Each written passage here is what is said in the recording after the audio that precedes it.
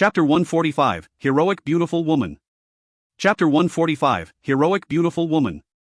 Translator, Editor. Rhodey felt as if his lungs were about to explode. He felt a piercing pain in his chest with every breath he took. His strength was getting weaker, but there was only one thought in his mind: run. In fact, based on Rhodey's current physical condition, he should have long been exhausted from running so madly for his life. However, his fear still managed to drive him extremely far. During the night, the courtyard of the brothel was extremely crowded. Many people came and went while the women tried to solicit their customers. The crowd cursed him as he bumped into them. However, Rhodey ignored them and continued to rush out of the brothel. Rhodey was running wildly on the streets, while Madame Sophie was following closely behind him. As they were in the middle of the imperial capital, she had some restraint and only chased him secretly. Just as Rhodey turned into a street, he immediately found himself in front of a carriage. He was unable to avoid it and was knocked by the carriage. That caused him to roll on the ground. The carriage driver was shocked and immediately pulled the reins. A bunch of guards nearby also dismounted their horses and went over to Rhodey. One of them kicked Rhodey. After that, a delicate voice spoke from inside the carriage. "What happened? Why did we stop? Didn't I order to leave the city immediately?" Two guards turned around, and one of them respectfully answered, "Miss, the carriage has knocked a person." The girl in the carriage was silent for a moment before she said, "We have knocked someone? Is it serious? Leave one person behind to deal with it. I am in a hurry. I need to get out of the city tonight." The guards respectfully acknowledged, and then one of the guards bent down to turn over Rhodey. Rhodey had just been hit and was dizzy. He subconsciously struggled to sit up. The guard took a glimpse and exclaimed, "Ah!" After that, the guard immediately used his body to block Rhodey's face from the passers-by. He helped Rhodey up and led him to the carriage door. He then said, "Miss, please come out and see this person." Rhodey had regained consciousness at that moment. His first instinct was to break free. However, that guard leaned towards him and whispered in his ear, "Your Excellency the Duke, please keep quiet. You are in the middle of the streets." After that, the guard signaled with his eyes to indicate that there was a crowd around them. At that moment, a pair of white hands opened the door to reveal a charming face. The woman saw Rhodey being supported by the guard and cried out in fear, "Seth." Rhodey was also stupefied. He looked at the lovely face in the carriage. She was none other than Miss Jojo. The guard whispered, "Miss, do not say anything here. This is not a convenient place to talk." The guard was extremely smart and winked at his subordinates. The subordinates then chased the crowd away from them. He then helped Rhodey into the carriage and stood at the door to block the sight from the crowd. He then whispered, "Miss, do not speak." The Duke seems to have sneaked back. As a general of the Empire, to return to the imperial capital without an order from His Majesty is an offense punishable by death. Rhodey was surprised and felt alarmed when he saw the guard in front of him. The guard nodded and said, "Your Excellency the Duke, you may not recognize me. I am one of Commander Gordon's men. I followed you to the northwest, and right now, I have been transferred as Miss Jojo's guard." Although Rhodey still had some hesitation, he could see that the guard's respect and loyalty towards him were genuine. He then took a deep breath and whispered, "Someone is chasing me. Someone wants to kill me. Be careful." The guard's expression changed.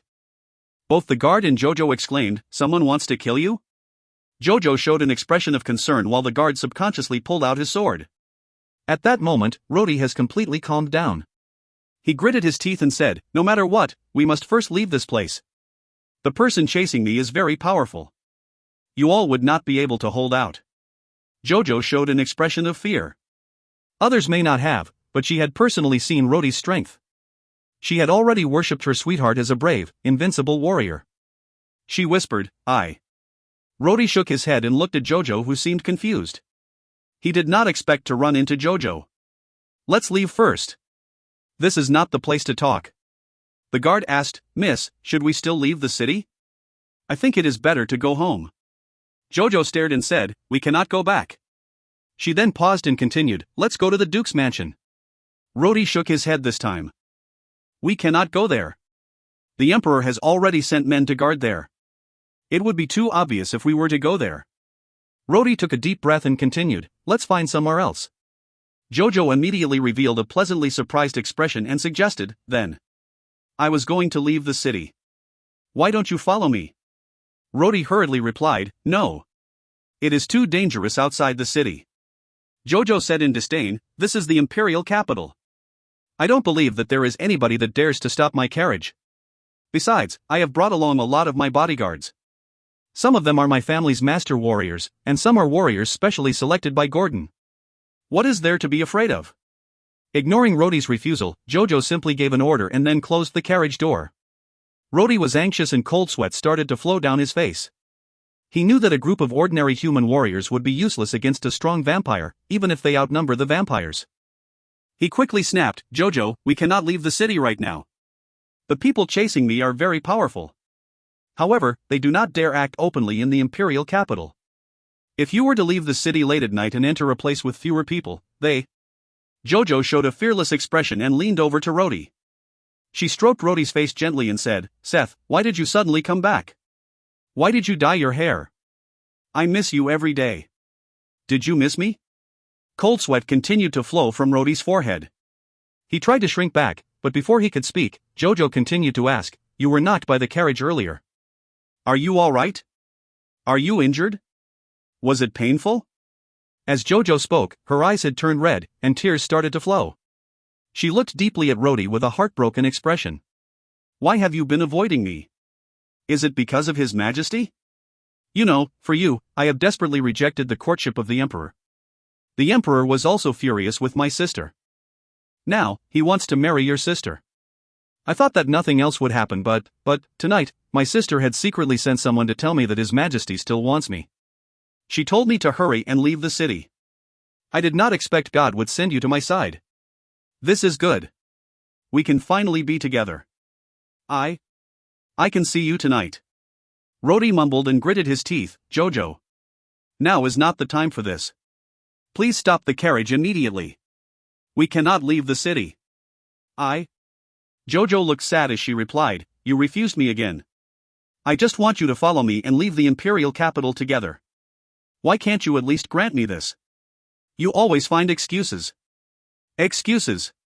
This is a safe place. Why do you not want to stay with me?" Rhodey was worried about the vampire chasing him. However, he was also worried that Zhou would see through his disguise. He was sweating profusely. However, the carriage moved quickly and soon exited the city through East Gate. It then turned into a road that headed towards the northeast. The trees at the side of the road became more lush as they got further away from the imperial capital. Rhodey sighed and said, "All right. Don't be like this. Where are we going now?" Zhou giggled and snuggled up to Rhodey's arms and said, "You are acting strange again. We are going to our family's mansion in the northern suburbs. That place is secluded, and nobody would be able to find us. We also have a lot of guards there, and it is extremely safe. You don't have to worry. Oh yes, you still have not told me why you secretly sneaked back to the imperial capital. Just now, that guard said that you secretly sneaked back to the imperial capital and risked death penalty for doing so. Is this true? Then, why did you return? And also, who wants to kill you?" Rhodey turned pale and felt that he had headaches every time he met Miss Zhou. She asked so many questions within such a short time. With all those complications, where was Rhodey supposed to start? After thinking for a moment, Rhodey said, "The people after my life are Bayan's subordinates." He gritted his teeth and whispered, "Bayan wants to compete for the throne and have allied with vampires. I was discovered by accident." Zhou's face had immediately turned white, and she screamed in fear. She held Rhodey's arms tightly and stuck herself close to Rhodey's chest. She remembered the stories of vampires and trembled in fear. "Vampires? You? How did you? And Bayan, he?" Rhodey gently pushed aside Zhou, looked at her eyes and gritted his teeth. "Now you know. This matter must be reported to His Majesty and the Pope immediately. These people are now in pursuit to kill me. We are now in a dangerous situation. Sigh. What should we do?" Zhou trembled and asked, "You? Where did you see Bayan and the vampire?" Rhodey subconsciously blurted out, "At the brothel. The manager there, Madame Sophie, is a high-ranked vampire." "What?" Zhou sat up straight the moment she heard the word brothel. Her original feeling of fear had disappeared and was replaced with an angry expression. She glared at Rhodey and shouted, "You actually went to the brothel?"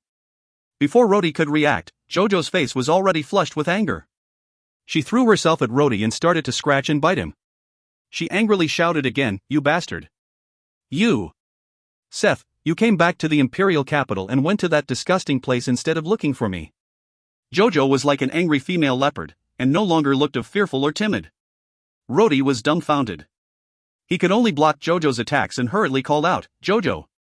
Jojo! You! Don't throw tantrum.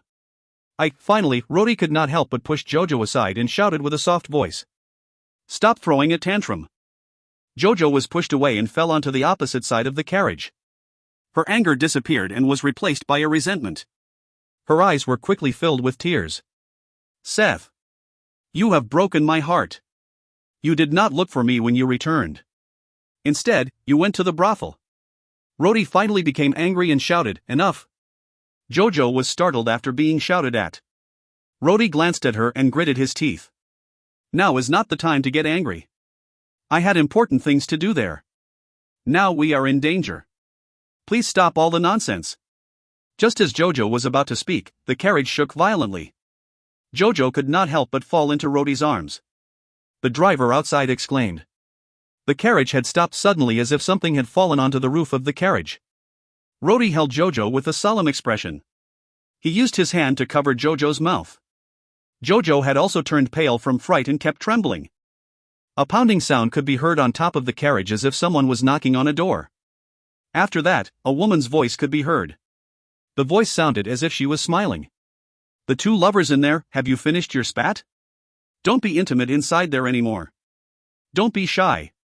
If there is anything to say, you can discuss it with Auntie Sophie. Jojo was scared and subconsciously tried to push open the carriage door to run. Rhodey hugged her and prevented her from moving. They then heard the surprised curses of the guards outside as they drew their swords. Who are you? Get down from there. This. What is this? The shouting of the guards and the constant laughter of Sophie continued. She had already jumped off the roof of the carriage and started fighting with the guards. Clang! Clang! The sounds of the fight continued. The guards' brief muffled screams broke Sophie's laughter from time to time. If you find any errors, ads pop-up, ads redirect, broken links, non-standard content, etc., please let us know. Report chapter so we can fix it as soon as possible. Chapter 146, Go to Hell. Chapter 146, Go to Hell. Translator, Editor. There were more and more miserable screams coming from outside. After a while, the miserable screams gradually ended. Time seemed to have stopped. A single second seemed like an eternity. Jojo trembled more and more violently as Rhodey tightly held her with a solemn expression. Someone gently knocked the door of the carriage twice. After that, Sophie spoke in a happy voice, Well, how long do you want to remain in there? Auntie Sophie has no time to wait for you. Miss Jojo, young Master Seth, please come out. Rhodey turned pale. He then looked at the frightened Jojo in his arms and sighed. He gently held her with one hand and opened the door of the carriage with the other. Under the night, the monster stood not far from the door of the carriage. The monster was about 2 meters tall and had a pair of pointed ears. It had a green face with a sharp chin. Her pair of long arms was full of black hair which was so long that it could reach her knee. Behind her tall body was a pair of huge wings, and her big hands were bloody. That monster was looking at Rhodey and Jojo in the carriage. She looked at them with mocking face. Suddenly, she put her finger into her mouth and slowly sucked it. After that, she stretched out her long tongue and licked her mouth. The monster gave a strange laugh. I have not tasted human blood for a long time. This is an unforgettable taste. The sharp and delicate voice belonged to Madame Sophie. Rhodey did not expect that she would look so terrifying after she had transformed into a real vampire. Rhodey was still holding Jojo. Before he could get off the carriage, Sophie laughed and raised a fireball from one of her hands, then lobbed it at the carriage. Rhodey immediately grabbed Jojo and jumped out of the carriage.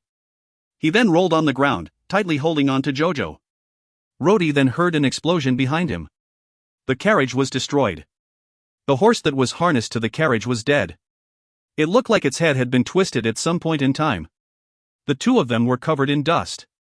A piece of flesh on Jojo's arm had been torn off, and she was in extreme pain. Tears started to flow out, and she continued to hold on to Rhodey. She trembled even more violently, and her teeth continued to chatter. Bodies littered the floor outside the carriage. The 7 or 8 guards that Jojo brought were lying on the ground motionless. They were obviously dead. The floor was covered with blood, and some of the guards had a bloody hole in their body as if their hearts had been dug out. Rhodey took a deep breath and struggled to stand up. Sophie. Madam Sophie, you have won. Come and kill me. The vampire gave a strange laugh and said, today seems to be my lucky day. That idiot had wasted the lives of so many vampires, yet he could not kill the Duke of the Tulip family. However, I have caught the Duke. Just now, I could not recognize you because I could not see your face. However, I heard your conversation. Sigh. Don't you know that vampires have better hearing than humans?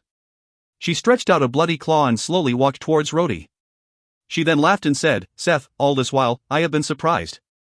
Initially, you were nothing but a playboy. I did not expect you to become so powerful within a short period of time. I thought it was strange since that time I saw you defeat the warrior from the Great Moon Kingdom in the brothel. Could it be that the Tulip family is really so magical? Come on. Show me how powerful you are. Show me the power of the human world's outstanding Tulip family. She suddenly swayed her body and instantly appeared in front of Rhodey. Out of desperation, Rhodey forcefully pushed Jojo away. However, his opponent had already swung her claw at him, and he could not dodge in time. In fact, with his current condition, dodging was out of the question. Before Rhodey could even groan, his body was already flung several meters away. He crashed into the ground.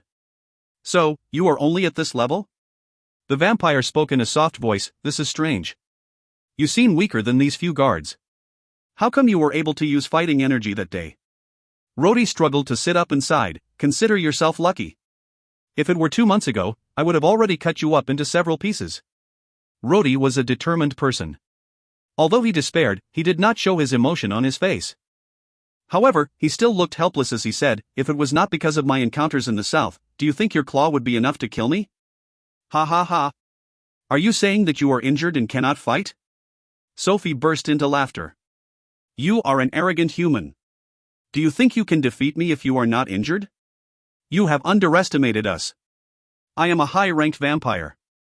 Even your grade 3 or even grade 4 human warriors would not be a match for me. You are only someone who had just comprehended fighting energy. How dare you speak like this? Rhodey shook his head and grunted in disagreement. In fact, Rhodey had good reason to disagree. When he went to the northwest, he was severely injured. The Black Veil Saint strived hard to heal him with the greatest sorcery skill she had, Reshape Origin, losing some of her powers in the process. After that, Rhodey's body became even more powerful than ever. His skills had made a breakthrough to new levels, breaking past his old limits. He may have seemed extremely weak at the mountains, but that was because his opponent was either Woya or some magical beasts. Woya was so strong that he had already reached the level of demigods. Even that Domain Force Sky was not sure he could beat Woya. Rhodey, of course, was no match for such a strong opponent. However, if he was graded according to the level of an ordinary human, Rhodey had already surpassed a grade 5 swordsman. With a little bit more practice, he would soon reach the rank of a grade 6 swordsman. Even the strongest sacred swordsman, Master Autumn, was only a grade 7 swordsman. A grade 7 swordsman was already at the peak amongst the human warriors. After Rhodey had gone through all sorts of miraculous turn of events, his strength soared until it was close to a grade 6 swordsman. Becoming a grade 7 swordsman was just a matter of time. If Rhodey had not converted that dragon, he believed that he might stand a chance against this vampire tonight. Rhodey gave a wry smile. Tonight, I have nothing left to say but... Madam Sophie. Can you let Miss Jojo go? She... Ha, the vampire sneered. You are really stupid. She has already seen my appearance tonight. Do you think I will let her live? Rhodey felt his heart ache and glanced towards Jojo. His voice was filled with guilt as he said, Jojo. I am sorry. Because of me. Don't. The frightened Jojo suddenly burst out screaming. She somehow gathered her courage and struggled to get up before running in front of Rhodey. Jojo held onto Rhodey and straightened her chest to block Rhodey from the vampire. She then looked unwaveringly at the vampire and said in a hoarse voice, You. I beg you. Do not kill Seth, I beg you. I will give you money. I will give you a lot of money. 10,000 gold coins. 100,000 gold coins. 1 million gold coins. I will give you whatever you want. I will give you my life. You can kill me. But I beg you, please do not kill Seth. Jojo's face was pale, and her voice was hoarse. She tightly held on to Rhodey. Her pretty face was full of tears. How touching, the vampire spoke softly, why do you humans have all of these stupid and useless emotions? In this case, show me an even more touching scene. Sophie extended her huge claws. The sharp fingers stretched out, and in a flash, they were right in front of Jojo. Instantly, those fingers fiercely pierced Jojo in the chest. Before Rhodey could react, Jojo had already groaned. Her white dress had been stained red with blood. There was a faint sound and Sophie's claws emitted a black gas. Jojo screamed as her body flew away. Rhodey, who was held on by Jojo, also flew several meters away. Both of them landed fiercely on the ground, hugging each other. Jojo's pretty face was full of blood and dirt. Her chest had a hole with blood gushing out of it. Her face was devoid of color while her dress was red with blood. Rhodey was at a loss as he looked at Jojo. He was stupefied and shocked to see the bloody body in his arms. Rhodey suddenly roared as if he was in pain. He held Jojo's shoulder with one hand and shouted, "Jojo!" Jojo's body twitched and her lips trembled. She suddenly spoke in a soft voice, "Seth. Am I going to die?" Rhodey felt something flowing out of his own eyes. He could feel the twitching of Jojo's body getting weaker and her body turning colder. Jojo. Jojo, Rhodey had also lost his voice. Seth. It hurts. Jojo's face was full of tears and was distorted in pain. Her voice sounded weaker and weaker. It really, really hurts. Why does it hurt so much? I am afraid of pain. Jojo. Rhodey tasted something salty as his tears flowed into his mouth. Jojo then forced a smile and said, "Seth. You called me Jojo. Do you know, recently you have been calling me Miss Jojo? I don't like you calling me Miss Jojo. I don't like to hear you to call me Miss. You are my Seth. I am your Jojo." She took a deep breath and showed a radiant expression. "Seth, I am going to die. I am really going to die, I can sense it. I am not afraid, at all. We are going to die tonight. You, after we die. You will accompany me, am I right?" "Yes. Yes." Rhodey felt his body also trembled as he desperately nodded. He looked at the beautiful and lively woman covered in blood in his arms. Her large seductive eyes started to gradually lose their luster, and Rhodey felt his heart gradually being torn apart. He did not love Jojo. He also knew that the person Jojo loved was not him, but Seth. However, as he faced Jojo who was dying for him, Rhodey was willing to do anything to exchange for the girl's life. Anything for her life. Jojo's eyes had become lax, and she could no longer utter anything clearly. She gently opened her mouth but her throat did not produce any sound. With tears in his eyes, Rhodey placed his ear next to her mouth and only heard her repeating, "You are my Seth, I am your Jojo." Her soft body gently twitched one final time before it stopped moving. Her rapid breathing also slowed down before finally turning quiet. Rhodey suddenly looked up and roared loudly. In the dark night, the roar was like from an angry and injured beast. How touching! The vampire clapped her hands from behind Rhodey.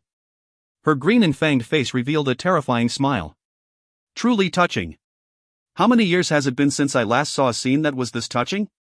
However, you do not have to be so sad. I will let both of you die together. I will. Sophie suddenly stopped talking. She saw Rhodey slowly let go of Jojo. Although he was still trembling, he had already stood up. As Rhodey listened to Sophie's sharp laughter which was like that of the night owl, he slowly raised his hands. His hands were full of blood. This blood is Jojo's blood. Jojo's tears mixed with her blood. How pitiful. Truly pitiful. Pitiful Jojo. Pitiful me, damn. This damn world. For a moment, Rhodey felt rays of light like needles piercing through his brain. Something that was extremely hard broke within the depths of his mind. It seemed that the shackles of an ancient abyss, the chains that had fettered his very soul, had suddenly ruptured. Rhodey's eyes became blank. There was no trace of sadness or anger. Although he stood there, he no longer showed any anger or other emotions. After that, Rhodey's body started to tremble violently. It was a kind of unrestrained trembling. His trembling became more and more vigorous, and his face also became more and more distorted. Ah! Rhodey suddenly burst into a kind of neurotic wild laughter. Good. Bleed. Bleed. Look. There is so much blood. How pitiful. This world is really damned. Damned. Go to hell. Ha ha ha. Everyone, go to hell. His eyes then turned and rested on Sophie, not far from him. He then fiercely shouted, "Did you not hear me? I said, go to hell." Rhodey then looked at the vampire with a gloomy expression as he slowly walked towards her. Crack! With every step Rhodey took, the ground below him broke into fine cracks. The surrounding earth seemed to tremble as if it was crying sorrowfully. A mass of dazzling golden flame then burst out from Rhodey's body. The golden flame rose 2 meters high and shrouded Rhodey's body in the middle. His hair danced from within the flames and his eyes had a murderous glint. Sophie was surprised when she saw Rhodey's sudden change. Her instincts as a higher organism made her feel a sense of fear. It was a cold fear that came from the depths of her soul. It seemed like she had made a big mistake. It seemed like she had released a demon. Sophie turned stiff. Her arrogant expression had disappeared and was replaced with fear. Her instinctive fear made her slowly step back as she confronted the purposeful advance of Rhodey. Rhodey suddenly stopped, and his face contorted in pain. After that, his whole body started to tremble, and the golden flame around his body started to vibrate violently. It was as if the golden flame was unstable. It swayed violently as if the flame was being blown by the wind. Rhodey sweated and blue veins appeared on his forehead. His face distorted hideously. Suddenly, he looked up to the stars in the sky and shouted, "Are you still thinking of restricting me? No way!" Boom! Even though there was no explosion, Sophie heard a loud noise. After that, the scene in front made her mouth drop open. The golden flame covering Rhodey's body grew violent again and rose even higher than 2 meters. It looked like a huge fireball in the night sky. Immediately, the huge fireball started to change under the dark clouds. Not knowing since when, the original golden flame had started to emit a trace of black color. After that, the black color gradually diffused and swallowed the surrounding golden flame. The original golden flame then turned black. It was black like the black hole in the night sky and black like the abyss of hell. Finally, Rhodey's golden flame was entirely swallowed by the black flame. His whole body was then covered by the black flames. The flames were not obvious, but it seemed to have a kind of incomparable foreboding manner. Sophie felt like her whole body was covered in cold sweat. That was an instinctive reaction. It was the kind of reflex action of a prey meeting a predator. No. Not possible.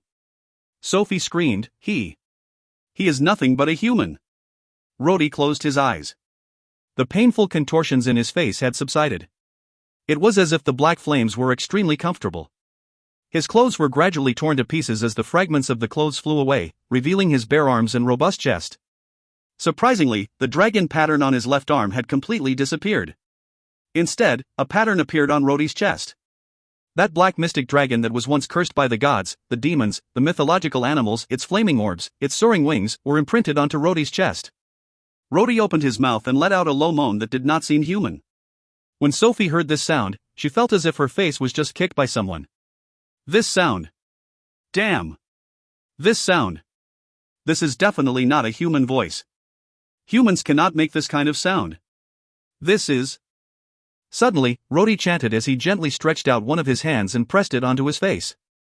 There was a brilliant light, and soon after that, it seemed like something was taken off from his face. In his hands was a vivid mask that seemed to flash with a silver light. His original long golden hair had turned blue in color. His handsome face had also changed in shape and was filled with killing intent. Half of his face had white skin while the other half had black skin. After that, the black skin on one half of the face gradually disappeared, and his whole face started to harmonize. Rhodey had already opened his eyes. The normal deep blue eyes had turned brown. He looked at Sophie emotionlessly and calmly said, "What did I say earlier?" "Oh right. I said, go to hell." He looked at the world indifferently, as if he could turn the world into dust with a snap of his fingers. If you find any errors, ads pop up, ads redirect, broken links, non-standard content, etc., please let us know. Report chapter so we can fix it as soon as possible. Chapter 147, Blood of Gods. Chapter 147, Blood of Gods. Translator, Editor. In the stables of the Tulip family's mansion, old Mark was slowly putting away the heavy saddles in a corner. He then shook his head and took out a bottle of wine. He took a big gulp and sighed in satisfaction. He looked at the sky outside and muttered, "How come the sky is so dark at this hour? I will meet that boy Rhodey tomorrow. He is probably feeling extremely anxious right now." Suddenly, his smile disappeared. His lazy expression had turned pale as he threw away the bottle of wine. He rushed out of the stable and faced the east with his eyes closed. Old Mark's forehead was soaked in cold sweat. This aura. Inside the Imperial Palace, Master Autumn slowly sat on a wooden bench. In front of him was his long and narrow sword. The dazzling sword reflected Master Autumn's icy cold expression. Master Autumn's white hair hung across his shoulders, and he looked as calm as a rock. Similarly, he opened his eyes and gave a strange look. This aura. The church's religious center represented the apex of the church's powers and was also the heart of the church's domain. But the building itself was simple and crude. It was a beautiful building with a spacious hall without any decorations. In front of the hall was a tall statue. The statue of God was cold and majestic, as if to highlight the fact that they were the spokesman for God. Sitting in front of the statue was the Radiant Empire's religious leader, the Pope. He looked equally dignified and aloof. He was wearing a simple and spotless white robe. However, he projected a holy and dignified manner. He opened his eyes and looked at the 4 religious elders beside him. After that, he slowly asked, "Can you all feel it?" "Yes, Pope. We can feel it as well. It feels like a dragon." The Pope, Corsica 6, gave a smile, but his smile felt oppressive. He then slowly said, "Dragons usually live on the northern continent. How did one appear inside the Radiant continent? On top of that, how did it appear in the imperial capital?" The 4 elders remained silent. Corsica 6 shook his head lightly and said, "Elder Roma, please go outside the city and see what is happening." The black-robed elder sitting furthest to the right stood up and bowed to the Pope. He then said in a soft voice, "This one abides by your Majesty's instructions in the name of the Almighty." Elder Roma placed both hands at his chest. He then closed his eyes and was covered in light. After that, he had completely disappeared. Corsica 6 sighed. He slowly stood up and looked at the statue of God. He then muttered, "Is that really a dragon?" Sophie continued to step back. She started to feel even more scared from the imposing aura of the Duke of the Tulip family. Your face?" Rhodey looked indifferently at the mask in his hands and then glanced at Sophie. "Are you talking about my face?" Rhodey stretched out the other hand and clenched his fist. Sophie suddenly screamed as her body flew towards Rhodey. Rhodey then gripped her neck tightly and lifted her body. The vampire was 2 meters tall. However, she was being lifted by the shorter and smaller-sized Rhodey. As Rhodey held her neck, Sophie's body turned stiff and trembled. However, she was unable to use her strength while the other party was gripping her neck. Rhodey held Sophie with one hand without bothering to look at her. His eyes focused on the mask in his other hand. He looked at a loss and had a strange expression. After a long time, Rhodey showed a trace of emotion. He slowly said, "I remember. I am me. I am Rhodey." Rhodey's cold face then revealed a calm smile. The silver mask in his hand disappeared. Finally, Rhodey lifted his face to look at the vampire in his grip. Sophie was unable to breathe and had almost fainted. Her pair of claws felt powerless as her feet flailed about softly. "Tell me. Can you resurrect her? I know those that were killed by your clan can be reborn in some other way." Rhodey spoke calmly and indifferently. It was as if he was just making a simple request. Sophie trembled but was unable to speak. Rhodey laughed coldly. But his laughter seemed to have an evil tone to it. Sophie felt the grip on her neck loosen, and she was finally able to breathe. She immediately said, She did not die from me sucking her blood. We, vampires, can only resurrect those that we have killed that way." "She is not," her reply tumbled out due to the overwhelming fear. Rhodey nodded slowly and lightly replied. "In other words, you are unable to resurrect her. Is that right? Also, she could not even be resurrected as a vampire?" Sophie felt the grip on the neck started to tighten again, and she immediately shouted in fear, No. There are other ways. Unless what?" Rhodey laughed indifferently. "Unless the blood of the gods is used. God's blood can resurrect thousands of lives. She can be resurrected with God's blood." Rhodey nodded his head and closed his eyes. After thinking for a while, he laughed and said, "So that's the way. God's blood will do it. Is that correct?" Yes. Sophie shouted in desperation. "Very good." Rhodey sighed. "That means you are no longer needed." He gripped Sophie's neck tightly again. The vampire's neck started to crack loudly as she gave a blood-curdling scream. Rhodey smiled like a cold-blooded butcher. His other hand knocked on his head, and he said, "I do not know what just happened, but I feel like my head is giving me strange thoughts. I also seem to come from a strange place. His voice was terribly calm as he continued. That place. It seems to be called hell. Rhodey then laughed softly. His eyes changed color and said, Do you know what is in hell? Let me tell you. It is fire. It is hell fire. Having said that, Rhodey grabbed Sophie's neck and started to emit a steady flame from his hand. The fire was completely black. It spread from Rhodey's hand and gradually burned the vampire. Amidst the sizzling sound of burning tissues, Sophie screamed tragically. She screamed as if her soul was also burning. It was the kind of pain that destroyed the soul. As Sophie screamed, Rhodey was laughing. He laughed so loud that his body trembled involuntarily. The vampire in his hand started to melt from the black flames and soon burned to ashes. Finally, the black dust in his hands dispersed. Rhodey slowly lowered his hands as he looked at the ashes floating in midair. His expression finally began to calm down. The black flames surrounding his body vanished, and everything returned to normal. Rhodey then walked to Jojo's side. He knelt on one knee and stroked her face. He then tidied up her beautiful hair. Jojo's eyes were finally closed. Her face was extremely calm as if it was satisfied and at peace. The pitiful girl did not know that she had sacrificed her life for someone she did not love. She died thinking that she would die with her beloved. Tears fell from Rhodey's eyes. He shook his head and gently stroked Jojo's chest. The wound that Rhodey placed his hand at healed rapidly. Finally, Rhodey took another look at Jojo's now intact body. He then stood up and murmured, You may not have loved me, but you still died because of me. Rhodey closed his eyes and said, Was it God's blood? In that case, I will use God's blood to resurrect you. He then lifted Jojo's body with one hand and raised his other hand gradually, with the palm facing down. Black flames came out from his hand. All the signs of the massacre were burned to ashes, including the carriage, the horse, and the loyal guards. This is fine, ashes to ashes, dust to dust. Rhodey sighed and shook his head. He heard a strange voice shouting in his mind. It sounded like a magic chant that was pulling away his soul. Just as he was ready to leave, a white and holy light appeared behind him. The light then disappeared to reveal an old man with black robes. The old man held a long staff.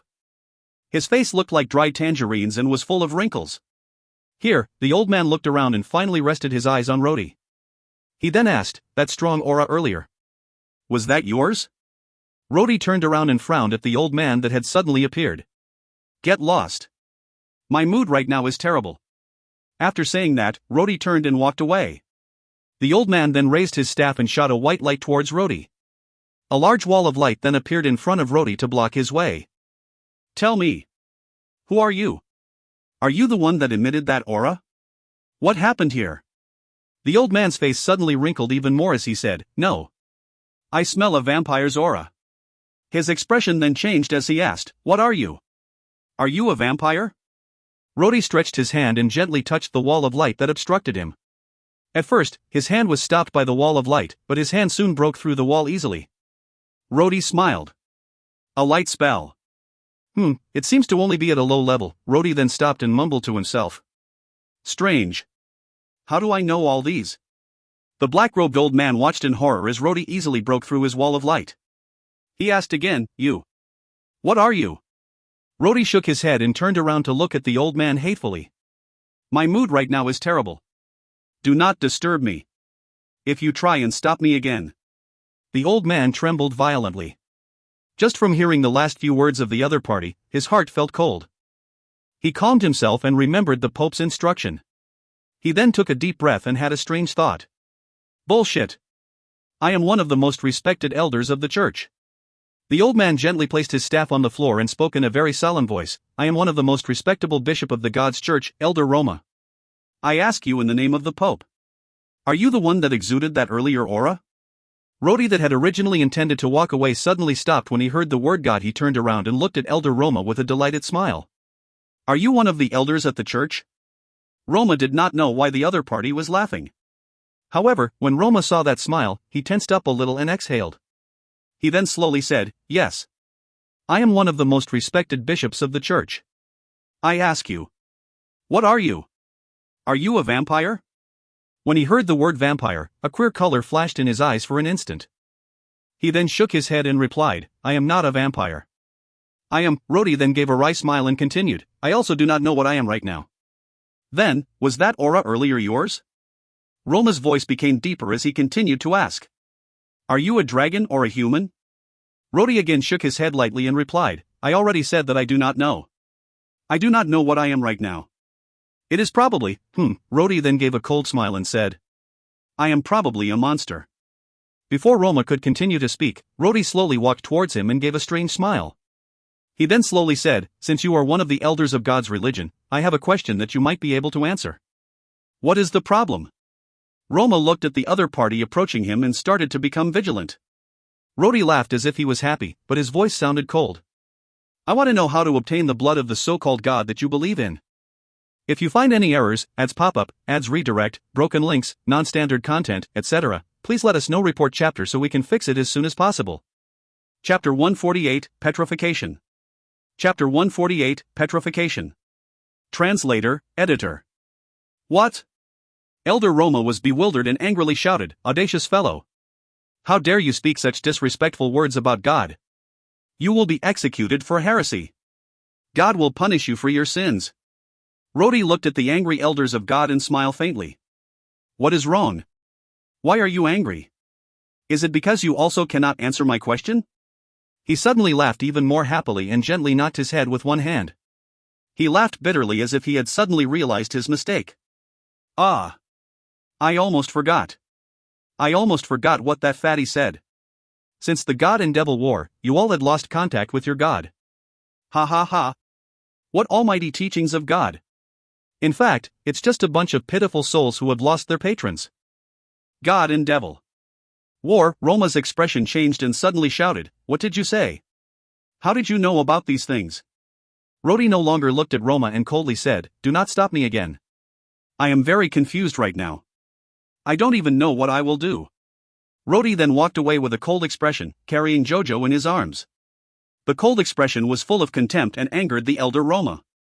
He was one of the 4 elders of God's religion and held one of the most influential positions in the Church of the Radiant Continent. He was always aloof, and even the Emperor of the Radiant Empire would show him respect when they met. However, this damn guy dared despise him. In addition, Rhodey dared say heretical words to God. Stop right there! Roma cried out. His black robe swirled around his body as he gathered his energy. He then looked straight at Rhodey and said, In the name of the Pope of God's religion, I command you to go back with me. The God's religion will judge you. You must pay for your sins of disrespecting God. Judgment? Rhodey laughed towards the sky before his eyes turned vicious. What judgment? What right does God have to judge me? Why didn't God say anything when I was poor and struggling in the mud? How come God did not say anything when I risked my life on the battlefield? Why didn't God say anything when this innocent girl died brutally for me? Rhodey's voice became more agitated. Finally, he gently looked at Jojo in his arms and coldly said, If you say that everything in this world is destined by God, then, for this so-called God, Rhodey then suddenly raised his head and roared towards heaven, I refuse to believe in him. The clouds rolled in the dark sky as indistinct thunder rolls burst out. Suddenly, there was an earth-shattering thunderous sound. A lightning struck like a sharp axe, splitting the vast sky. Mad. You are mad, Roma trembled angrily, and then he shouted, You will be burned to death at the stake. After Roma finished his sentence, he raised his staff high and closed his eyes. He then chanted, Almighty Radiant God. Strike this rebel with Divine Lightning 1. After a series of obscure incantations, the clouds started to roll. Faint, crackling sparks could be seen in the dense clouds. Heretic. Receive God's Divine Lightning. Roma shouted. He pointed his staff towards Rhodey. Immediately, the black clouds in the sky seemed to act according to his words. Accompanying an earth-shattering thunder, a huge lightning like an axe in God's hand, struck down from the sky. It brought with it countless sparks that severely smashed at Rhodey, who was standing on the ground. There were sparks everywhere as the lightning struck Rhodey. Rhodey just stood on the ground. His body seemed extremely small compared to the size of the lightning. It was as if any individual's personal strength could be ignored by the divine lightning. Immediately after casting the lightning spell, Roma had quickly casted the strongest defensive light spell, Crystal Wall, around himself. He then sat behind the wall to watch how the strange man would die from being struck by lightning. This fellow actually has the aura of a dragon. However, even if he is a real dragon, he would not be able to withstand this kind of lightning. That huge lightning struck Rhodey's head and illuminated the darkness. Rhodey looked calm under the bright light. However, his calmness seemed to hide a turbulent wave. He raised his hand high and stretched his index finger to point at the sky. After that, his facial expression. What the hell? He is actually laughing. Roma almost dropped his staff when he saw the scene. The lightning fiercely struck at Rhodey's stretched out index finger. There were a huge variety of violent sparks generated from the lightning. Numerous trees around them successively exploded into pieces, igniting a huge fire. However, Rhodey continued to look calm as he stood there. The lightning had struck his finger, but he did not even appear to be harmed. After that, Rhodey held Jojo and walked out of the raging fire surrounding them. Step by step, he walked towards Roma. Is this God's divine lightning? Rhodey laughed coldly. He suddenly looked at the rolling clouds in the sky and shouted, "Come on! Hit me again! Is that all you have got?" Roma had turned pale from fear. He slowly moved his lips and repeated over and over again as though he only knew how to say those words, "How come? How come? What actually is he?" Rhodey stood 2 meters away from Roma. In front of Rhodey was the strongest defensive light spell, Crystal Wall. Rhodey closed his eyes and burst out into neurotic laughter. I understand now. He opened his eyes and slowly whispered, "First, you used Divine Lightning. After that, you used Crystal Wall. Both of these are advanced light spells. 0.2 inch. Rhodey then looked at the pale elder Roma and sighed. Do you think I am very frightening? Rhodey paused for a moment and slowly shook his head. He then continued, "You are wrong. I am not so powerful." Rhodey suddenly stretched his finger and gently touched the crystal wall in front of him. Although Rhodey had only gently touched it, there was a loud shattering sound. The crystal wall, which was the strongest defensive light spell that could even withstand the divine lightning spell, had just cracked. After that, there was a continuous cracking sound. With the place Rhodey touched as the center, countless small cracks quickly spread until the entire crystal wall fissured open. Finally, with a loud crash, the crystal wall shattered. Rhodey looked at the frightened and trembling elder Roma and sighed again. He shook his head and said, "In fact, I am not as strong as I look. Right now, I am still very weak. But let me tell you a little secret." Rhodey then gave an evil laughter. A lot of things I never knew had suddenly appeared in my mind. These things confuse me. However, just now, when you used the divine lightning, my mind suddenly seemed to naturally know one thing, or should I say, a little secret. Rhodey then gave a mysterious laughter as he softly said, "My current body is completely immune to all types of light magic. Unless your magic is as powerful as the power of domain force, otherwise, even if your strength is not worse than mine, you will not be able to harm me." After that, Rhodey gently grabbed Roma's staff and firmly pinched it. The staff was immediately broken into two. Roma did not react. He could only shiver in fear as he looked at his opponent near him. The closer his opponent got, the more the man's aura made him fearful. What should I do? Rhodey grinned. I do not like to randomly kill people, but right now, my mind is in a mess. My mind is telling me that I must kill you.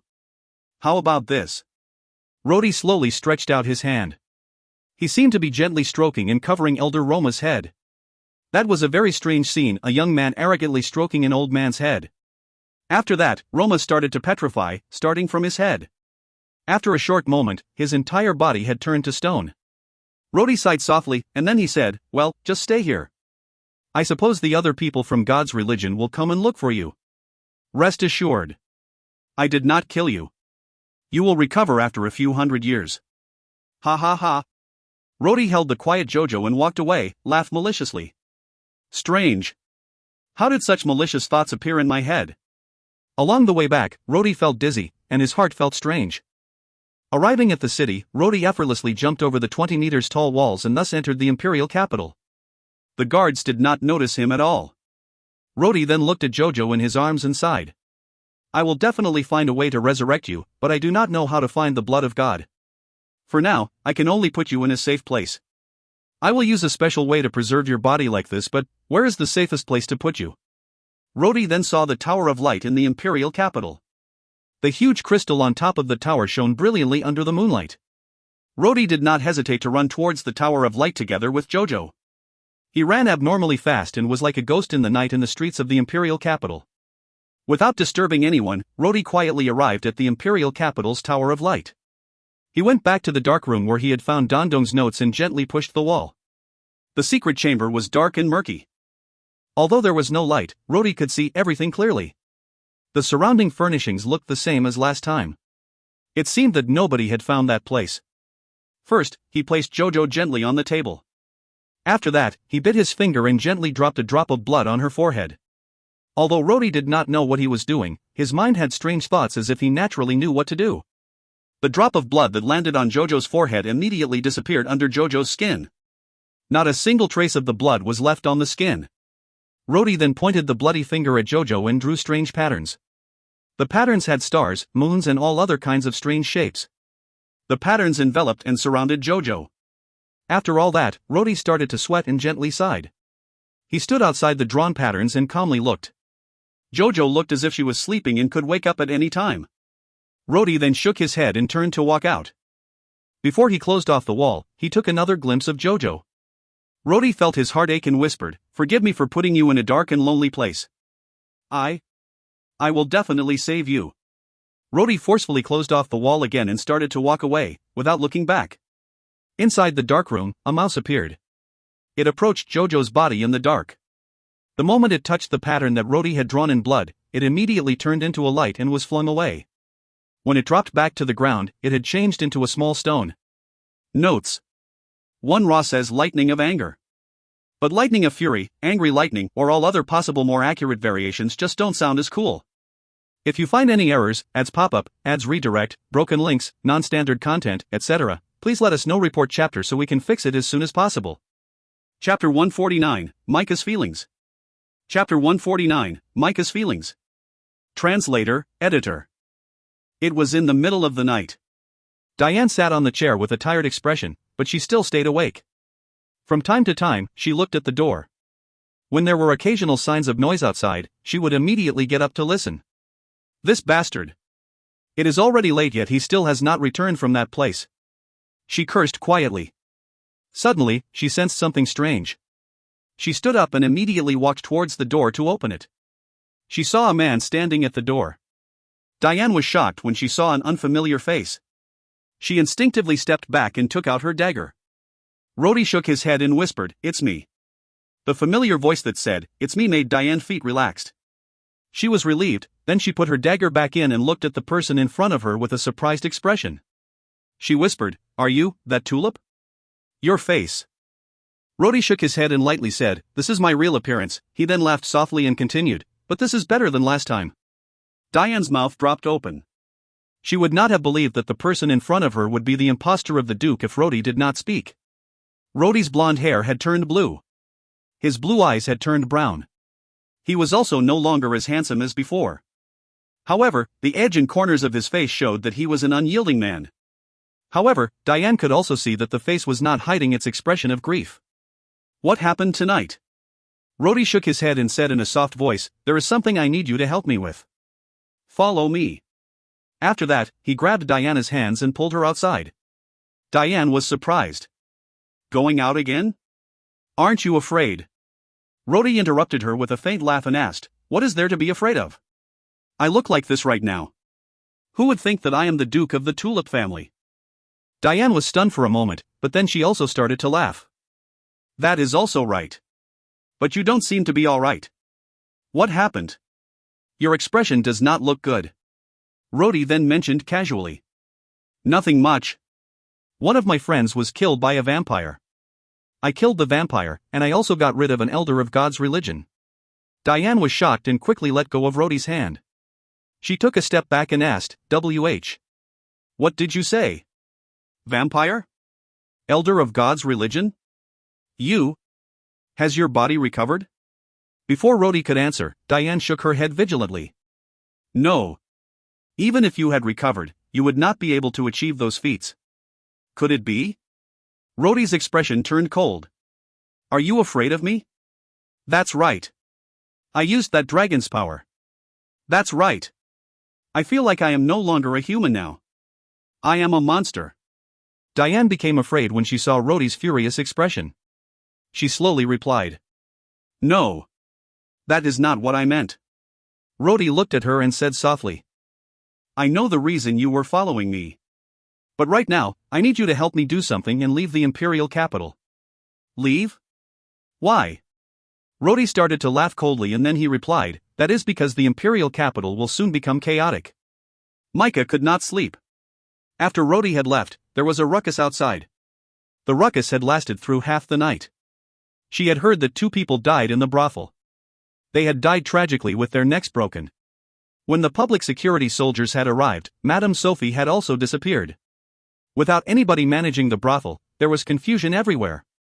In the end, the soldiers had detained a few of the servants. Micah was worried about Rhodey. Rhodey had secretly come back to the imperial capital. If he was found, others would deliberately frame him for the complicated situation in the imperial capital. Those aiming for the throne had always been worried that they would be unable to get rid of the Duke of the Tulip family. She secretly sneaked out to look but did not notice anything. She then returned to her room and thought to herself, I have decided to leave the next morning. Would anybody notice if I secretly escaped? Rhodey asked me to go to the south and find his friends and not to go to the Tulip family's territory. Does he understand my intentions? Micah then shook her head and smiled wryly. Micah, stop being silly. However, Micah could not help but have a complicated feeling when she thought that she would finally leave behind the imperial capital, the brothel, and her connection to Seth and the Tulip family. She then remembered Rhodey's laugh and his warm eyes. Although Rhodey looked like Seth, his kind and warm eyes were pure, unlike Seth. She remembered him agitatedly saying, Who dares to bully you? I will go and slaughter him. Unfortunately, Rhodey did not know that Micah's face was full of tears when she heard him say it. Compared to the guy that had disappeared without a trace, Micah thought that Rhodey was sometimes cute. He was in danger because of secretly returning to the imperial capital, but he still risked his life to come and see her. Micah then went out for a while and took out a short harp. Her fingers then gently played a light-hearted melody. Micah sang as she played the harp. The hem is gently raised, it's the dance of the monarch. The sword is ruthless, the beauty dares not dream. She sang the same thing again and again until she herself felt that it was crazy.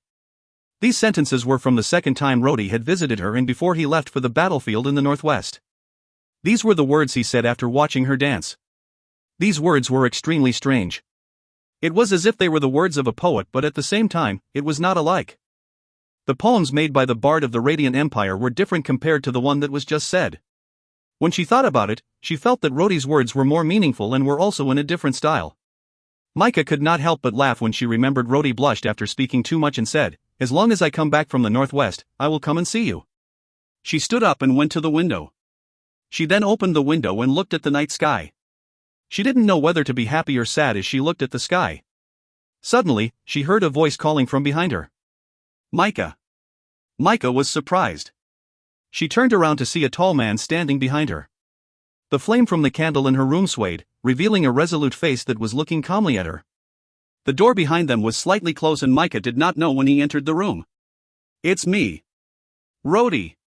Micah smiled when she heard a familiar voice. She did not seem surprised by his appearance and quietly asked, Are you all right? There was a ruckus outside, and I was worried about you. Rhodey shook his head and replied, I am fine. Rhodey then paused for a moment before continuing. I came here to pick you up. I will now take you away. I will take you away from this place. Micah trembled, feeling as if she was in a dream. I will take you away from this place. These were the words she had always wished to hear. At first, she had hoped that one other person would say it, but now, these words were spoken by Rhodey. Micah's face immediately turned red as she replied without hesitation. Yes. Without taking anything with her, Micah walked to Rhodey's side and softly said, Let's go. Rhodey was stunned and asked, Don't you need to pack up? Micah smiled and glanced at the room. Although she was smiling, her eyes were steadfast. No. I don't want to take these with me. Rhodey nodded his head, and then he suddenly held Micah's waist. Micah was surprised and turned red. Her breathing became quicker. After that, Rhodey whispered in her ear. There is someone at the door. I can enter, but you cannot leave that way. He then carried Micah with one hand and went to the window. He looked at the situation below before saying, Hold on tight. Micah could only feel her heart beating crazily and her face burning hot. She closed her eyes in confusion only to hear the wind blowing. She felt herself very close to Rhodey's chest and did not know anything else. She also did not know where she was at and subconsciously clutched Rhodey's clothes tightly. She felt her body floating but was not sure for how long. She felt as if she was fluttering in the clouds.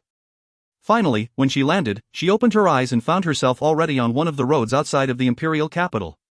A gorgeous carriage with a silver family insignia was in front of them. However, the insignia looked unfamiliar. Micah was stunned for a moment before she asked, "Did you prepare this? Where did you get this?" Before Rhodey could answer, a girl appeared from behind the carriage and angrily asked, "Where did it come from?" "Humph, was it stolen?" Micah's expression became uncomfortable as she looked at the girl wearing a red dress. Although she could not see her face clearly in the night, she could vaguely tell that it was a beautiful girl. More importantly, women are, by nature, very sensitive. Micah could sense that the other girl was also uneasy with her. Rhodey nodded and simply answered, "It was stolen." Diane sighed when Rhodey said, "It was stolen." She was very upset because the carriage was stolen. The insane fellow had changed too much in one night. In order to steal the carriage, Diana saw Rhodey casually went inside a noble's mansion. Diane waited anxiously outside as she heard the sound of fighting inside the mansion. After that, she saw the crazy fellow holding a carriage and the horses with two hands and jumping from behind the wall. After that, in the night streets of the imperial capital, Rhodey once again jumped over a 10 meters high wall carrying that horse together with the carriage. "This is too ridiculous." However, Rhodey indifferently said, "There is no other way. There are no other places to find carriages in the middle of the night. We can only do this." Rhodey did not seem afraid at all, but the horses he was holding seemed to be so afraid that their legs had turned soft. When Diane saw the woman in Rhodey's arms, she could not help but think, he did all this for her. Rhodey let go of Micah and helped her up the carriage. He then faced Micah and said, "It's too bad that you cannot ride a horse. Fortunately, there is a carriage, and it would not be too slow. She is my friend. I asked her to take you to that place I talked about. Don't worry. It will be safe with her around." Diane's expression was cold and she felt angry. She looked at the beautiful woman inside. No wonder this fellow is so crazy about her, she really is. Tonight, Diane had accompanied Rhodey in the imperial capital, running back and forth several times. Finally, she promised Rhodey to escort one of his friends to meet Sky. However, she did not expect that it would be such a beautiful woman. Even though she was angry, she could not say anything. Micah trembled and whispered, Are you not coming with me?" Rhodey looked apologetic as he replied, "No, I still have a lot of things to do in the imperial capital. Also, the two of you better leave quickly. In the next few days, the imperial capital will be in turmoil. I would not be able to relax if the two of you were still here." Rhodey looked at Micah's tender expression and felt moved. He could not help but have a strange feeling and unknowingly whispered, "Go there first. When I am done with my business in the imperial capital, I will definitely come and find you." Micah looked at Rhodey, and then she looked at the girl beside her. She suddenly smiled and said, "I understand. I will listen to you." When Micah finally got onto the carriage, Rhodey turned around to look at Diane. He then said, "Thank you." Diane was a bit uneasy and coldly replied, "I will accomplish the things I promised you. I will take your lover to Sky safely. However, I will not care about what happens after that." Rhodey froze for a moment before he smiled. "She is not my lover." He then continued, "You should also leave quickly. Once the two of you are gone, I would not need to worry so much while doing my work." Diane nodded as her heart turned soft. She could not help but say, "You should also be careful. You are possessed by the mystic dragon and must not act recklessly. Otherwise, my Silver Moon clan would come after you even if they had to throw away their lives." Rhodey suddenly gave a bitter laugh. Throw away their lives. Rhodey then looked at the sky and said, "The weather tomorrow should be good. In a good weather, the blood might flow a little bit faster. 1 inch. Rhodey's indifference made Diane's heart feel cold. Before she could reply, he had already pushed her onto the carriage and whispered, "Sorry to trouble you." Diane sighed. She then whipped the horses, and the carriage started to move slowly. Micah, who was sitting inside the carriage, suddenly opened the window. She looked at Rhodey and softly said, "The hem is gently raised, it's the dance of the monarch. The sword is ruthless, Micah dares not dream." That phrase was what Rhodey had said that day. However, this time, she substituted her name in and did not use the original phrase. That meant that she had clearly expressed her own feelings. Rhodey looked at Micah's haggard face and became anxious. He then loudly shouted, "I will come and find you. Definitely." Rhodey then watched the carriage travel south and gradually disappear from his view. He then released the breath he had been holding and turned around to look at the towering walls of the imperial capital. The imperial capital was quiet in the middle of the night. Rhodey suddenly smiled and murmured, "Great. Now I can make this place livelier. Rodi did not run and slowly walked towards the imperial capital. Rodi remembered what Dandong's notes had stated.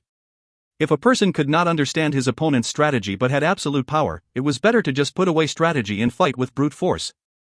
With the absolute power to destroy, even geniuses at strategizing would easily be torn to shreds. As Rodi advanced, his smile gradually subsided. Absolute power. Breaking through with brute force. This method really suits me.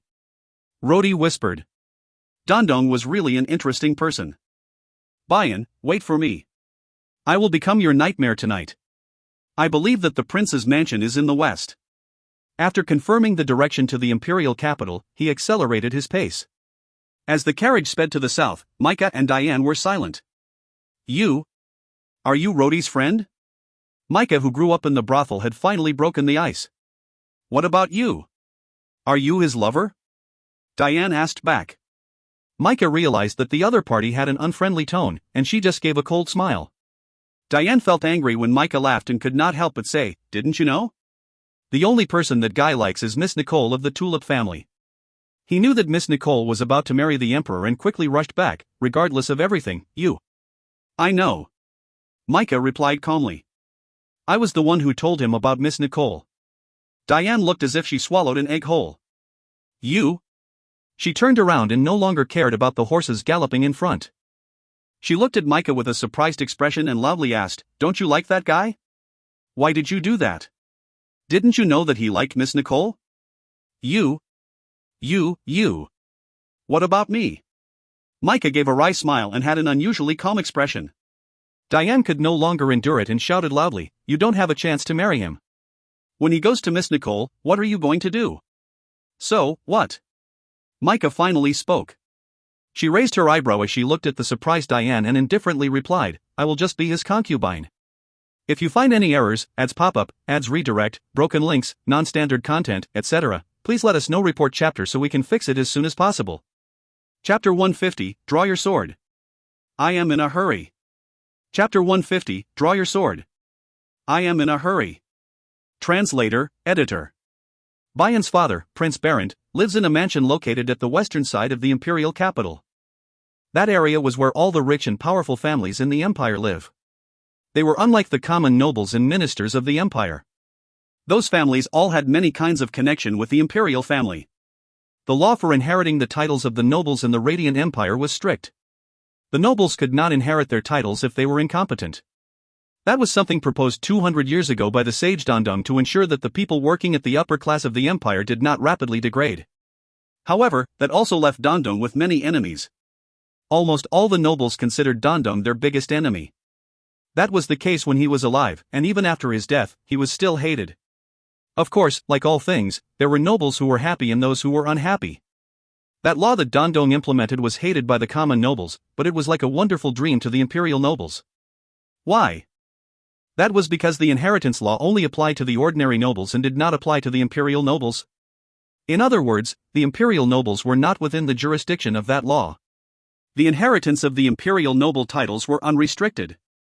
In the Radiant Empire, there were numerous noble families that fell because the family had given birth to 2 generations of useless children. That law was implemented to ensure that the empire's center of powers would have a healthy renewal and to ensure that the empire's power was not dominated by any particular powerful family and thus affect the dignity of the imperial powers. Similarly, to work as a senior official in the empire, one must have an equally powerful title. For example, the finance minister was an earl, the military minister was a marquis, and the commander was the duke. Officials without titles were minorities, and most of them were only low-ranked officials. Without any title, a person would be unable to enter the high ranks of the empire. Although it was not written in the law, it was something understood by all. The existence of that law greatly limited the opportunity for the ordinary nobles to obtain power and authority in the empire. On the other hand, the imperial families were not restricted by that law. As a result, the imperial families of the empire flourished faster than the imperial families of other countries. In fact, when Rodi was training to become a duke, Andy had also secretly complained that Abbas the Great also hoped to use this decree to preserve the imperial family's power and limit the development of the other nobles. As a result of this, they were more particular about the residential zoning of the nobles. The ordinary nobles lived at the east of the Victory Square while those with relationships to the imperial family lived at the west of Victory Square. Rodi was walking through the streets at night. The streets were wide enough to accommodate 4 to 5 carriages side by side. Those belonged to the rich and powerful families. Occasionally, he walked by a few large doors. Those doors were decorated with their families' insignias. Unlike the ordinary nobles, those insignias were golden. They were symbols of the imperial family's honor. In the empire, only the imperial families could use a golden insignia. The only exception to that was the Tulip family. However, if the emperor were to really marry Nicole, then the Tulip family's golden insignia would be worthy of its name. Prince Berend was the emperor's younger brother from the same mother. Naturally, he would be extremely respected. Although there were other princes and uncles in the family, none of them had as much influence as Prince Berend. Besides that, Prince Berend was ambitious and had secretly gathered a lot of support from the other nobles. Prince Berend already had his own wings. Naturally, the only person who did not know that was the stupid emperor. He tried too hard to suppress the Tulip family that was stealing the limelight. As a result, he did not expect the biggest threat to be within his own family. "Let me help that bastard emperor," Rodi gently sighed. He was already standing in front of the door to Prince Berend's mansion. Prince Berend's mansion in front of him was luxurious beyond Rodi's imaginations. The building was really not just a mansion, it was actually a small castle, a small palace. It had a tall fence with a huge gate made of iron and wood. The golden insignia hung on the gate. It seems that the insignia was cleaned every day. As a result, it shined brightly even in the night. Not far from the gates was the small castle painted in gold. Although it was very luxurious, Rodi, as a soldier, could also see that the small castle played a militaristic role. The small castle was built with large rocks and was painted gold.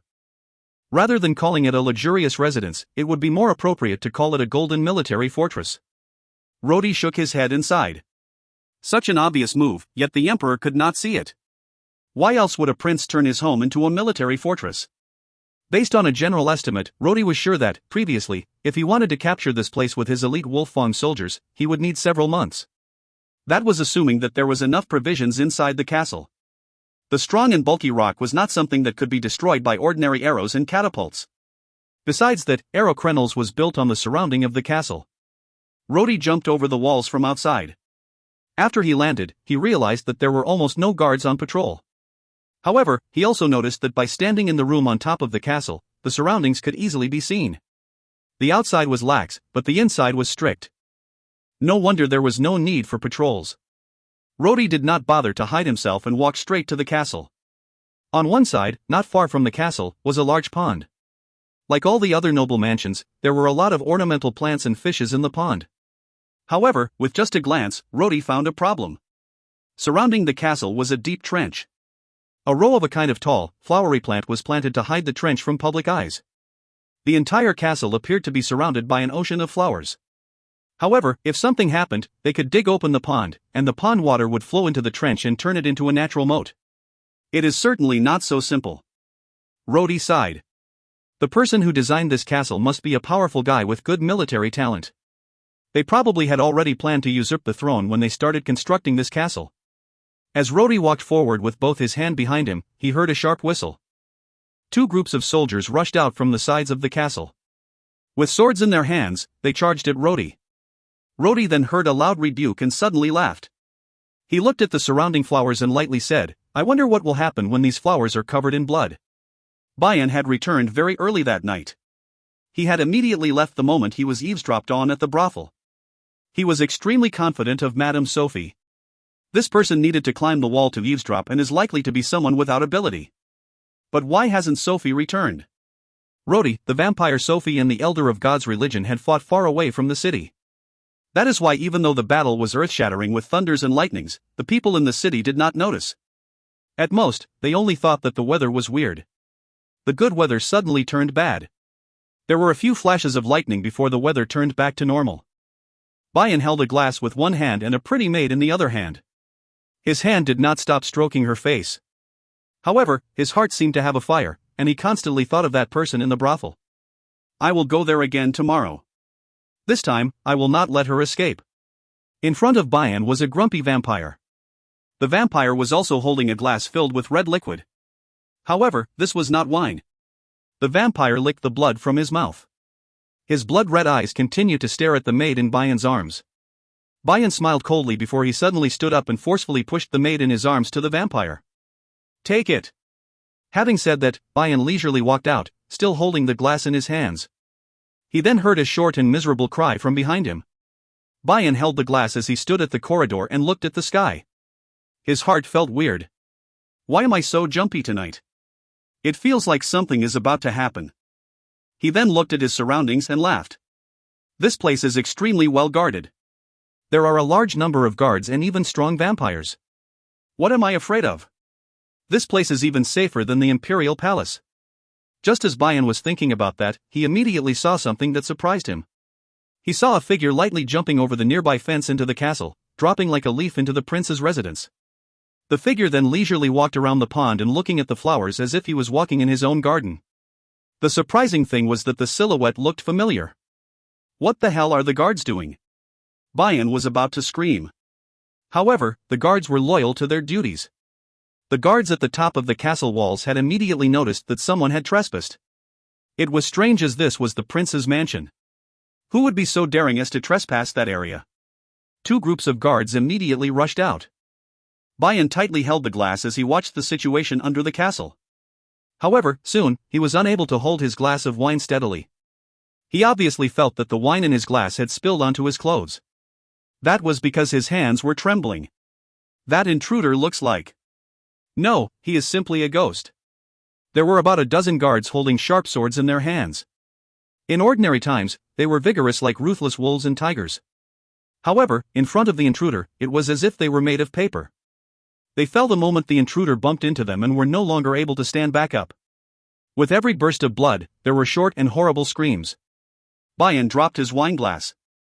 It fell to the ground and broke into pieces. Hearing the screams, the vampire finally came out. His mouth was full of blood as he smiled, revealing his white fangs. I smell blood. What happened? Bayan swore to God that he had never realized that the vampire could be so cute. Down there. There is an intruder. Bayan shouted out without bothering about his dignity. The vampire narrowed his eyes as he looked at the scene below the castle. About a dozen guards had fallen to the ground. There was a tall man standing there, looking at his bloodstained hands. The vampire screamed and suddenly jumped out.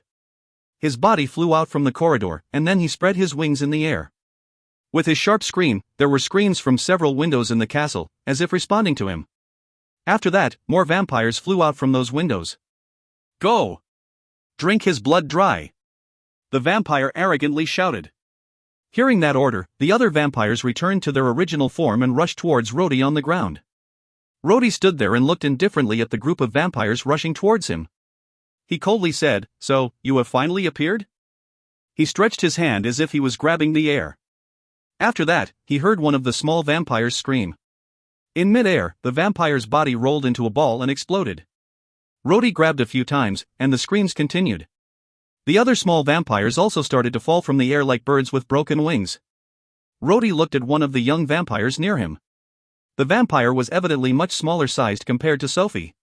At that moment, she had not died but continued to twitch on the ground.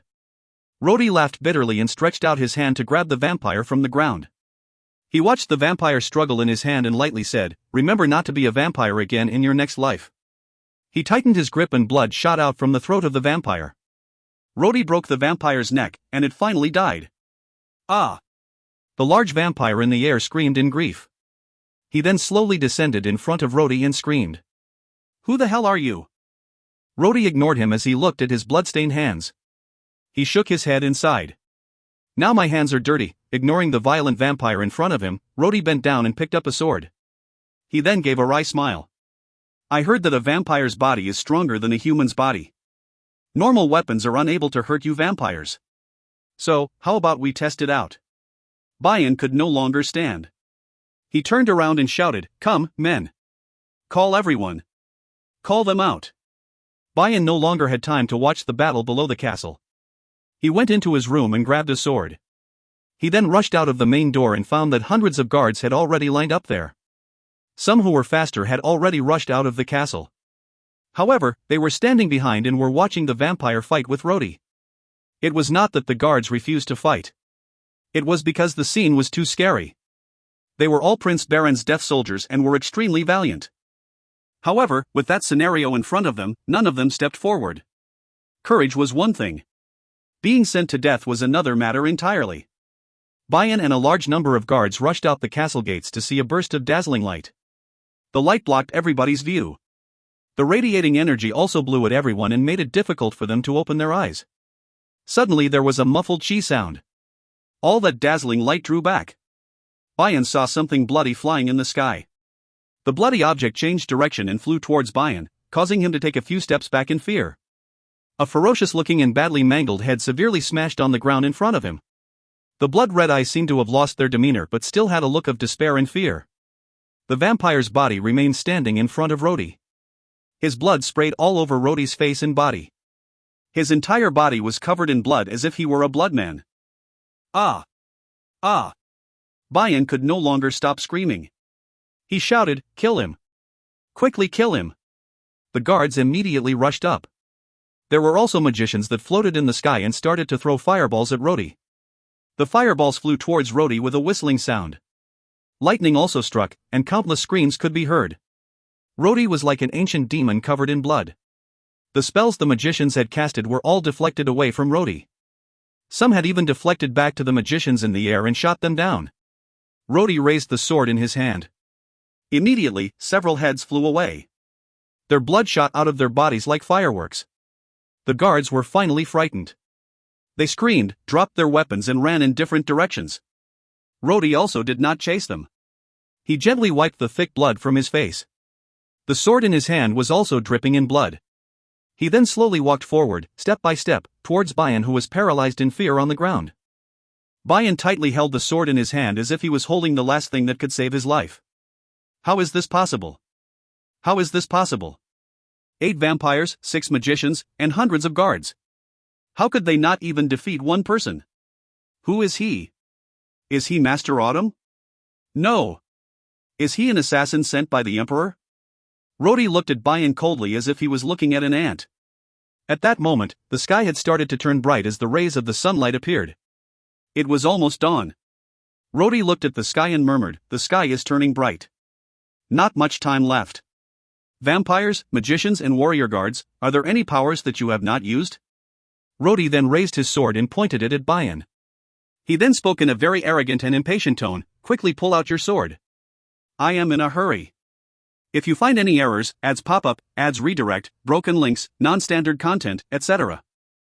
please let us know. Report chapter so we can fix it as soon as possible." Chapter 151, Dracula Spear. Chapter 151, Dracula Spear. Translator, Gaming Life Editor. Rhodey looked at Bayan, who was on the ground. He raised his gleaming sword and was about to swing it down. At that moment, something black flew at high speeds from a distance. The bright streaks at the edge of the eastern sky seemingly mingled with it, each enhancing the other's beauty. It immediately arrived at the prince's palace with a trail of flames behind it. Rhodey was about to cut off Bayan's head when he heard a sharp voice from the sky shouting, "You cannot kill him." Rhodey suddenly stopped and turned around to look at the sky. The darkness before the dawn made the sky look gloomy. That person was floating in the air with his long cloak. The slender figure hid behind the cloak and seemed to carry an evil aura. The floating man then stretched out his hand.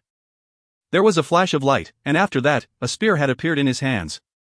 The spear was completely black, except for its pointed end, which was a blood red. There were also red stains below the spearhead. Rhodey felt an invisible pressure from the spear in the man's hands. It was as if the sky has fallen. This made Rhodey feel somewhat gloomy. This is the Dracula spear? Rhodey showed a trace of surprise. He then looked up at the man in the sky and asked loudly, "Is that the Dracula spear? Are you a vampire?" The slender figure in the air spoke with a low voice, "I did not think you could recognize Dracula's spear."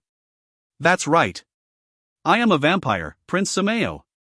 His aura had spread all over the place. The flowers that were exposed to his dark aura started to slowly wither. "Did you kill all these other vampires alone?" he asked coldly in the air. "What are you? Are you from the dragon race? Why are you dragons getting in the way of us vampires?" Rhodey laughed bitterly and pointed his sword to the sky. "I am not from the dragon race.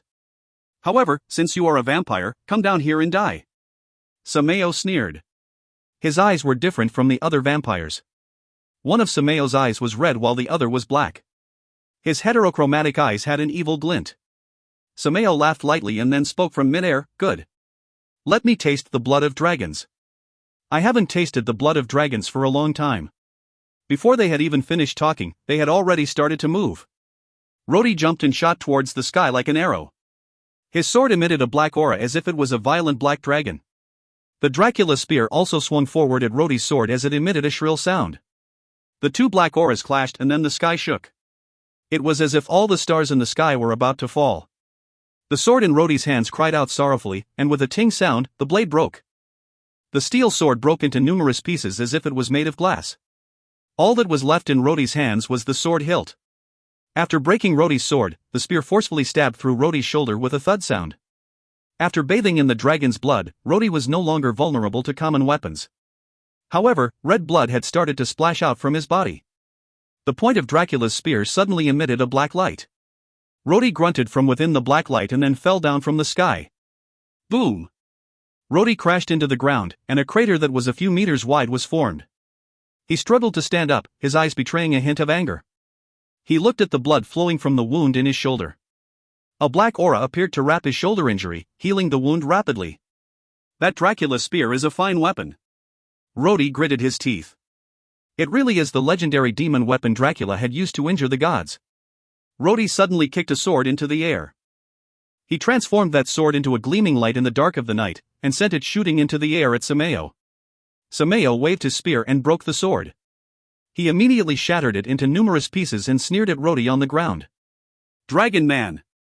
You are a fool. The weapon in my hands is a vampire treasure, the Dracula spear. Even God himself cannot withstand it.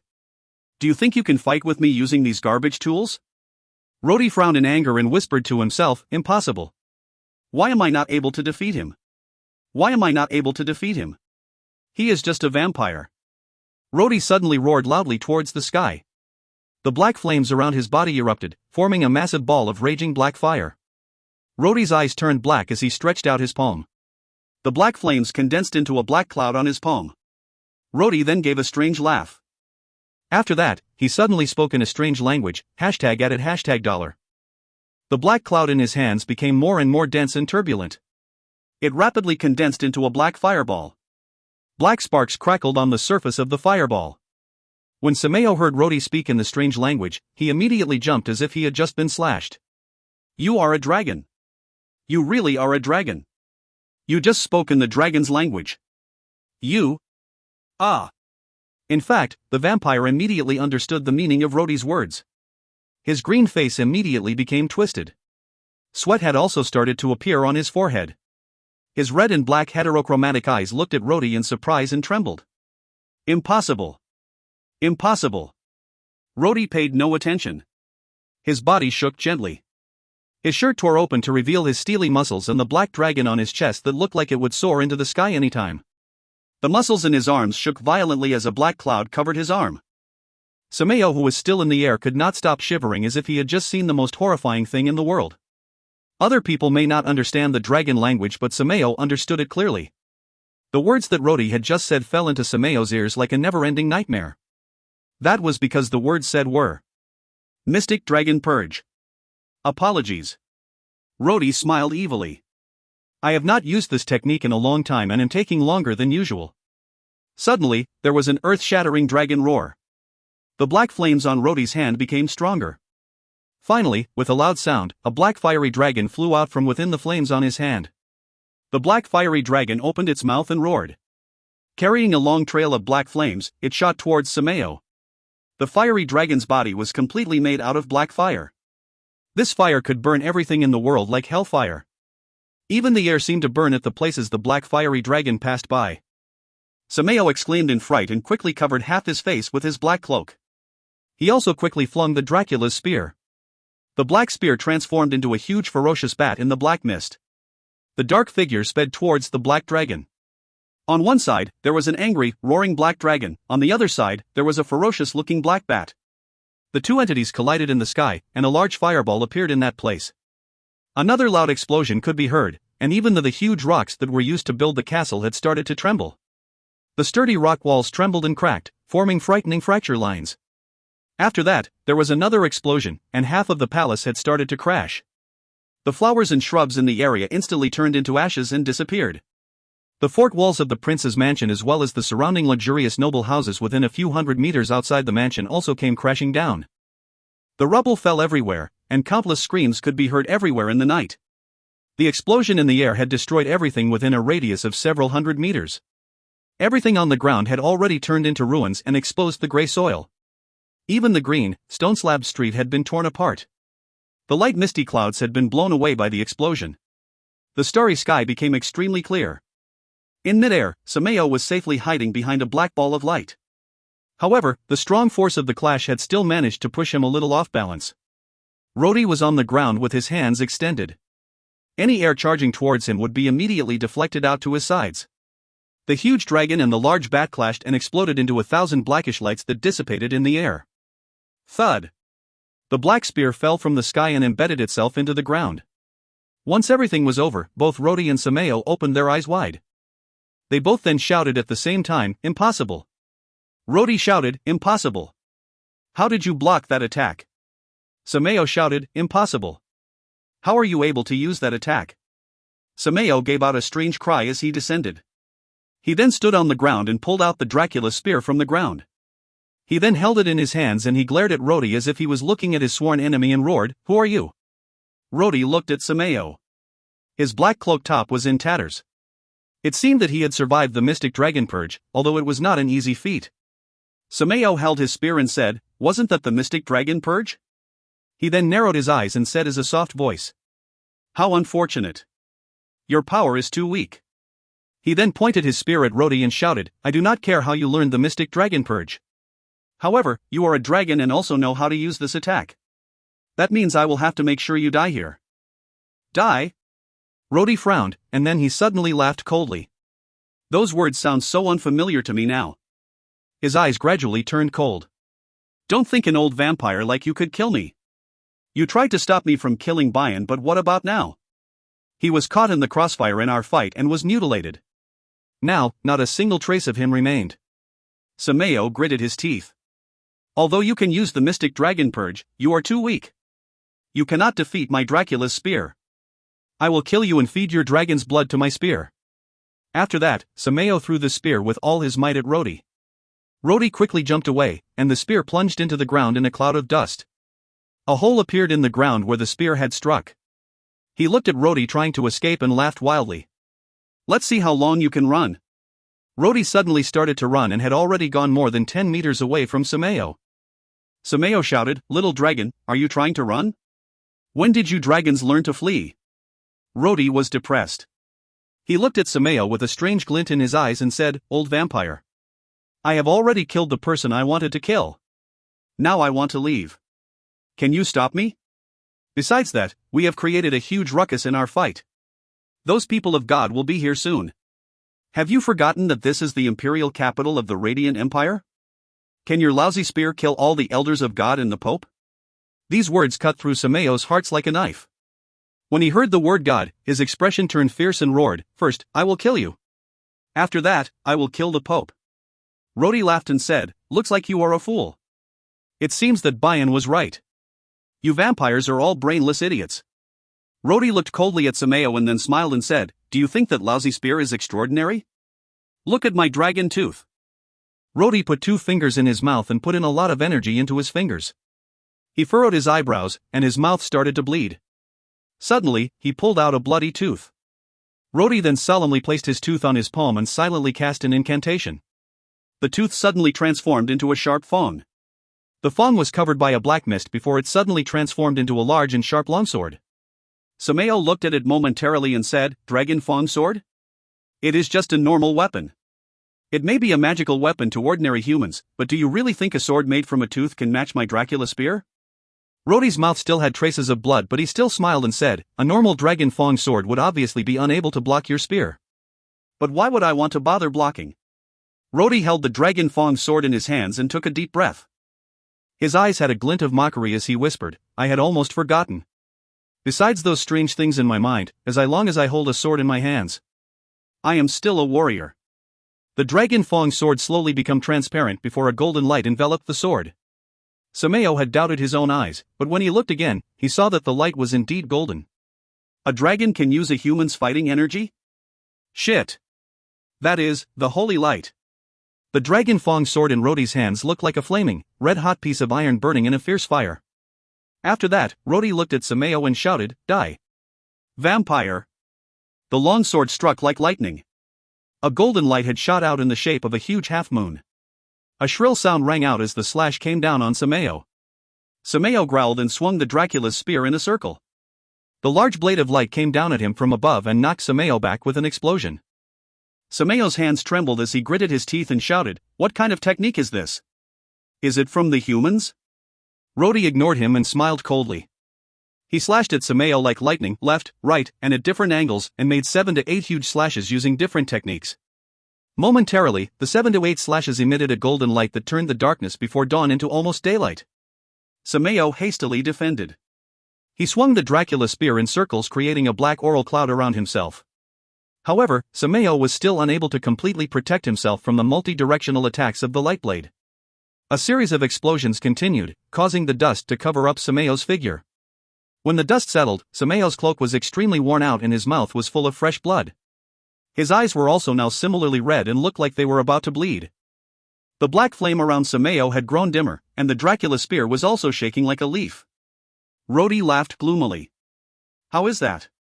I had already seen this outcome much earlier. You said that I am too weak and could not kill you with the Mystic Dragon Purge. But what about you? Do you think that you are very strong? You are also unable to properly use the Dracula spear." As the two of them fought on, rocking the sky, they had not realized that a few figures watching them in the sky from a distance. These people wore either black or white robes. They held staffs in their hands and formed a semicircle as they floated in the air. Besides these people, there was also a slender figure behind them with white hair fluttering in the wind. This man had his eyes focused on the two fighters on the ground. Suddenly, a man with a long wooden staff turned his white-haired head around to the old man behind him. He smiled and said, "Master Autumn." That man seemed like he had just used your half-moon slash. Yes. That seems to be the case. Master Autumn's tone was very cold, but he still bowed slightly and said, "Yes, Your Highness the Pope. If you find any errors, ads pop-up, ads redirect, broken links, non-standard content, etc., please let us know. Report chapter so we can fix it as soon as possible." Chapter 152, Master Autumn. Chapter 152, Master Autumn. Translator, Gaming Life Editor. Radiant Empire's Pope, Corsica 6, nodded, but he still felt puzzled. Strange. I had definitely felt a dragon here. When I arrived here, I could feel the dragon's aura becoming even more intense, but why can I only see this young man and that vampire? The Pope was thinking about it as he slowly said, "This youngster is obviously a human. I cannot feel any dragon aura in him. Besides that, he is using a human warrior's fighting energy." He then looked at Master Autumn and said, "Master Autumn, you are a warrior. You should be able to see things clearer than me." Master Autumn gave a wry smile and bowed. "Pope. Without a doubt, this man is using fighting energy. Based on his strength, he is almost able to comprehend holy light energy. He is only slightly weaker compared to a sacred swordsman. I am also surprised as to when the Radiant Empire trained such a person." However, Corsica 6 frowned and shook his head. "But what about the dragon aura? There should have been a dragon."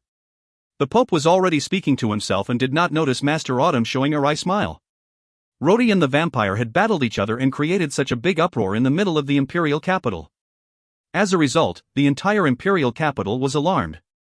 When Pope Corsica 6 and the other bishops arrived, they were just in time to see Rhodey use the warrior's basic fighting energy to fight against the vampire. However, they did not see Rhodey use the mystic dragon's power. They were naturally puzzled. However, Master Autumn had arrived earlier than them. He was early enough to see Rhodey transform his tooth into a sword. The significance of this act surprised Master Autumn, and he seemed to have noticed something. Corsica 6 frowned even more. The series of events that night had made him impatient. Earlier, a dragon aura had appeared outside the city. It was clear that there was a dragon on the Radiant continent. Did the dragons really have the audacity to violate the agreement from thousands of years ago? Or perhaps that agreement was a mere legend.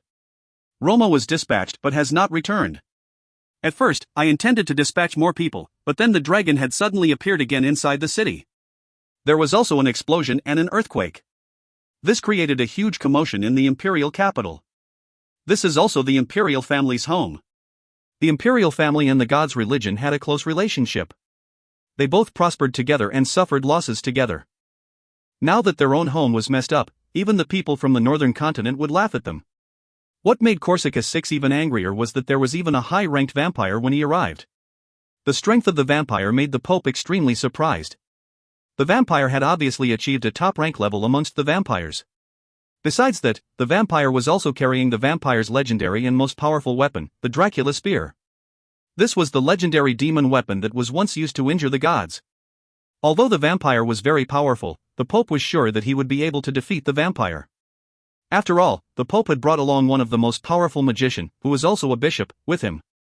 However, the Dracula Spear also made the Pope feel disturbed. This was something the world had not seen for hundreds of years. It was something that only existed in legends. Rhodey's fighting energy became more intense, even monstrous, as he continuously swung the magnificent half-moon slash.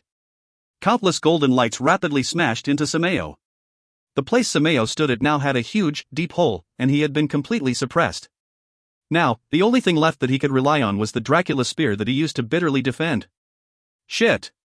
Is this kid's strength inexhaustible? Sameo had been fighting intensely for a long time. Besides that, he had also endured the Mystic Dragon Purge earlier.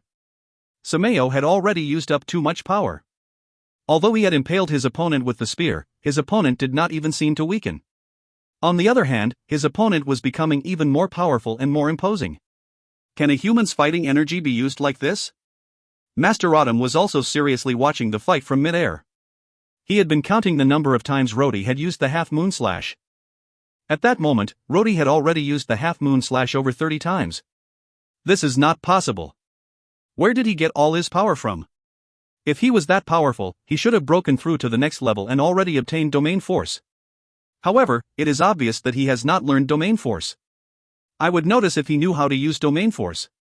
Master Autumn then looked at Corsica 6 and stopped thinking about it. It is better not to think too much in front of these people. It is said that the Pope knows how to read minds.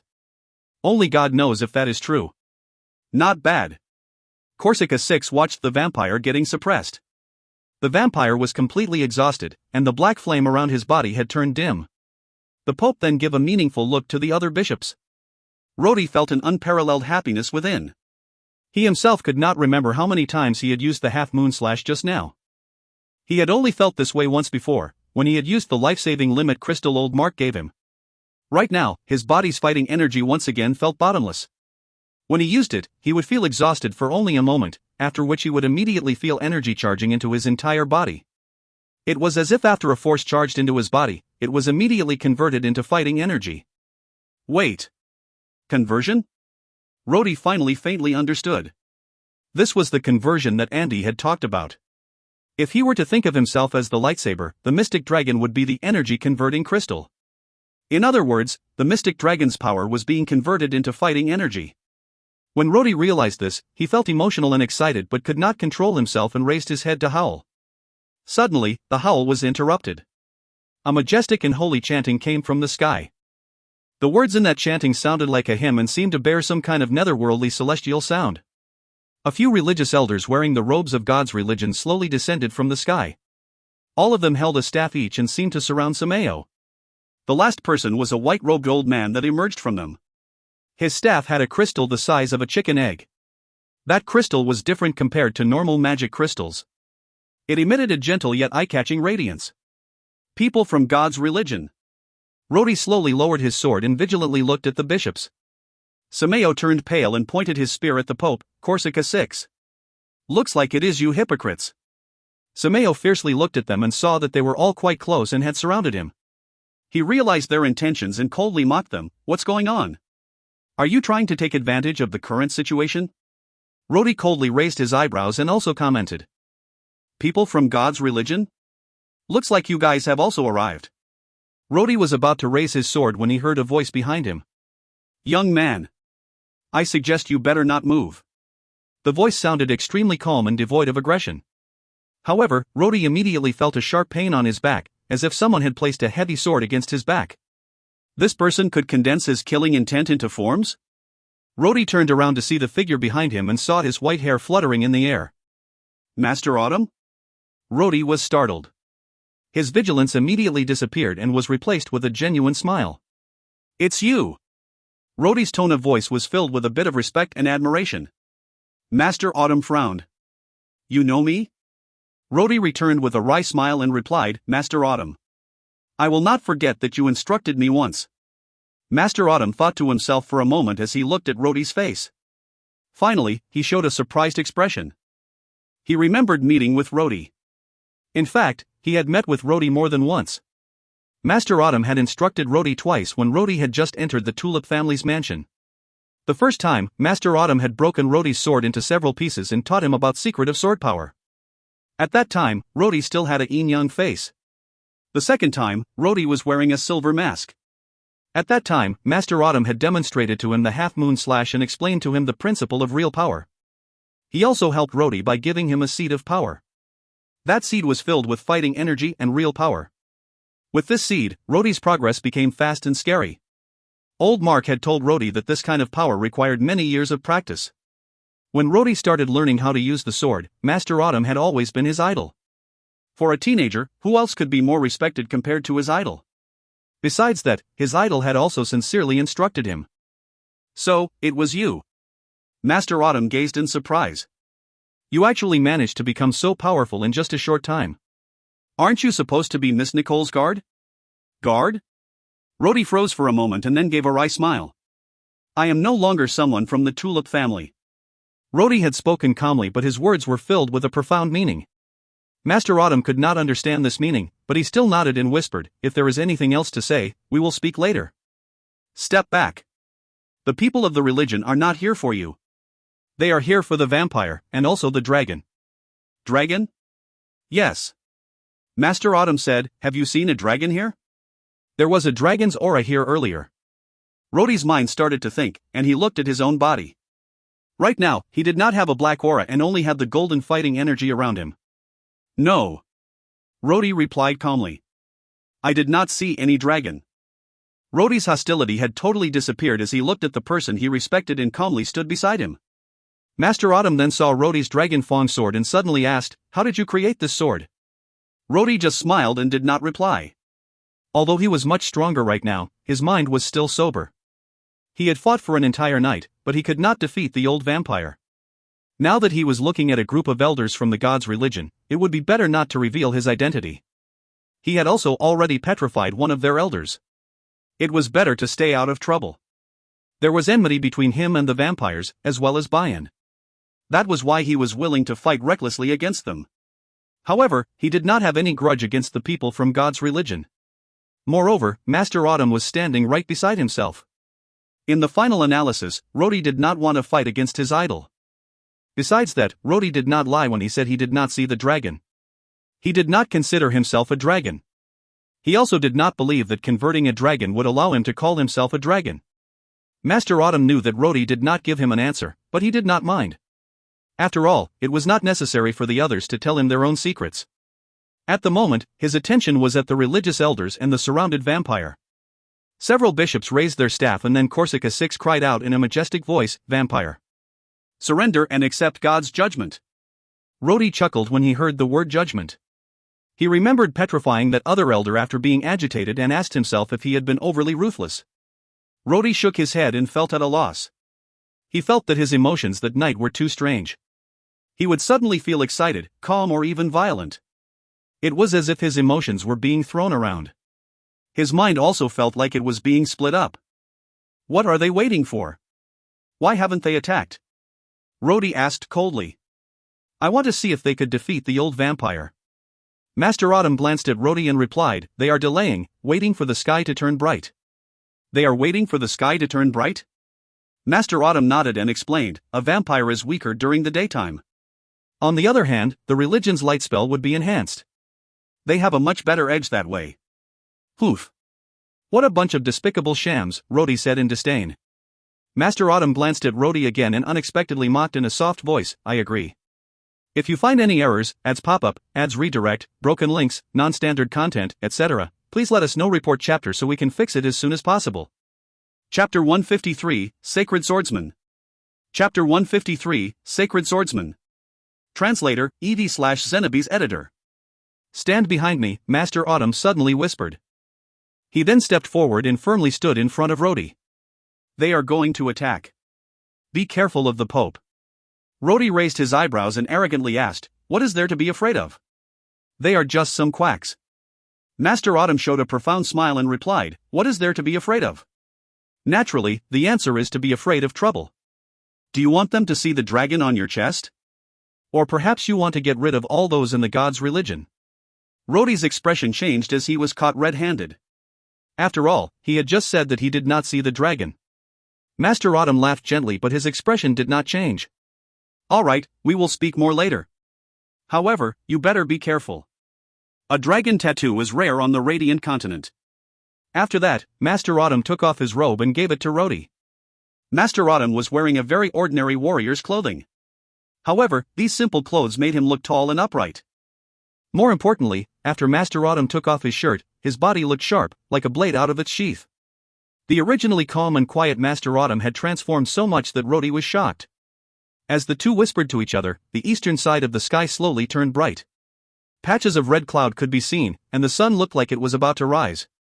Corsica VI then whispered, accept God's judgment. He raised the staff in his hands. At the same time, the other elders took one step forward and closed in on Sameo from 5 different directions. Pay attention. This is the Radiant Binding Array. Master Autumn sighed. It is not every day that you get to see 5 elder magicians working together to use this method. Rhodey put on the robes Master Autumn had given him before asking, what about it? This formation will only trap the vampire. Does this stupid Pope think this formation is effective against the Dracula spear? What a joke. Rhodey stopped himself in time. He almost stated that even the mystic dragon's purge was unable to kill Sameo. A white and holy light diffused from the ground. Sameo was in the middle of the pentagram, and black smoke emitted from his feet. He started to scream. The 5 elders chanted at the same time. The pentagram also grew smaller, as if it was wrapping up Sameo. Sameo screamed as he thrust the Dracula spear into the ground. After that, something that was blood-red in color emitted from his body and danced around him. It seemed to be scarlet blood. The surrounding space seemed to tremble. The red and the white mists trembled as they continued to collide against each other. At the same time, the expression of the 5 elders grew more serious and some started to sweat on their foreheads. Master Autumn frowned. Is a prince-ranked vampire really so powerful? He can't even be defeated by 5 bishops? Rhodey lightly replied that prince-ranked vampire himself is nothing much. It is the artifact in his hands that is too powerful. If he did not have that spear, he would have been turned to ashes a long time ago. Master Autumn turned his head around to look at Rhodey and said, I didn't think you'd actually know about these things. Rhodey shook his head but did not say anything. Wait, the Pope has not yet acted. Master Autumn smiled faintly. Rhodey then looked at Master Autumn and suddenly asked, do you come here tonight for the dragon? For me, right? Do you want to capture me? Or? Master Autumn shook his head and gave a complicated expression. I am just a palace warrior. My duty is to protect the Empire and ensure His Majesty's safety. The other matters are not within my jurisdiction. As for the people of God and the vampires, even the Pope have already appeared. They do not need to use people like me. Sure enough, the moment Master Autumn finished speaking, the Pope, Corsica VI, started to act. However, the old man then looked at Master Autumn from afar and said loudly, Master Autumn, the vampire is wreaking havoc within the Empire. Are you just going to watch from the side? Hearing that, Master Autumn pursed his lips and complained softly in a voice only Rhodey could hear. Old fox. He is always trying to test me. Master Autumn smiled and then replied to the Pope. Your Highness and the other bishops are already here. Why do I need to act? Corsica VI gave a solemn expression and loudly said, this vampire is an embodiment of evil. A few bishops would not be enough to defeat him. We must eliminate him, together. If this high-ranked vampire escapes, who knows how many lives would be endangered? Master Autumn grunted coldly and then muttered something under his breath. After that, he loudly said, I do not dare defy your Highness' words. Master Autumn then took a step forward. Rhodey could immediately sense the impact of this one step. An extraordinary surge of pressure was emitted by Master Autumn's body. It was as awe-inspiring as if God had just dropped his sword onto the human world. There was a kind of quiet yet penetrating chill. It was like the chill that comes with fine goosebumps from pinpricks on your skin. Sameo, who was still standing in the pentagram formation, felt the situation getting bad. He immediately looked towards Master Autumn and suddenly shouted, "Master Autumn, are you going to be shameless like these gods people as well? Do not attack." After Master Autumn said that, he slowly walked forward. As Master Autumn's hands were empty, Rhodey suddenly whispered, "Use my sword." Master Autumn did not turn around and simply replied, "No need." The elders were already sweating as the sun rose. The red fog protecting Sameo trembled and seemed to have turned a bit faint. However, Sameo firmly clenched his spear and the legendary artifact rang softly. Instead of diminishing, the fog then pushed away the pentagram. The bishops stepped back at the same time. Only the Pope stood calmly at a distance. It was difficult to see what was on the Pope's mind. Master Autumn calmly walked forward, step by step. He did not stop even when he reached the pentagram made by the people of God and casually stepped inside. There was a bang, and it seemed like a silver firework exploded. Master Autumn had stepped into and broken the radiant binding array. "You!" One of the elders became angry and was about to shout. However, the Pope, Corsica VI, coldly glanced at him. Master Autumn looked calm and without turning his head, he simply replied, "When I am fighting, I do not need help." Master Autumn finally stretched out his hand and a flame-like fighting energy appeared. The light in his hand then condensed and transformed into a shape that looked like a sword. Form condensation. Master Autumn had actually reached the rank of a sacred swordsman. The surrounding elders all started whispering to one another. Master Autumn had reached the rank of a sacred swordsman, but nobody had ever seen him fight. The very moment he started to act, he had confirmed all the speculations of his strength. Even Rhodey raised his eyebrows. The first warrior in the Empire was well deserving of his reputation. Nobody noticed that the Pope Corsica VI showed an expression of relief. He is just a sacred swordsman. Sameo laughed bitterly and said, "Master Autumn, do you think that your fighting energy is able to compete with my spear? Just now, that kid's dragon." Sameo wanted to continue, but Master Autumn immediately interrupted him and shouted, "It's meaningless to say too much. Fight!" The lightsaber in his hand gleamed as he gently lashed out. He seemed aloof and casual. It did not seem significant. He had assembled an unparalleled fighting energy that only a warrior at the apex could do. He had then also created a fighting energy lightsaber. Everybody expected him to use a very strong, earth-shattering attack next. However, Master Autumn had just casually lashed out. Everybody was surprised. Only Rhodey's eyes flashed as if he had come to a realization. Sameo's heart stopped. His opponent's underwhelming attack suddenly made him feel powerless. It was as if the dazzling blade was becoming larger and larger, such that he could neither block nor dodge. The attack had seemingly cut off all of his escape route. The only way out was to fight it head-on, resolutely. Sameo instinctively moved his spear to clash against the sword. What condensed fighting energy sword? The demon weapon, Dracula's spear, would surely break it. Finally, when Master Autumn lightsaber clashed against Sameo's spear, there was an immediate sound of something breaking. The black fog from the Dracula's spear was swallowed up by the flaming sword. The flaming sword then scattered. No way? That's it? Before the people could process what happened, Sameo screamed. A strong and slender hand then firmly grabbed the spear. Master Autumn gave a mocking gaze as Sameo turned cold in fear. Sameo used both his hands to grab that spear from his opponent, who held it with just one hand. But his body turned stiff. It was as if there were invisible chains that were binding him. He blurted out, "Impossible. You?" Master Autumn gazed murderously. He then suddenly kicked Sameo away. Sameo flew away and crashed into the ground. After that, he looked at Master Autumn in surprise. Master Autumn continued to hold the spear and stared at Sameo with a mocking expression. Sameo was so surprised that his eyes had almost rolled out. How did he do that? What did he do? Why couldn't I move my body at that moment? Why do I feel like all my strength is being drained? Ignoring the surprised expressions of the bishops, Master Autumn weighed the Dracula's spear in his hands. His mouth moved to quietly speak. Sameo immediately heard a subtle voice in his ear. "Sorry. You know too much. I cannot let you live." After that, Master Autumn raised his hand and threw the spear. The spear flew like a black light and mercilessly impaled Sameo in the chest, nailing him to the ground. Sameo screamed. His body burned up immediately as he was engulfed by a black flame. Within a short moment, all that was left were only the ashes and the black Dracula spear that had been stuck in the ground. Master Autumn sighed softly and turned towards the Pope. Your Highness, I have killed the vampire. The Pope was stunned and had a complicated expression for a long time. He finally commented bitterly, as expected from a sacred swordsman. Your reputation is well deserved. Master Autumn nodded. He went to Rhodey's side without looking at the other bishops and whispered, Let's go. Quickly. Seeing that Master Autumn had started to pull away the young man, the Pope frowned and said, Master Autumn. This young man. Master Autumn stopped and looked at the Pope. He lightly replied, I only recognized him after he stood beside me. He is one of my old friends. I taught him a little when he was much younger. The half-moon slash was also something I taught him. I just could not recognize him earlier. After that, Master Autumn looked at Rhodey and said, You fought alone bravely against this sinister enemy.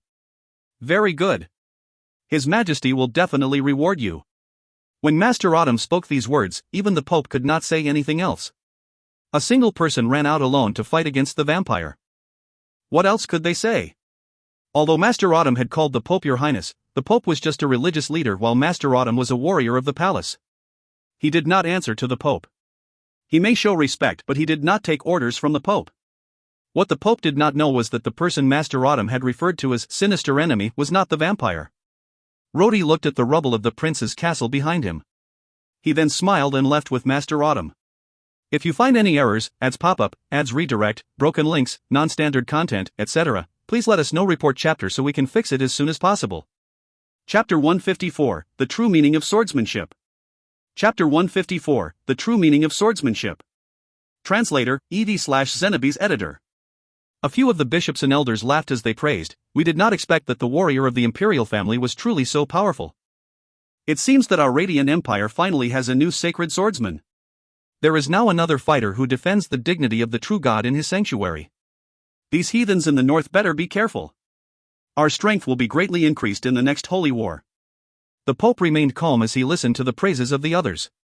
There was not a trace of admiration, and he laughed bitterly. Fighter of God.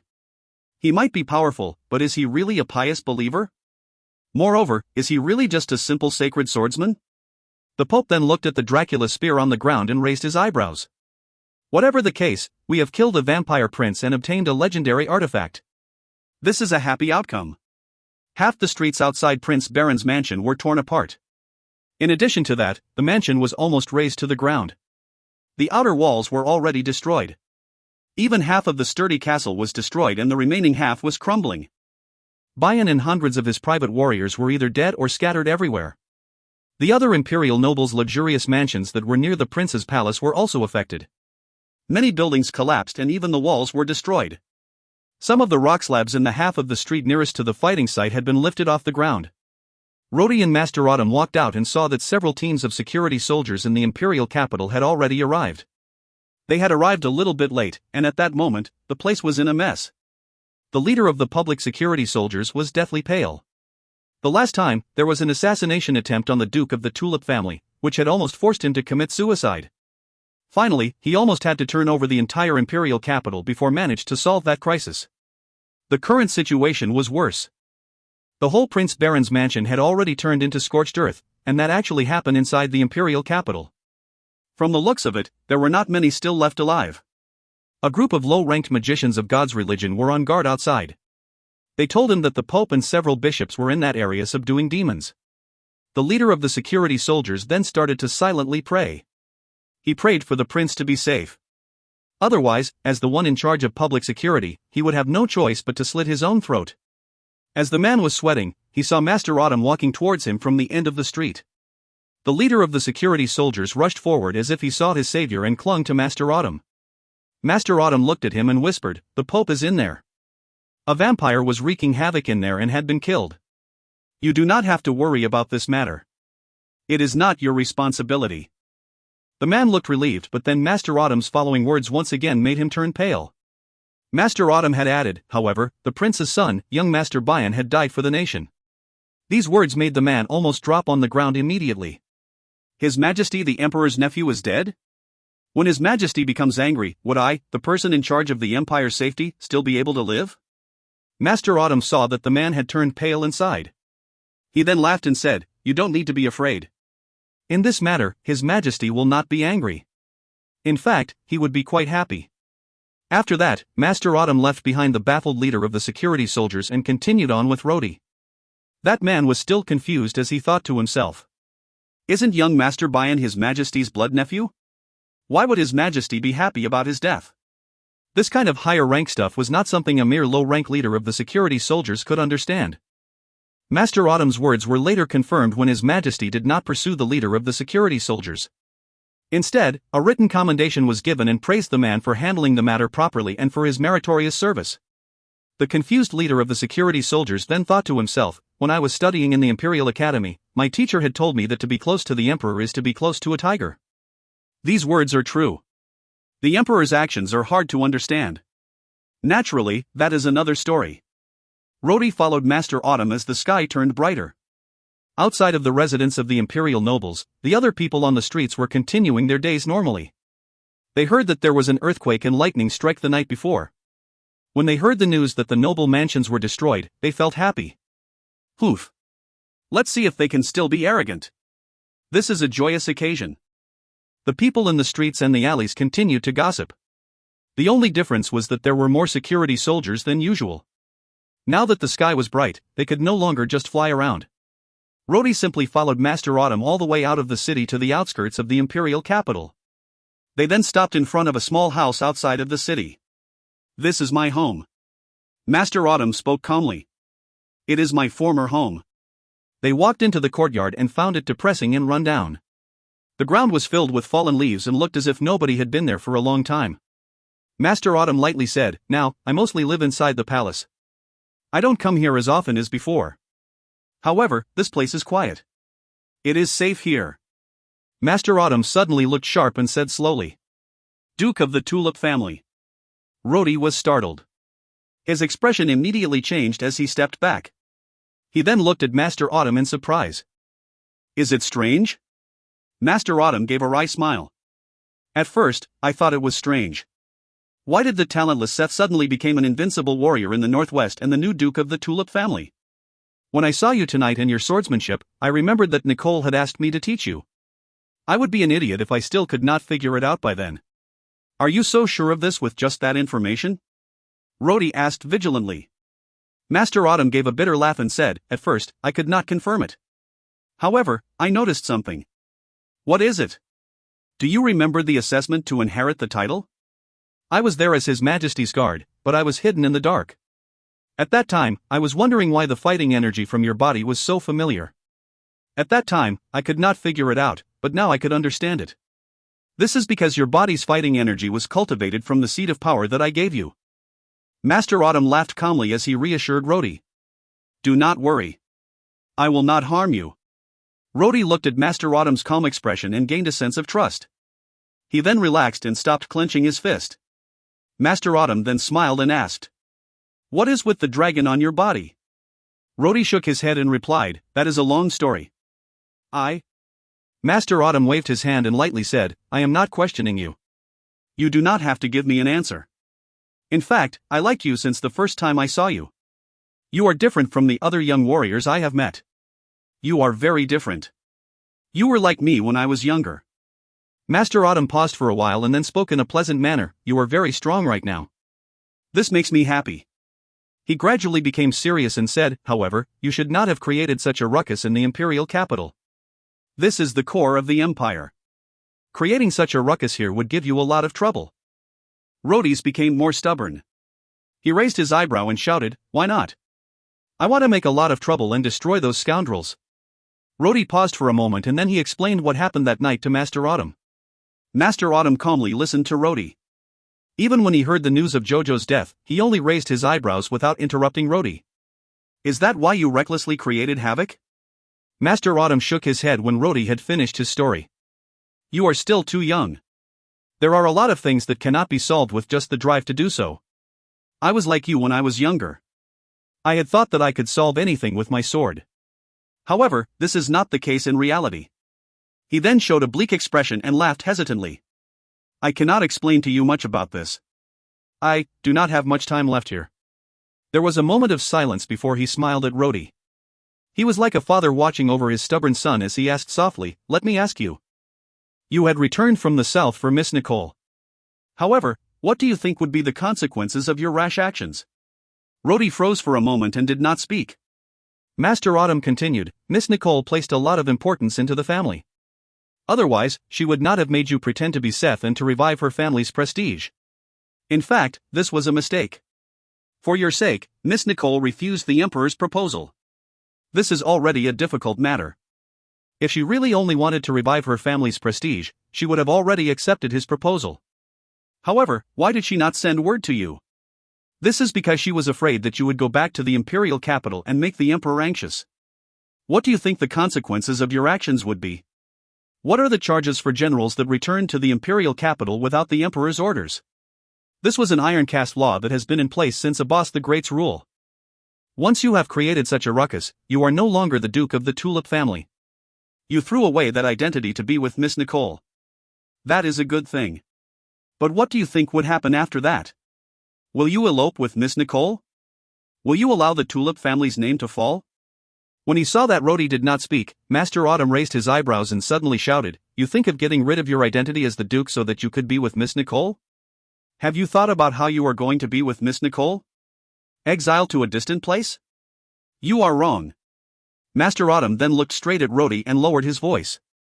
"You are not willing to be the Duke of the Tulip family, but does that mean you cannot be Duke Rhodey?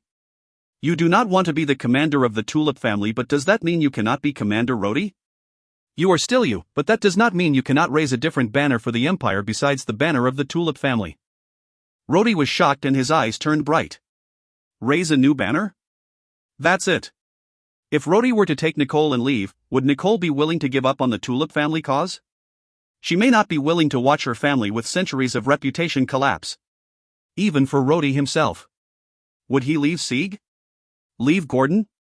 Leave the people that have fought with him on the battlefield or died for him? "You do not have to see Nicole right now," Master Autumn whispered. "Stay here for the next 2 days. I will teach you some things." "You will teach me?" Rhodey's eyes glinted with excitement. "Are you saying you would accept me as your apprentice?" In the end, Rhodey was still Rhodey. No matter how powerful he became, he was still a simple person at heart. To become the apprentice of the strongest warrior in the Empire. To become Master Autumn's apprentice. There were many young warriors in the Empire that dreamt of this. Even Rhodey himself dreamt of becoming Master Autumn's apprentice when he was still a student in the Imperial Academy. Master Autumn saw the vigor in Rhodey's eyes and shook his head. He then said softly, "No. You will not be my apprentice. Your current strength is almost at the rank of a sacred swordsman. What qualifications do I have to be your teacher?" Master Autumn laughed as if he was very pleased. "When I was younger, the Duke of the Tulip family had helped me. I have said it before that if I were to have an apprentice, I would only accept his son. Unfortunately, Seth has no interest in swordsmanship." Master Autumn saw Rhodey's disappointed look and gave a wry smile. "I can give you some pointers. I cannot help you improve your power but rather, your swordplay." Swordplay? Rhodey was at a loss. In fact, Rhodey was proud of his own swordsmanship. He had the most solid swordsmanship when compared with the other students in the Imperial Academy. Even after his strength increased, Instructor Carter from the Tulip family had also praised his swordsmanship. His fighting energy and all of his powers were acquired by good fortune. It was not gained from his own efforts. On the other hand, his swordsmanship was entirely his own effort. Master Autumn saw that Rhodey was at a loss and continued, "The sword is not as simple as you imagine it to be. During those years, if it was not because of swordsmanship, I would sigh." Master Autumn suddenly sighed softly. He gazed at the rundown courtyard with apathetic eyes and said, "Just now I told you not to create a fuss for Miss Nicole and not to be too impulsive. In fact, I really admire your courage. Unfortunately, I did not have your courage during those years." His eyes glinted as if he was lost in the past. "I said you cannot elope with her." "Ha ha. Elope is such a heavy word. If only I could elope with her. If only we could just drop everything." Finally, Master Autumn returned and gave Rhodey a profound look. "Make great efforts. Do not repeat my mistake." Master Autumn's sad gaze also made Rhodey tremble. It seemed that although Master Autumn was famous, he had a sad past. Who was the person that made Master Autumn so heartbroken? Curious? Master Autumn smiled. These are all things that happened when I was younger. Master Autumn lightly said, I was like you when I was younger. While my swordsmanship was not that good, I fell in love with a noble girl. Later. Well, it was never possible for her to marry a civilian warrior like me. In the end, she married. At this point, Master Autumn shook his head and cleared the thoughts from his mind. Master Autumn then walked slowly to a tree. He then looked back and asked, in your heart, what is the sword? Rhodey thought for a moment and answered, it is power. It is the weapon to destroy my enemies. Master Autumn shook his head and laughed. I asked you what is the sword, not what weapons are for. Any weapon could turn into power to destroy the enemy. But, in your heart, what is the sword? Master Autumn spoke seriously when he saw Rhodey was at a loss. Your biggest flaw is that the Empire has corrupted your swordsmanship training. In my opinion, the swordsmanship used by the majority of the warriors in the Empire is wrong. They used the sword to slash and chop. Poof. It is just relying on brute force. I would not be able to see the difference even if you exchanged their swords with sticks. Rhodey could not help but laugh. What else could you do with a sword if you do not use it to slash? Master Autumn replied, it is not that slashing is wrong, but swords are not used like that. He then closed his eyes and seriously said, the sword is a noble weapon. It is more handy than spears, more flashy than daggers, more spirited than axes. It has more techniques compared to scimitars. However, the Empire's swordsmanship training had turned sword into a weapon without depth. In their hands, a sword is used to sweep like a spear, stab like a dagger, chop like an axe, or slash like a scimitar. Poof. Do you call these swords? Master Autumn then opened his eyes and looked at Rhodey. He then said in a serious tone, the sword is not trained but cultivated. Master Autumn then pointed and lightly said, I will teach you sword cultivation 1. His voice was cold as he continued, I stopped using the sword when I reached 40 years old. Do you want to know why? Master Autumn then laughed lightly. That is because the sword is me, and I am a sword. Author's note, sorry. I borrowed this line from Gulong's words. This is because Shimen Chue Shui is my favorite wuxia character. Point 2. Do you see these falling leaves? They are fluttering effortlessly. If you were to punch it, chop it, or sweep at them, they would just shake and flutter further away. Master Autumn then closed his eyes. His finger then made a gentle sliding motion. A sharp sword chi appeared in midair. This chi did not feel violent or earth-shattering, but seemed to slice a slowly falling leaf into two. After the chi disappeared, an atmosphere of desolation set in. It seemed that in its wake, the wind stopped and flowers disappear, time and tide stood still, and sword and passion were dead. Transmitting my anger and vigor through my fingers, I wielded the sword and thrusted at the warmth of spring, the uprightness of summer, the charm of autumn, and the quiet elegance of winter. These were the words of the Empire's greatest warrior. Notes. Yishin Xiujian. By means of structure. Build/repair sword. I just named it create sword because that is what it does literally. Gulong is a martial arts author and Shimen Chue Shui is a character from one of his story, Legend of Lu Xiaofeng. If you find any errors, ads pop-up, ads redirect, broken links, non-standard content, etc., please let us know. Report chapter so we can fix it as soon as possible.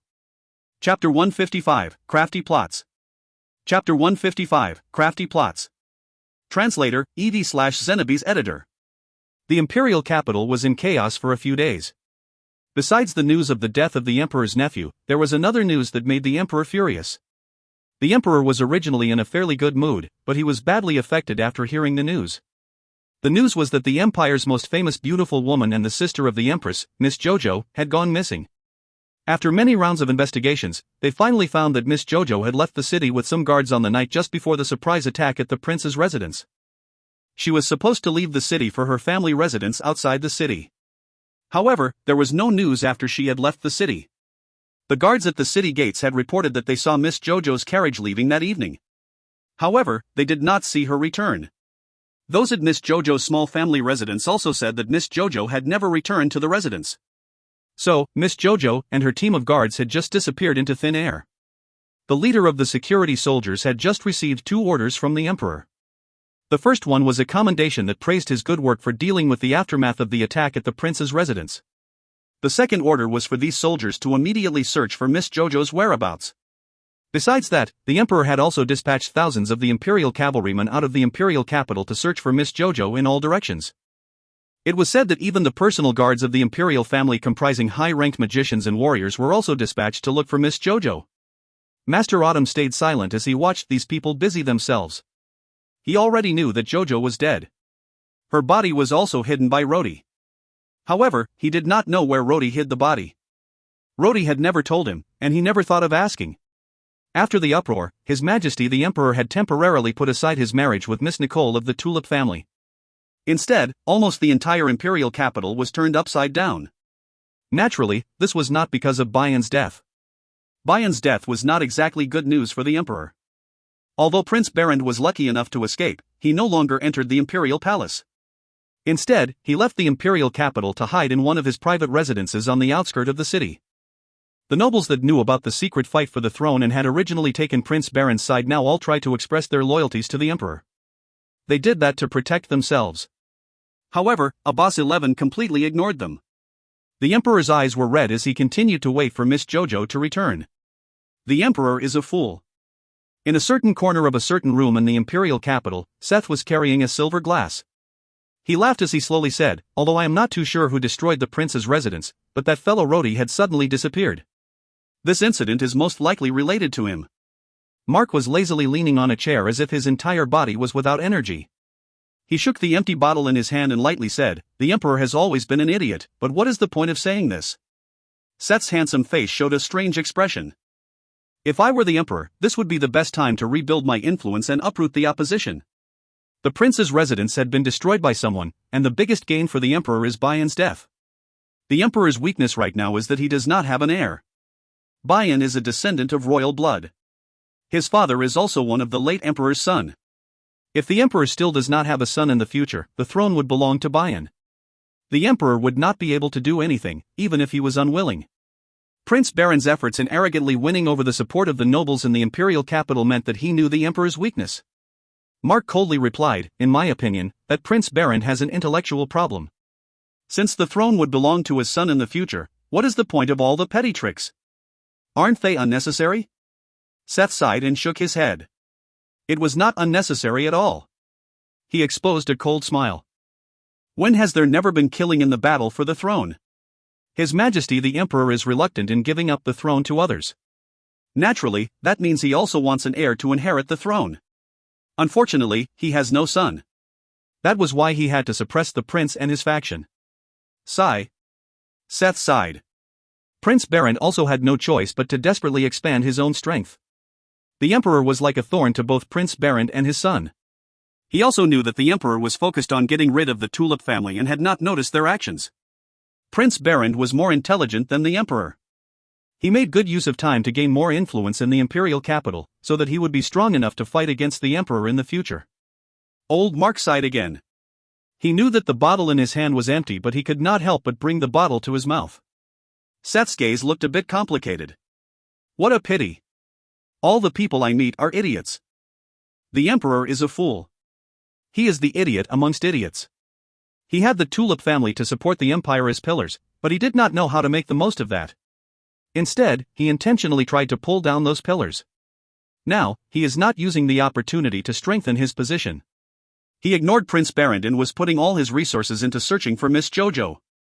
Besides that, there is also Roti.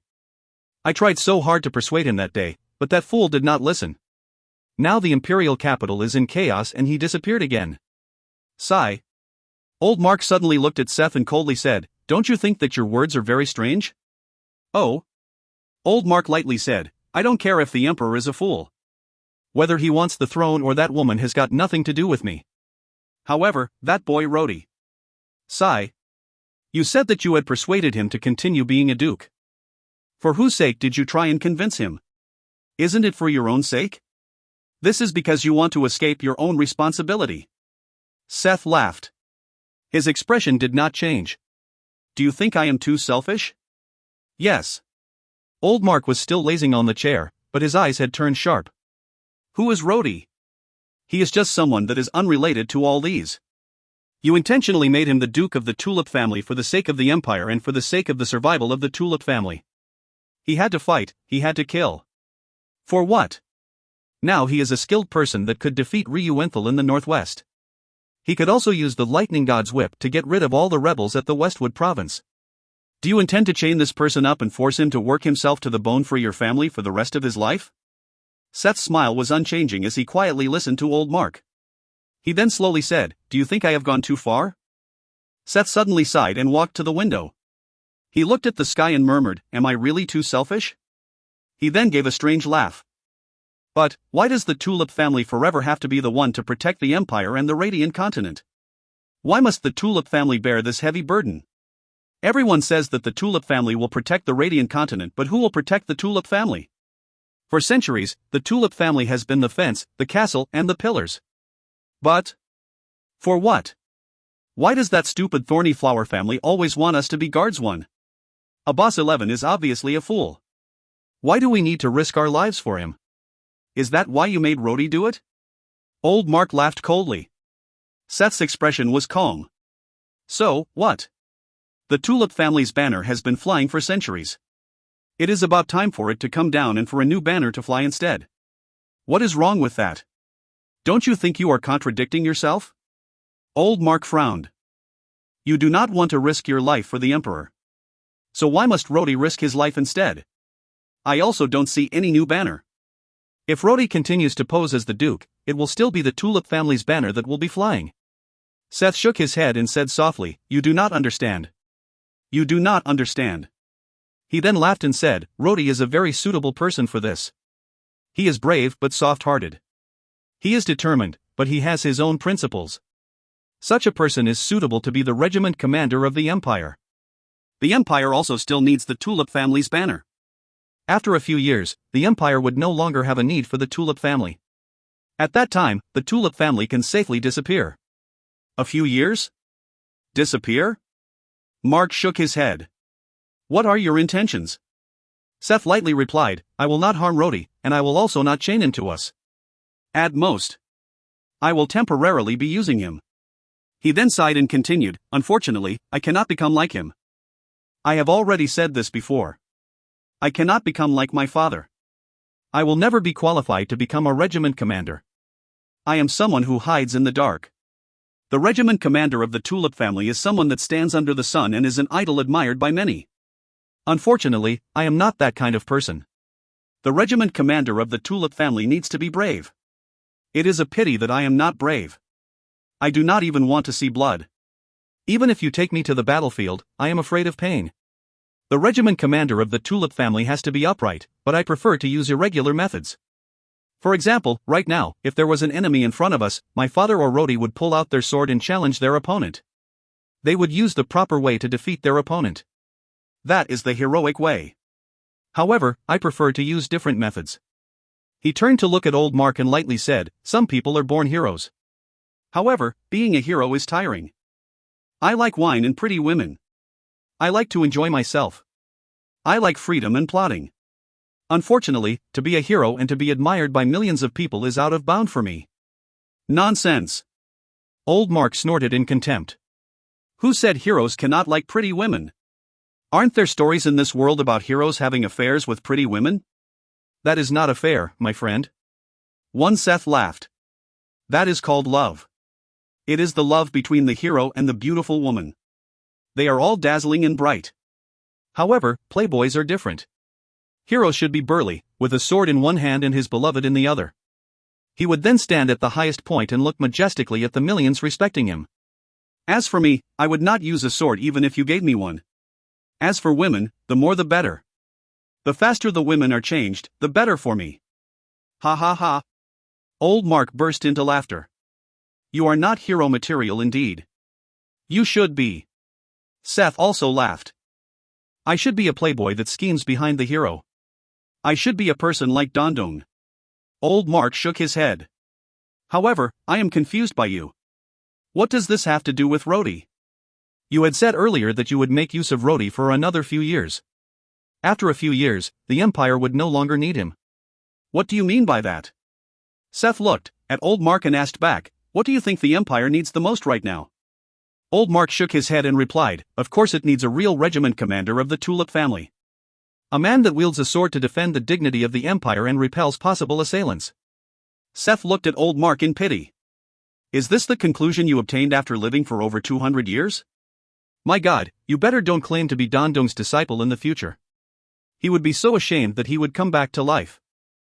Ignoring old Mark's murderous glare, Seth coldly continued, "The Empire needs a real emperor, a leader. And not an idiot who only knows how to dig his own grave." Old Mark laughed. "An emperor? Are you trying to become an emperor?" Seth was shocked and immediately replied, "Of course not. I do not even want to be a duke. What makes you think I would want to become an emperor? Do you think it is nice to become an emperor?" Seth smiled and continued, "Have you seen puppet shows? The one where the puppets are tied on a string and then made to dance." "Of course." Seth smiled. "If you could stand behind and control the emperor.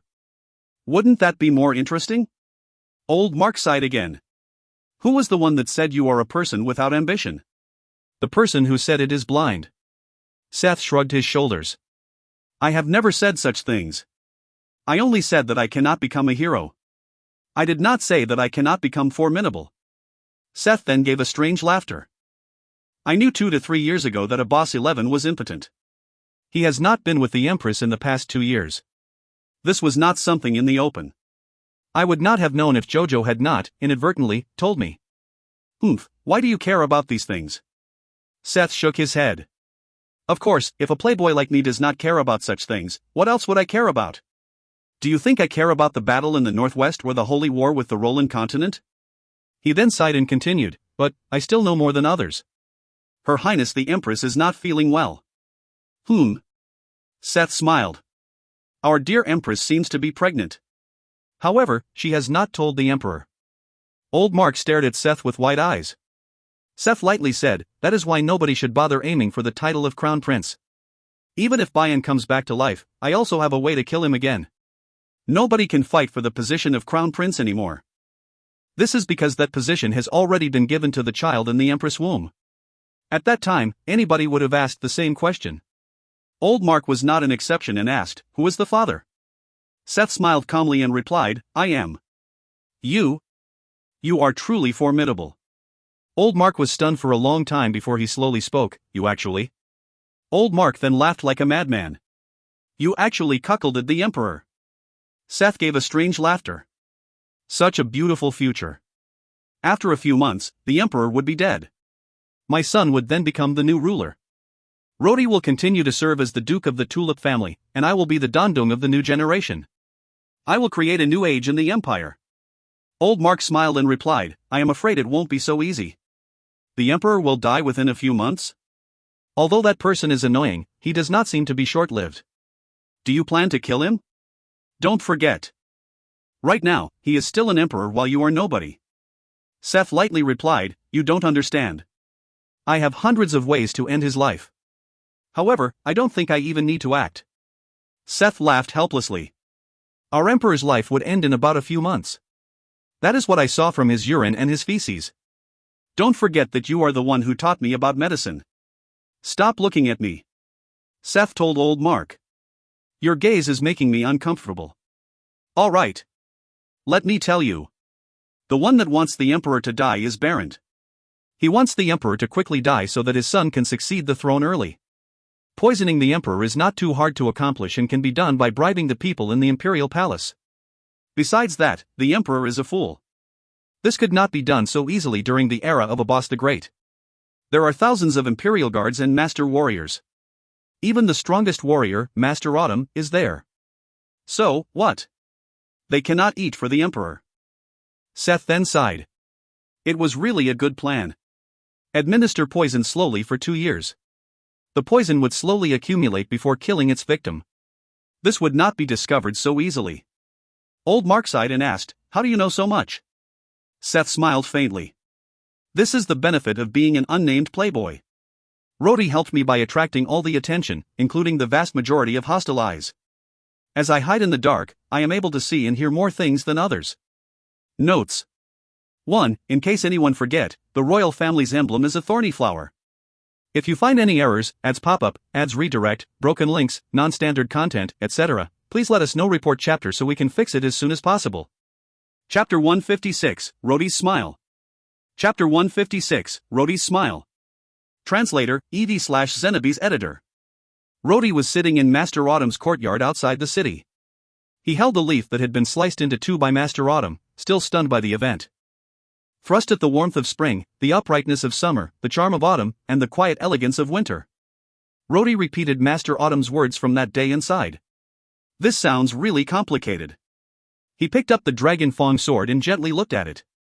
He then stood up, shouted lightly and slashed downwards.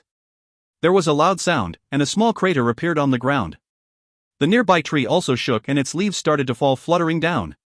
I still can't do it. Rhodey shook his head. Could it be that it is impossible to work with more power? He slowly stretched out his hands, caught a leaf with his fingers and tossed it out again. He then slashed at it quickly with the other hand.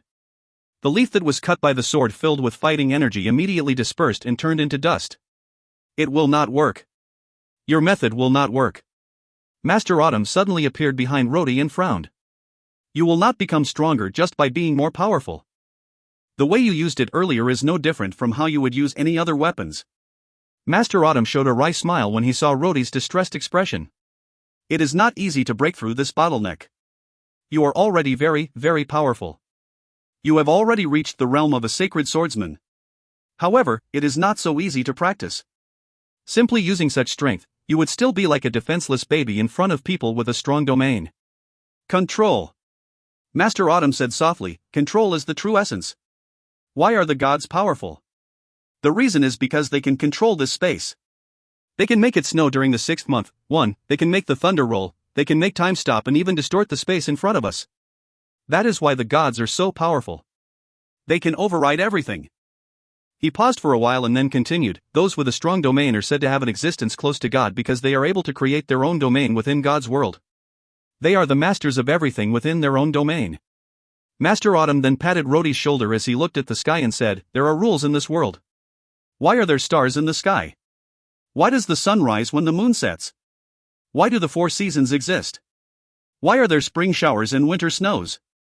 As long as you comprehend these rules, you can control everything in your hands. Rhodey seemed enlightened. He looked at his hands, then slowly raised them and murmured, comprehend. Yes. Master Autumn replied. I cannot teach you how to improve your strength. In fact, you are already very strong. However, you do not know how to control it. You do not know how to make your own rules. First, learn to control your own strength. After that, learn to control the things around you. Master Autumn picked up a withered branch. A brilliant light appeared in his hands. The withered branch suddenly sprouted buds that were green and full of life. Master Autumn had a glorious expression as he said, the moon rises after every sunset. Spring arrives after every winter. All of these repeat themselves. The only question is whether we could understand it. Rhodey slowly took the branch from Master Autumn's hands. However, the buds on the branch immediately withered in his hands. Rhodey suddenly realized something and looked at Master Autumn. You have already. Master Autumn smiled slightly and nodded his head. He then lightly said, I can tell you the reason. However, I cannot help you comprehend it. You have already rested here for a few days. I want you to follow me somewhere else today. Oh? Where are we going? We are going to the Imperial Palace. Master Autumn's voice sounded strange. It is time I let you know something. I do not have much time left. Rhodey frowned. Master Autumn, what are you talking about? Master Autumn shook his head and whispered, this is all my fault. The pitiful me of the past did not have enough courage. Later on, that me was still not brave enough. I watched her get hurt by 2 people. If only I had stopped at that time, she would not have to suffer. Had I done that, I would not need to watch her secretly shed tears every day. She is just a defenseless woman. I will not sit idly by and watch anyone hurt her. Not even that bastard. He looked at Rhodey and said softly. Today, I have already made a decision. I will take a friend with me and leave here forever. However, before that, I need to see and understand something. What is it? A woman in the Imperial Palace was speaking softly, I am worried. Why have you not come and visit me in such a long time? There is also Jojo. Where has she disappeared to? The woman's voice continued. His Majesty has been dispatching people to see me, but I hid from them. What are you going to do? Do you really want to see me die? A voice sighed and slowly replied. It is not easy to come in here. Don't worry. That man will die very soon. Our son will become the ruler of this continent. This world would change because of us. It is truly an interesting thing. The woman turned silent. However, a clear voice suddenly spoke out. He is deceiving you. Momentarily, the door was pushed open and a slender figure walked in. Seth frowned and whispered, Master Autumn. Master Autumn looked at the feeble Empress who was sitting behind Seth. His face had an agitated expression before looking back at Seth. Have you forgotten my warning years ago? His voice turned cold. I have warned you since the first time you privately met with the Empress. Don't think that I don't dare to kill you just because you are his son. Seth's expression remained unchanged as he said, Of course, you do. He then shook his head and continued, But you will not kill me.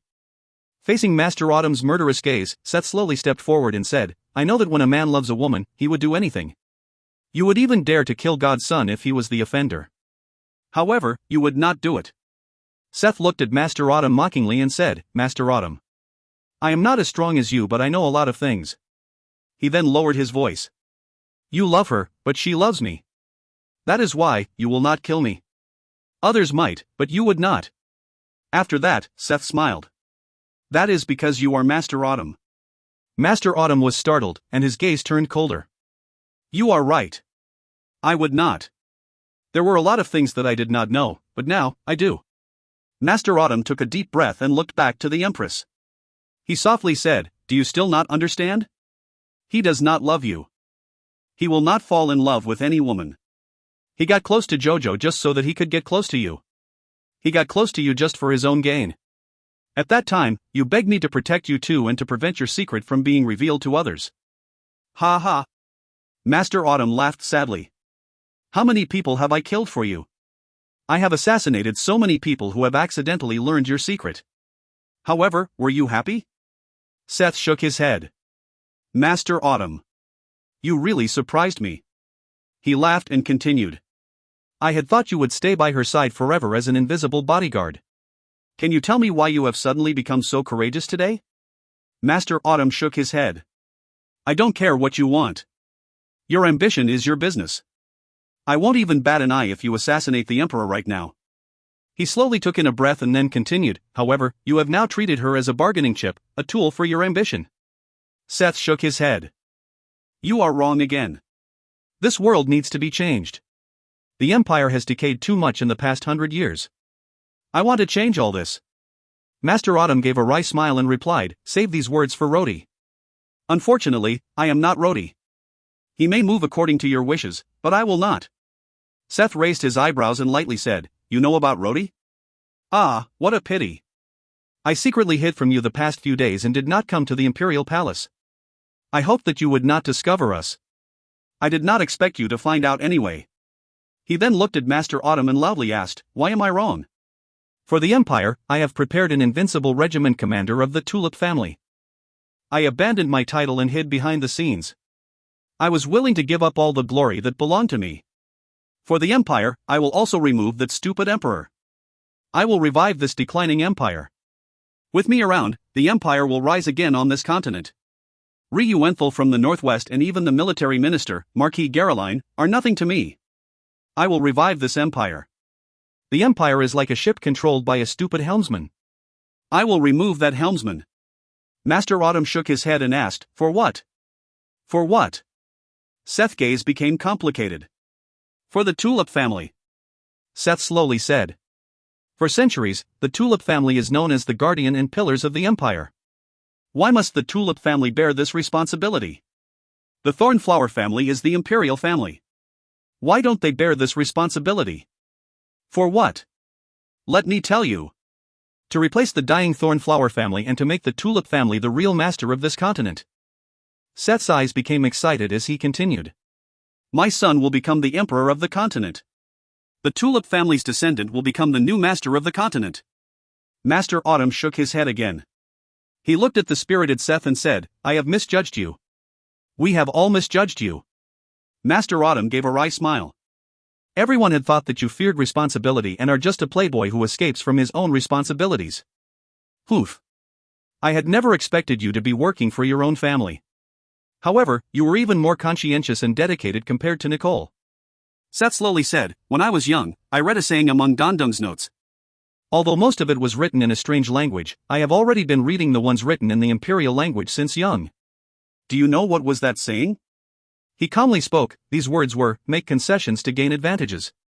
A new era will begin in my hands. The Empire will have an invincible regiment commander of the Tulip family. As for me, I will become a wise person like Dandong. Rhodey and I will create a brilliant era for the Empire. Master Autumn. Do you still think I am wrong? Master Autumn had a complicated expression. You are very strange. You look very ambitious, but you do not seem interested in the throne. You? Why are you doing this? Why did you do all of this? Seth laughed. There is no reason why. Seth showed an earnest gaze. This is all for the wonderful scene. I want to see what kind of era I could create. Tell me. Is that all for myself? Am I too selfish? Master Autumn nodded inside. I do not know how to describe you. You are despicable, crazy and shameless but still admirable. Seth bowed gently and elegantly as he said, thank you for the compliment. After that, he smiled and asked. Master Autumn. Do you still think that I am wrong? I need your strength. I need you to help me deal with those people from God's religion. I also need you to help me deal with the people on the northern continent. However, I do not believe that they are heathens. To begin with, I do not believe in gods. Master Autumn looked at Seth and lightly said, I will not. What? Seth frowned slightly. He then sighed with regret. Truly a pity. Fine. He then lightly said, in that case, Master Autumn. Tell me. Why did you look for me today? Are you going to kill me now? The Empress was trembling and crying behind Seth. Master Autumn felt his heart ache and whispered, I was wrong about you. I had thought that you were a person without ambition. I had thought that you would stay outside of this dispute and bless the two of you. Now, it is time to make up for my mistakes. Seth's expression did not change. He lightly said, oh? You have made up your mind? Then come and kill me. I will watch you do it. Master Autumn slowly walked forward and said softly, I will not kill you. However, I will not let you continue to use her as a tool. I will take her away.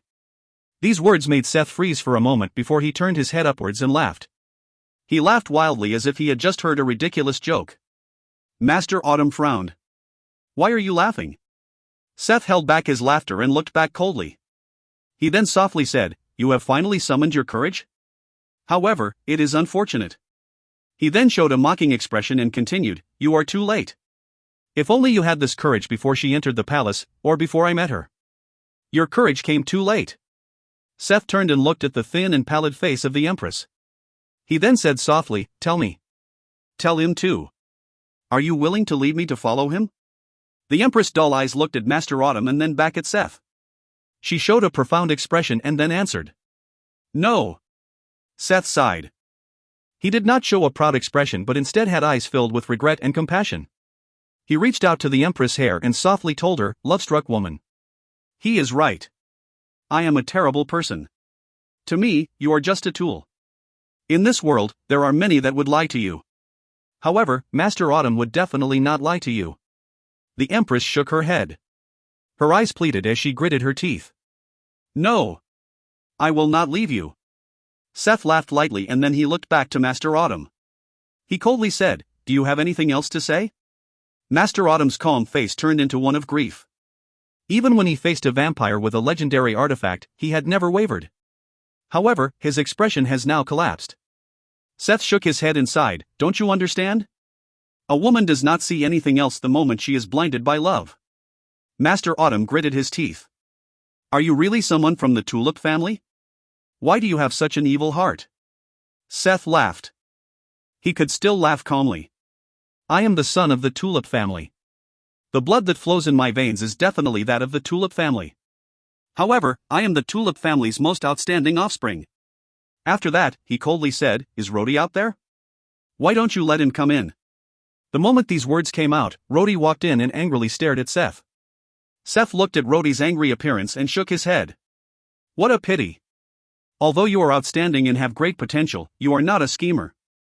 I have always thought that the mind was mightier than violence. That is why when I was young, I have considered being a wise person like Dandong instead of the invincible regiment commander of the Tulip family. Master Autumn gave a wry smile. The answer is obvious. Seth nodded his head and replied, yes. The answer is obvious. It is also more interesting to be a schemer than a hero. This is my choice.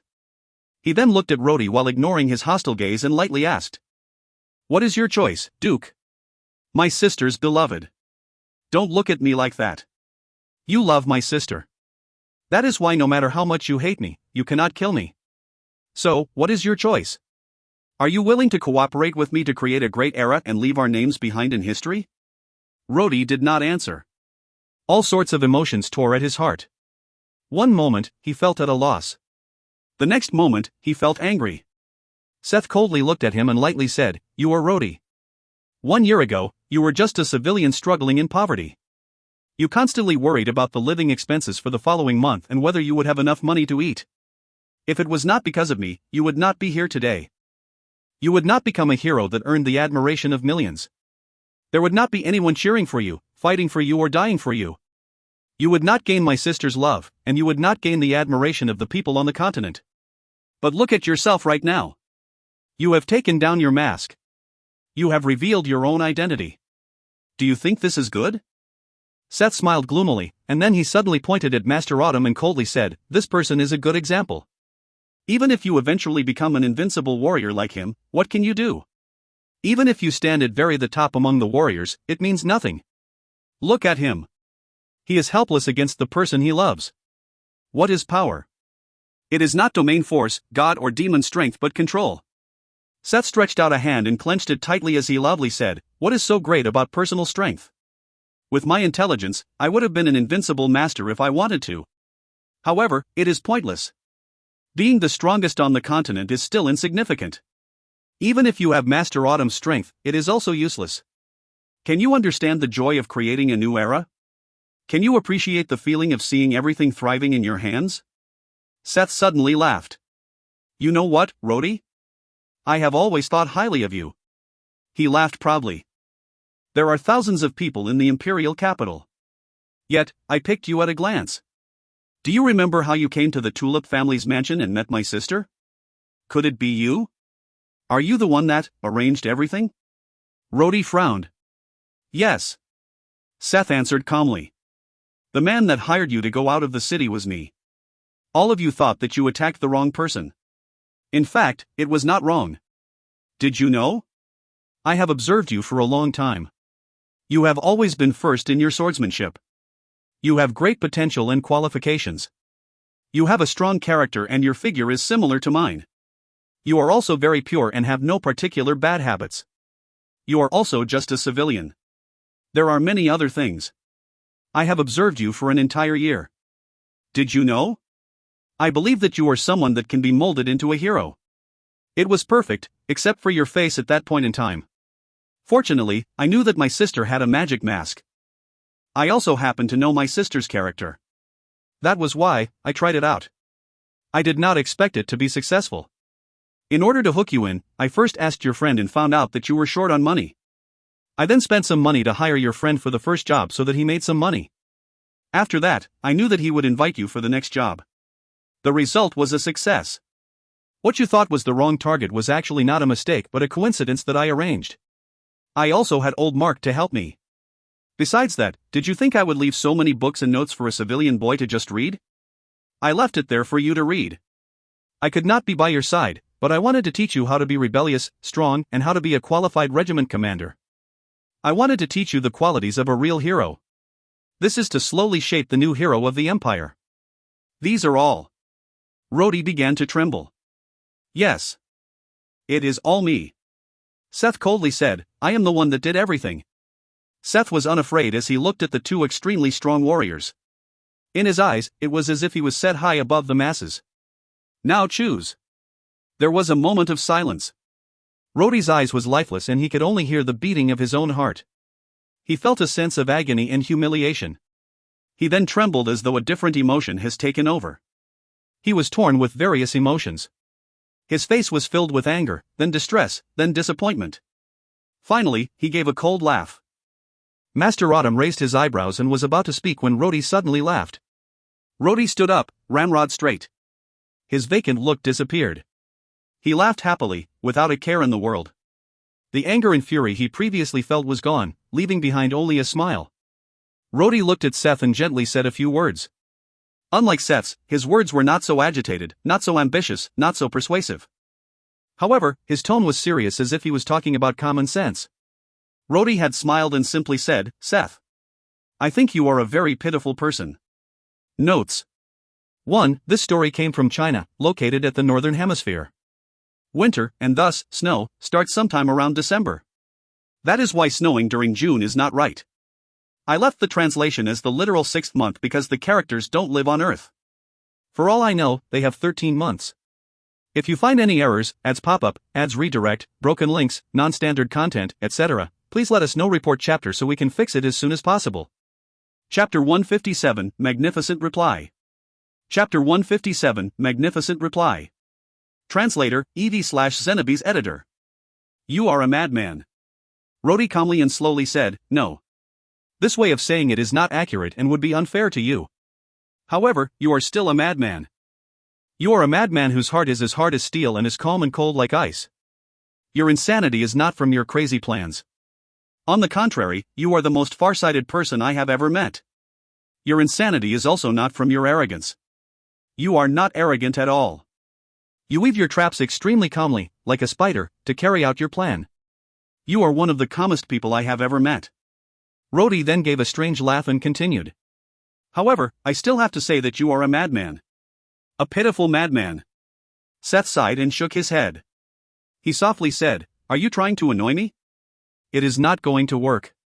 I will not get angry from that. Really? Rhodey smiled even more calmly. That means you are even more pitiful than I had thought.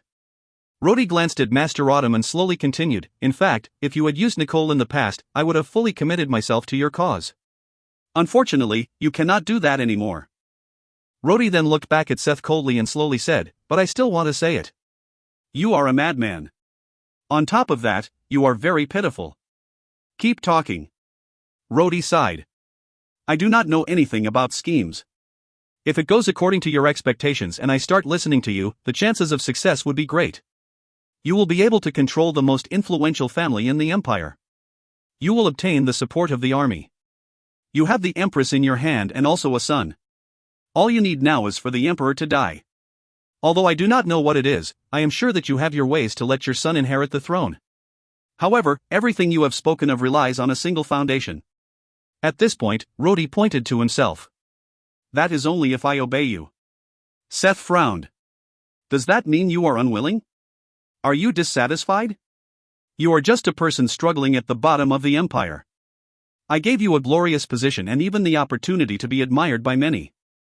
Feelings. Rhodey had suddenly interrupted him and coldly replied, Feelings. Seth. You misjudged human feelings. Your mistake is that you did not take feelings into account. In other words, you do not have feelings. Rhodey stepped forward and continued, Just now, you said that you would not get angry. However, it is not only anger. Your other human emotions are also missing. You do not know love, mercy, sadness, and even hatred. You only have your schemes in your head. That is why it may not be your fault. However, it became your biggest failure. As you do not have human emotions, your plan does not account for the feelings of others, especially mine. Rhodey spoke calmly, You are not wrong. I am just a humble person. In my opinion, my life's first priority was my survival. I do not have any requirements or expectations besides that. After that, the situation of my life suddenly changed. Following your scheming, I ended up in a different world. I was admired by countless people, but it also gave me a lot of pressure. Life in the army was very difficult. Not just hardship in life. I saw a lot of things that I had never imagined. Yes. I became the Duke of the Tulip family. I became a great regiment commander in the eyes of many. I took my sword and ignorantly entered the battlefield. At that time, I had learned that life is extremely fragile. The tender branches and flowering buds you see today may break or wither away tomorrow. I do not know how I survived those days. I have seen bright lives destroyed. The strong and upright bend and fall to dust. Some of these are due others' scheming, some are of their own doing. The loss of lives happens incessantly every day. I have also killed people. I have soaked in blood, but now, my heart no longer races from killing. I now feel that killing people is not scary. During those days, I do not know why I wanted to survive. I survive merely to stay alive. I survive to kill others who wanted to survive. Are these meaningful? Is it meaningful to stay alive? I was very confused. However, I finally understood it in the end. You are right. If I accept your instructions and cooperate with you, I will gain a lot of things that I would not have gotten as a civilian, such as glory, wealth, and attention. But, I would then become your puppet and just dance according to your instructions, reflecting on useless matters. Of course. You think that you are very smart. Thinking by itself may be normal for a smart person like you. As for me, I would not need to think. That is your thing. I would just need to become a tool that obey orders. Rhodey then had an expression filled with magnanimous radiance and slowly said, to some extent, I would like to thank you. Thank you, Seth. You have sent me to the battlefield, to hell, and also to paradise. I have seen blood and death. I have seen people bleed and turn into cold corpses. Therefore, I have changed. Even though it sounds ridiculous, I now understand things that you cannot understand. I now understand a lot of things that you should have been able to comprehend. The color of Seth's face finally started to change. He frowned and asked, understand what? Rhodey took a deep breath and replied, the meaning of the Tulip family. I understand the reason I fight. It is not so that I could survive. I kill others not for survival but for honor. The greatest thing in the world that must not be tarnished. The greatness of the Tulip family lies in its honor. The reason the Tulip family is admired is because of honor. It is not. Rhodey's expression gradually sank, these despicable and shameful schemes. Before Seth could reply, Rhodey shook his head and laughed bitterly. Is it strange? I am just an outsider. You are the real heir of the Tulip family. However, here I am, telling you the true meaning of the Tulip family. I can even tell you that you are wrong and I am right. Like the others, I have also misjudged you. I thought that you were someone who did not care about your family. But now, I found out that you are a madman trying to revive your family in your own way. However, your method is crazy. It is so crazy that you are now destroying your own family. The Tulip family's banner is admired by others precisely because it is willing to become the pillar that supports the empire for hundreds of years. It is like a strong city wall, a resonant horn, and the sword in the hands of the soldiers. It can be anything, but it cannot become king in ambition. The greatness of the Tulip family was forged from iron and blood under the sun. It is not from political schemes. Rhodey smiled happily and calmly. His eyes were clear, with not a hint of doubt. After understanding these, do you think I would still do your bidding? He lightly continued, the Tulip family's banner can only fly above our troops, fluttering in the hands of our warriors, above the fortress of our formidable enemies, definitely not in the palace. The Tulips are fearless warriors, not kings. After that, Rhodey looked at Seth and lightly said, this is something that a person who only hides in the dark will never understand. He then showed a look of contempt and coldly continued, those who stand in the shadows will never understand the meaning of the sun. Seth's expression finally changed. He looked at Rhodey in disbelief. It was as if he could no longer recognize the person in front of him. Is this person that silly boy? Is he the same person that is usually manipulated by others? Is he the same person that usually did not have his own opinion? Are you surprised? Rhodey asked lightly. I am sure that I am not as smart as you. I will never be able to hatch such a big scheme in my life. I will also never be able to figure out a lot of complicated stuff. However, I know that you are now trampling on us. I do not know if the scene you describe is good or bad. I also do not know whether it is right to refuse to cooperate with you. However, I know that you are now trampling on others. You are trampling on me and also human feelings. Rhodey gradually clenched his fist and started to look murderous. I am not like you. It seems you do not have any human feelings. You would not become angry. But I do. After being fooled by you for such a long time, I now feel extremely angry. Do you know what I wish to do the most right now? Rhodey then gritted his teeth and continued, the thing I want to do the most right now is to punch you in the nose. I want to see if you can still maintain that heartless smile. Seth sighed and shook his head. He then laughed lightly and elegantly. If it is just like what you said, do you think I should admit defeat? Do you think I should admit defeat since you refuse to cooperate with me? He looked at murderous Rhodey and smiled. I really misjudged you. Are you really that Rhodey? Why did you suddenly become so assertive? How did such a simple-minded person suddenly come up with such a magnificent argument? He then said softly, what did you say earlier? The branches and flowers you see today may break or wither away the next. Seth then frowned and looked at Rhodey. Why would you not listen to me? Why do you not want to cooperate with me to create that wonderful scene? Sigh. It is such an interesting thing. As long as you nod your head, we can recreate a great era like that of the late Duke of the Tulip family and the Sage Dundon. Isn't it tempting at all? Yes. Rhodey admitted. It is tempting. I admit that I was tempted by you, but now I understand that it is just a falsehood. Falsehood? Rhodey nodded. Falsehood. The truth is that there is a poor woman crying in misery in front of me. The truth is that I thought I was doing something very serious, respectful, and great. However, I found out I was just manipulated by you, and everything is a joke. The truth is that a madman is daydreaming. All right. Seth nodded listlessly. Since you refuse to cooperate with me, I have to give up. He showed a strange gaze and then he slowly said something that made Rhodey and Master Autumn surprised. The schemer had said, I admit defeat. What? Rhodey was stunned. Seth smiled and repeated. I said I admit defeat. You all don't believe me? He then laughed at himself. What do you think I should do now? If you all turn hostile, I would not be able to defeat you. Run away and start scheming in the dark to compete with you? That is not my style. Perhaps my biggest mistake is you, Rhodey. I am really shocked. Did I pick the wrong person? He shook his head. However, I always think that I did not pick the wrong person. Why? You have obviously ruined my plans, but why do I still feel like I did not pick the wrong person? He suddenly patted his clothes and stretched his waist. He then lightly said, Master Autumn. Let me warn you. The Pope has already learned of your secret. This is something you have to deal with on your own. Also, Rhodey, you are the most interesting person I have ever met. Could it be that only a simple-minded person would understand those things? He then looked at the Empress behind him and walked over. He gently kissed her hair and lightly said, I have no regrets in my heart.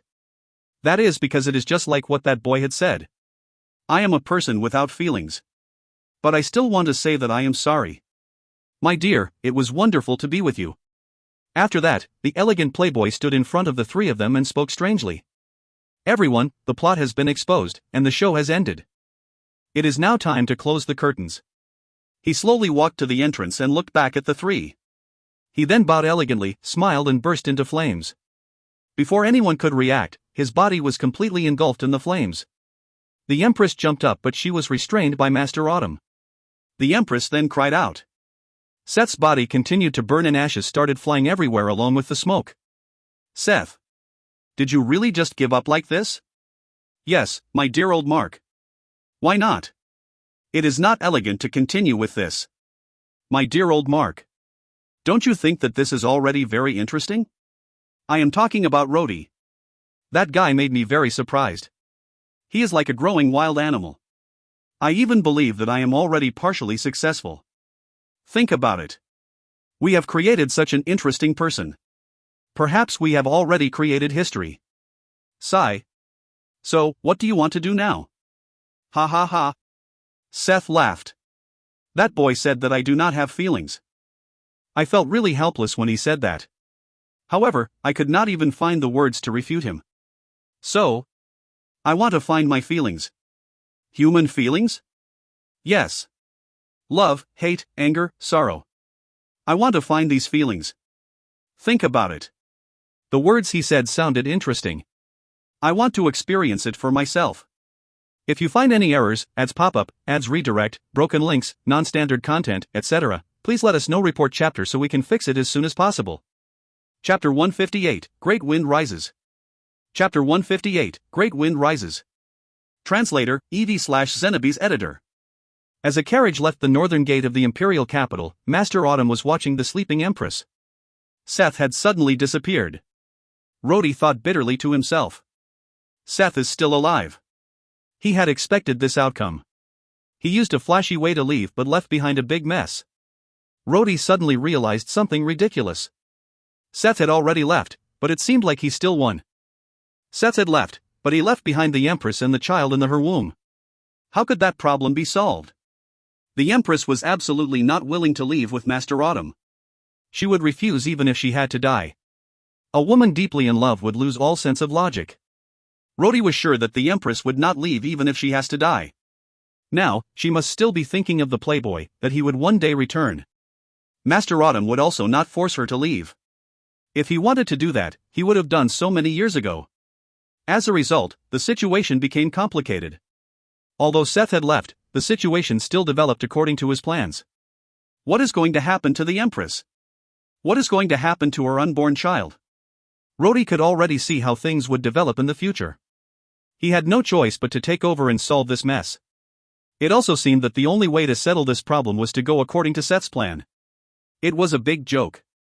It was as if he had just swung his hand in a full circle to slap himself in the face. Rhodey felt depressed when he remembered Seth's mocking smile before he disappeared. When the Empress woke up, she coldly looked at Master Autumn. Her eyes undoubtedly showed deep hatred and seemed to say, "You forced him to leave." Master Autumn was very powerful, but at the same time, he was very weak. Finally, the Empress called Rhodey to her side and whispered something. Her words made Rhodey smile wryly. The Empress said, "Seth told me that the Emperor is dying." After leaving the Imperial Palace, Rhodey suddenly remembered someone. This person might be able to help him solve all these problems? Some of the things that Seth said was right. Rhodey was not good at all those crafty plots. His mind just did not work that way. As a result, Rhodey explained a little to Master Autumn. He then quietly left the Imperial Palace and went towards the Tulip family's mansion. There were many people outside the Duke's mansion as compared to the past. Since the Prince's mansion was attacked, all the other noble families had stepped up the defenses. Security soldiers patrol all over the place and even some streets were blocked from being used by the public. However, at that moment, Rhodey's strength was different. Even though there were many guards on patrol, he was still able to easily sneak into the mansion. He did not go and find Nicole. He was anxious. He directly went into the small and quiet courtyard in the mansion. He avoided the guards inside the mansion and went to the small courtyard, which was usually quiet. After that, he opened the door to the laboratory and impatiently whispered, "Andy, come out." He took one glance at the corner where the skeleton used to be and found that the place was empty. Andy was gone, and even the skeleton was gone. Rhodey was extremely alarmed. All this time, he had relied on Andy's advice whenever he could not solve a problem. In a sense, Andy could be considered his teacher. Unfortunately, he could not contact Andy after converting the dragon. At the moment, he had come back in high hopes only to find that Andy had gone missing. Nicole was feeling uneasy the past few days. There were a lot of things happening in the Imperial capital. There was an uproar in the Imperial capital. News had continued to come in. The Prince's mansion had been destroyed and a vampire had appeared in the Imperial capital. The guards at home had stepped up the defenses, but Nicole continued to stay in her room. When the news of the Emperor proposing to her first arrived, many people visited the mansion to congratulate her. However, soon none of them dared to say the word congratulations to her. They all knew that Miss Nicole disliked the proposal. In fact, she was absolutely disgusted. Sigh. Nicole looked at her slightly haggard face in the mirror and shook her head. "Nicole, aren't you trying to revive the family? Why did you refuse the Emperor's proposal? Are you a smart person or a fool?" Just as soon as she said that, she heard a voice reply, "You are a fool. However, you are the most beautiful fool in the world." Nicole jumped when she heard the familiar voice. She then turned around to see the figure with the familiar voice standing at the window. The window that was originally closed was now half open. That person was standing next to a curtain and showed a wry smile. He looked at her with tender eyes. Nicole took a deep breath and was panic-stricken. She looked again at the familiar face for a while before she exclaimed, "You are Rhodey." Rhodey smiled and replied, "It is me. I am back." Nicole dropped the comb in her hand and stood up. She was stunned as she looked at Rhodey and murmured, "Your face. You took off the mask. How did you take off the mask? Also, how did you come back? You..." Before she could finish, Rhodey had already taken a large step forward and clung to Nicole. He hugged her tightly in his arms and whispered, "Whatever the case, I have returned. Nobody else would be allowed to take you away." Nicole looked like she had no energy to resist. She tightly clung onto Rhodey. As they tightly embraced each other, Rhodey felt excited. He lowered his head and tried to kiss Nicole. However, Nicole suddenly pushed him away. Nicole had finally reacted as she looked at Rhodey and asked, "Are you crazy? How can you remove the mask? How did you manage to remove the mask? And you? How did you suddenly come back? Do you know the consequences of doing so?" Rhodey wanted to reply, but Nicole did not give him the chance to speak. I know you are worried about me. However, I have already rejected the Emperor's proposal. I will be fine. The Emperor cannot force me to enter the Imperial Palace. However, do you know how much trouble there would be because you desperately returned like this? Rhodey's eyes looked helpless. He gently sighed and whispered, Trouble? Nicole. I am afraid there is a really big trouble. I met Seth. After about 2 hours, all the patrolling guards suddenly heard Miss Nicole shouted loudly from upstairs. What? Nicole stared at Rhodey with wide eyes. Fortunately, she instinctively covered her mouth the moment she shouted. Her expression then turned gloomy and angry. She trembled as she said, That bastard. Is he crazy? There was a knock on the door from outside, and a guard loudly asked, Miss, are you all right? Nicole was still angry and immediately shouted, Why are you shouting? All of you go back down. I am all right.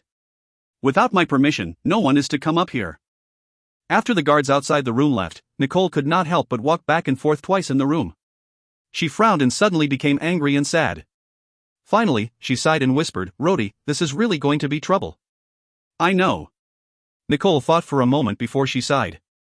But it looks like the only way is to go according to Seth's plans. He also said the Emperor would die. What does he mean? Rhodey shook his head. I don't know. You do not know what he meant? Nicole frowned. However, the moment she finished speaking, a guard called from outside. Miss Nicole, the commander of the Imperial Guards, Gordon has arrived. He requested to see you immediately. Nicole looked at Rhodey and thought for a moment. She then replied, All right, tell Commander Gordon to wait for me in the hall. Before she could finish, Gordon's anxious voice was heard, Miss Nicole, I am already here. May I enter? This is urgent. Nicole froze for a moment and then gave Rhodey a meaningful glance. Rhodey immediately went behind the screen used for changing clothes. Nicole then took a deep breath and said, Commander Gordon, please come in. The door opened, and the heavily armed Gordon walked in. First, he turned around to close the door. He then knelt on one knee. He looked serious and whispered anxiously, Miss Nicole, sorry for barging into your room. However, the situation is urgent. I also came here secretly. That is why, I cannot. Please speak, Commander Gordon. Nicole replied calmly. Gordon's voice was not loud but it was very clear. Just about 2 hours ago, His Majesty the Emperor had suddenly fainted. The chief magician and the medical officer, after checking, said. What did they say? They said that His Majesty only has a few days left to live. What? Nicole jumped as she looked at Gordon. Gordon whispered, I had only just learned of this and immediately came here to tell you. Miss. Gordon hesitated for a moment and then said, His Majesty is in such a state, but he did not leave behind a crown prince. Now, the imperial capital is in a complicated situation. The Tulip family should start making some preparations. Every time the one holding the imperial power is replaced, the situation becomes like crossing a ravine on a thin wire. At this moment, the Duke of the Tulip family is not in the imperial capital, so I can only report this to you. Nicole's eyes flashed as she thought to herself for a moment. She then whispered, Thank you, Commander Gordon. She then loudly said, Come, prepare the carriage. I am going to the imperial palace. Gordon was surprised and loudly asked, Miss, you are going to the palace right now? Now. Nicole shook her head. Her eyes looked strange as she lightly said, I want to meet Her Highness the Empress. She paused for a moment and then suddenly said, Commander Gordon, please go out, first. I wish to change my clothes. In an imperial manor on the outskirts of the city, Prince Barend was gloomily cleaning a dagger. His face was reflected on the cold blade of the dagger. A trace of grief could be seen in the eyes of the serious-looking middle-aged man. Suddenly, a flutter could be heard from the windows, and a pigeon flew in from outside. Prince Barend caught the pigeon and then untied the thread tying a slip of paper to the pigeon's legs. After that, he took a look at the message. His expression changed and his eyes turned complicated. After that, his eyes turned bright, and he sneered. He is going to die. He is actually going to die now. Prince Barend smiled bitterly. He is actually going to die now. He suddenly threw the paper in his hand, onto the ground and hatefully shouted, Why? Why did my entire plan go smoothly but my son is dead? After taking in a few breaths, he gradually calmed down. He picked up the paper from the ground and read it again. He then laughed madly. Ha ha ha. He is dying soon. Then I will become emperor. I am the emperor. He laughed so hard that tears started to flow out. After he calmed down, he took a deep breath and shouted, "Come." Prince Baron looked at his subordinates that came in and said, "Dispatch people to the Central Cavalry. Summon Regiment Commander Barry to come and see me." Prince Baron sneered, and his eyes were fierce. His subordinates could not help but feel surprised when they look at him. Prince Baron's expression sank and was about to say something when another pigeon flew in through the window. Prince Baron quickly walked to the pigeon and took the paper containing the message from the pigeon's leg. He frowned and said, "What other news could there be?" The moment he glanced at the paper, his eyes turned wide and he suddenly shouted, "What happened? How could this be? She is actually pregnant." Inside the mansion of the military minister, Marquis Geraldine of the Lionheart family. The old Marquis stood in front of the door. He had just learned of the news that His Majesty was dying and was currently unconscious. When he learned of this, his eyes trembled slightly, and he immediately gave an order to his trusted subordinate. "Go to the Northern Legion immediately and tell Milo this news. Tell him to organize the soldiers and then wait for my message. Tell him to be prepared, but he must wait for my message. He is not allowed to act rashly without any instruction from me." Now that His Majesty the Emperor is about to die, the person to inherit throne would be Prince Baron. We were on bad terms as I was His Majesty's trusted confidant. When he succeeds the throne, that is going to be very bad for me. Tell Milo to be prepared for any unexpected circumstances. After giving the order, the old Marquis sighed and murmured, "It is time for the person with the imperial power to change again. This really makes people become jumpy. If that Baron wants to make a move against the Lionheart family, he better not forget that we still have control of the Northern Legion of the Empire." Marquis Geraldine was then escorted by the guards out of the mansion and was about to get on the carriage. Suddenly, a horse rushed through the streets and stopped in front of the Marquis mansion. The attendant wearing the uniform of the Imperial Palace then immediately jumped off the horse. Marquis Geraldine realized that something was strange and told the guards not to stop the man. He whispered, "Why did you come here personally? I have already received your message." The man quickly walked to Marquis Geraldine's side and whispered something into his ear. The sly, old fox had managed to keep calm when he had heard the news that the Emperor was dying. However, the moment he heard those words, his facial muscles trembled before he shouted, "We are not going to the Imperial Palace anymore." Marquis Geraldine looked at the guard's stunned expression. He gloomily and faintly said, "We are leaving the city. We are going to Prince Baron's mansion." After Geraldine said that, he boarded the carriage and gloomily sat in there. He thought of those words spoken by the planted agent from the Imperial Palace. Her Highness the Empress is pregnant. The chief medical officer confirmed it. Now, Miss Nicole of the Tulip family is together with Her Highness the Empress. In view of the current situation, Her Highness the Empress had given the order in the name of His Majesty the Emperor to recall the Duke of the Tulip family. This order had been approved by His Majesty's two uncles. The old Marquis gloomily gritted his teeth. Tulip family. A horse quickly rushed in through the east gate of the imperial capital. However, it was not stopped by the defenders of the city as the person on the horse held the command token of the imperial family. The horse rode quickly towards where the central cavalry was stationed. A horse also left the imperial capital using the north gate. He headed north using the main road. The knight riding the horse looked serious, because he was acting on an order from Marquis Geraldine. In the south, about 10 miles away from the imperial capital, a dark horse was also riding quickly. If Sieg or Gordon had seen that horse, they would be very surprised. That was because that was the black horse, Gurus, which the late Duke of the Tulip family had ridden for many years. The horse was taller and more majestic compared to ordinary horses. Its limbs were strong and its muscles powerful. The blue hair of the cavalryman fluttered in the wind and he had a resolute expression. He assumed the standard posture for a cavalry charge to reduce the consumption of physical strength as much as possible. That was because he knew that the journey would be very long. Rhodey was heading south. His destination was the Purple Leaf City. He could clearly remember Nicole's words. "Rhodey, the situation now is really dangerous. You have to return to the south immediately and recall the Wolf-Fang as quickly as possible. At the same time, please get Regiment Commander Camus to gather his Southern Army Corps and return to the imperial capital. I have the written order here signed personally by Her Highness the Empress." Although Her Highness does not actually have the authority to do this, the situation now is urgent. If you tell Commander Camus the situation in the imperial capital, he should understand. If he does not understand, you must persuade him. Master Autumn is here in the imperial capital. You do not have to worry about our safety. Rhodey, originally, did not want to leave the imperial capital, but Nicole's words helped him come to a decision. Nicole said, Rhodey. Seth can be considered to have betrayed the Empire and the Tulip family. You are the only one left that I can depend on. If the Emperor dies and Prince Baron learns that the Empress is pregnant, he would start a coup. During a coup, military power is needed. The Tulip family has deep connection with the military. When the Emperor is dead, who do you think the army would follow? They would know the moment they see the banners. Is it a coup? Rhodey sneered.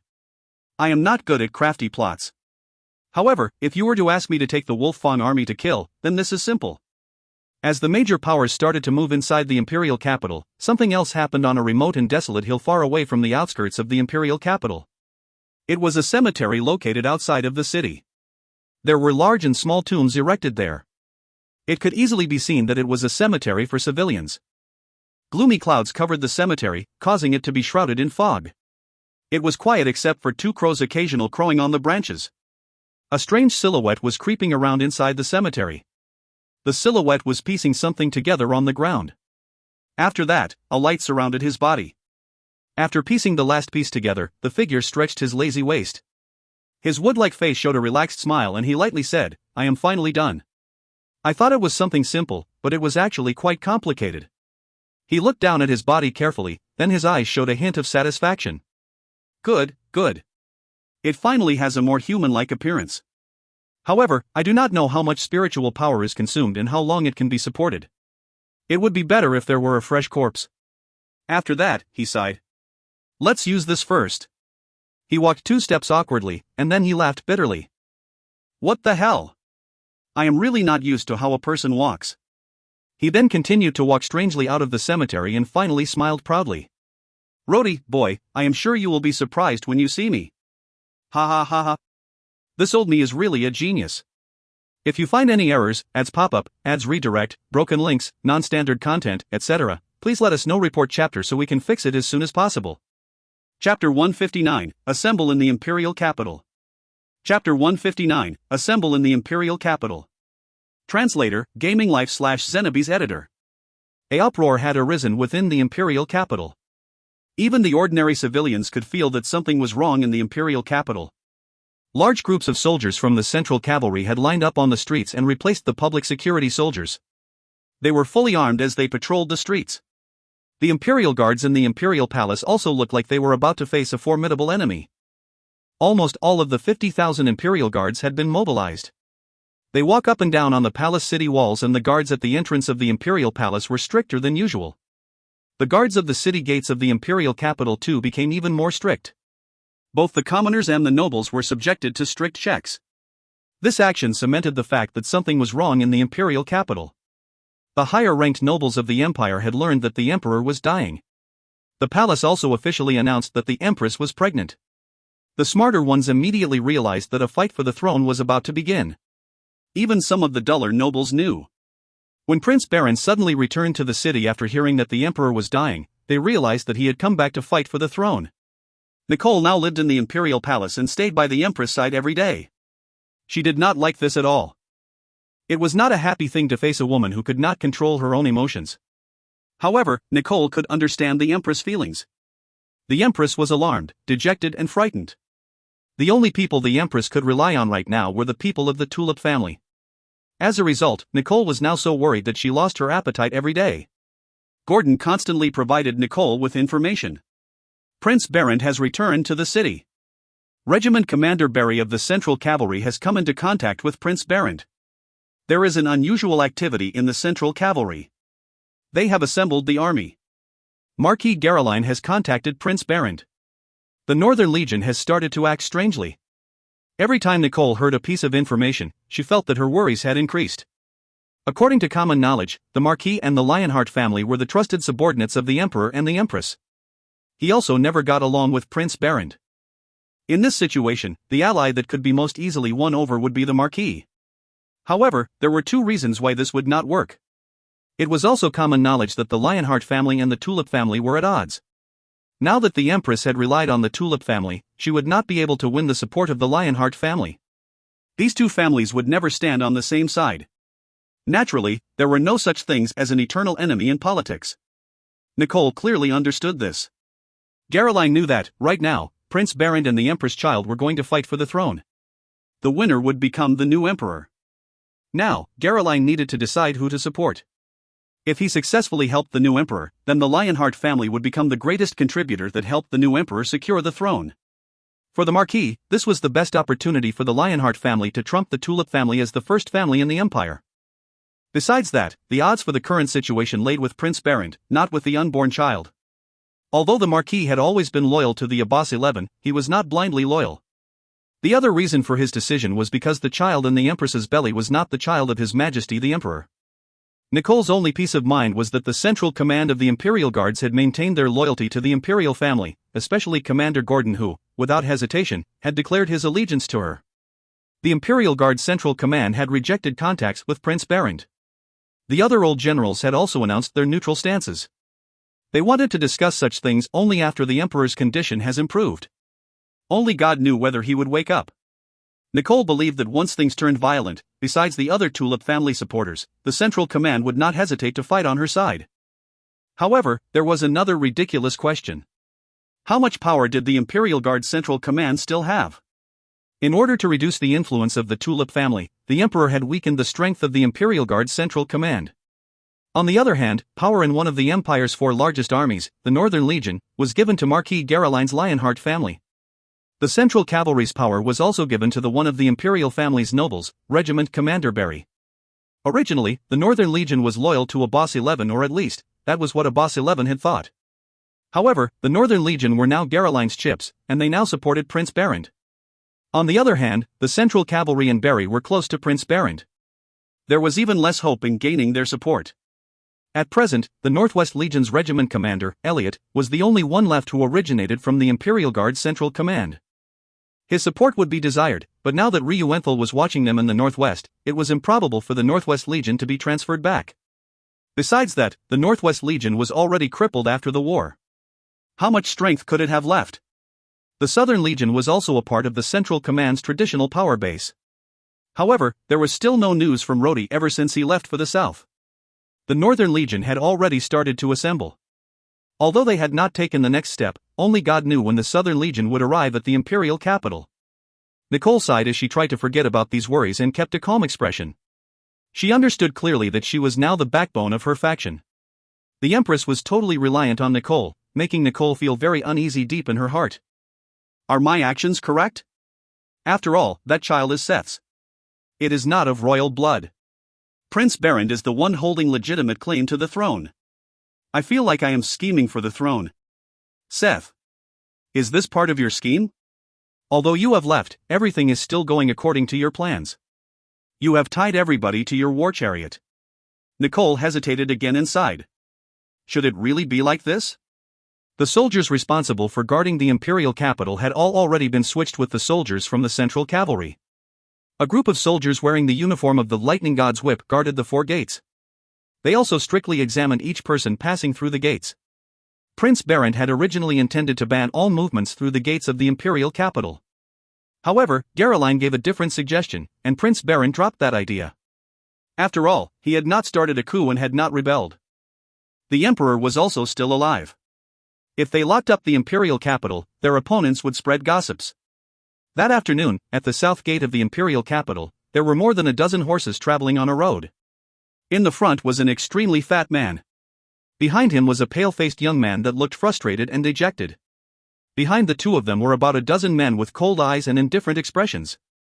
The fat man looked at the distant city wall and then turned back to look at the pale young man. Little bat, is that the Imperial capital?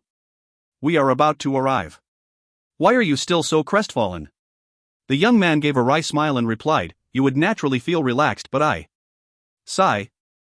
did so many things for you and am already considered a traitor to Master Sameo. If I get caught, well, do you even know what the punishment would be for us vampires? The fat man raised his eyebrows and said, I want to see who is so bold. Right now, you are one of my followers. Who would dare to harm you? He then looked at the city walls and laughed. I wonder what that Rhodey is currently doing. Is he locked in Nicole's embrace, kissing? Sigh. That boy looks honest, but he is also quite a playboy. A few days ago, he sent a woman to me. How annoying. If it was not because I glared angrily at her and sent her on her way, I do not even know when I would reach the imperial capital. The fat man then looked at the young man again and shouted, "Tell me. What about that boy Dark? When will he recover?" The young man rolled his eyes and replied, "He would recover in about 17 or 18 days. The fat man felt relieved and said, "That's good. I hope Dark stays that way for a few more days. That way, he can delay those two troublesome women." He looked at the city walls again and laughed. "I wonder if the imperial palace is really interesting. If the emperor dares to attack Roti, I would really burn the palace down. Ha ha ha. Taking a dozen vampires to attack the palace would certainly be interesting."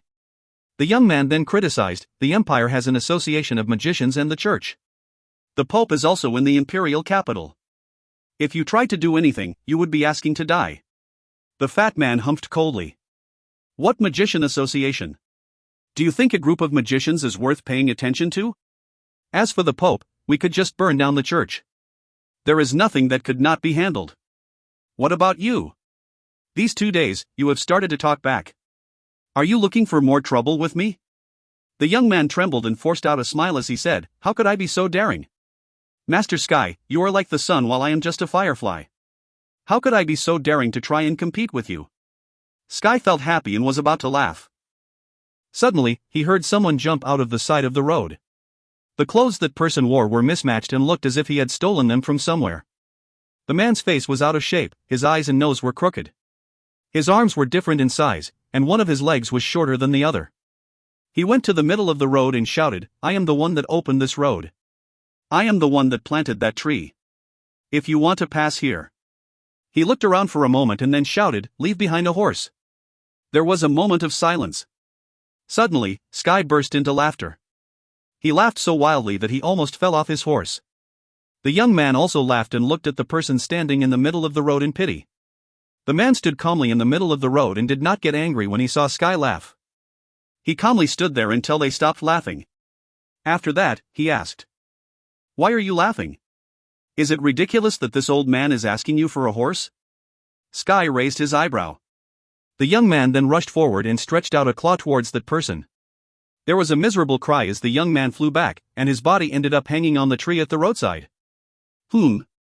Sky's eyes gleamed. He showed a strange expression and stared at the person obstructing the road. He could not help but comment, "A little robber like you actually have some ability." The man pursed his lips for a moment and then he laughed. "In that case, give me a horse. Or at least, let me ride with you." Sky's eyes opened wide as he held back his laughter. "What did you say?" The man sighed and loudly replied, "The gates to the imperial capital are strictly guarded. I cannot fly around during the day and the guards also would not let me in with my current appearance. That is why I am asking you for help." He then whimpered and just sat on the floor, with a posture that seems to say, "If you don't agree then you cannot pass." Sky rubbed his nose hard. He then laughed and said, "I can see that you are quite skilled. Even if the gate is blocked, I am sure that you could fly in or break your way in anyway." The man rolled his eyes and looked at Sky as if he was talking to an idiot. He then spoke in strange voice, "Don't you know that the guards are more strict in the imperial capital right now? It is said that vampires had attacked the imperial capital a few days ago. Now the church have dispatched a lot of magicians to patrol the town. Fly in? The moment you start flying, you would be surrounded by magicians. It is not hard to get into the city, but it would create an uproar. Why would I do that?" After that the man whispered to himself, "Are the people with strong domains all brainless?" Sky's eyes grew wide. "What did you say?" The man laughed again. "Guys, lend me a horse and let me follow you into the city. It would be beneficial for all of us." Skies was getting more and more curious. He was itching to beat up the man in front of him. "Should I let you live now that you try to rob me?" However, this person's mysterious and strange ways made Sky extremely curious. Sky's curiosity was his most important desire. It was also his biggest weakness. "Fine." The fat man finally gritted his teeth and waved his hand. "I will give you a horse and let you follow us into the city. I want to see what other tricks you have. The weirder it is, the more interested I am." Hearing this, the man on the ground laughed. He then jumped up and immediately sat on the pale young man's horse. Sky then looked at the young man hanging on the tree and shouted, "Little bat! Quickly catch up with us if you are not dead. If you are late, I am going to punish you. After that, the horses resumed their journey to the imperial capital. The weird man sat on his horse behind Sky. That person sighed and said, "How interesting. A fat person with an funny mind but a strong domain. What happened in the imperial capital? Sigh, Rhodey. Why have you not shown up? This old man is going to give you a surprise." Master Autumn was outside the hall calmly looking at the clouds. Although he looked calm, his heart was in a turmoil. In the past few days, he did not even dare to look at the Empress. He felt distressed every time he saw the Empress' resentful expression. At some point in time, Nicole looked at Master Autumn's back inside. Master Autumn suddenly turned and smiled. He then asked, "Miss Nicole, why are you sighing?" Nicole's charming face showed a trace of sadness. She whispered, "Master Autumn, I know you feel bitter. You have chased Seth away for Her Highness' benefit. However, you must know that Her Highness does not really hate you. A woman in love cannot be reasoned with." Master Autumn shook his head and lightly replied, "I know. I know about this. I am not upset because of her. I am upset because of myself." "Yourself?" "Yes." Master Autumn looked at the sky and smiled bitterly. "I was laughing at myself. I have mastered the sword and reached the apex of warriors. I have reached a place others could only dream about. The world is big, I could go anywhere. However, I continue to keep watching over her, here, in the Imperial Palace. Don't you think that it is just sad? So what if I have exceptional power and strength? People's feelings are fragile. Even if you could control the world, you cannot control your own heart." Nicole was silent. She followed Master Autumn's gaze and looked at the clouds helplessly. She then remembered the present situation. Would things really go according to Seth's scheme? At that moment, the sound of hurried footsteps came from behind her.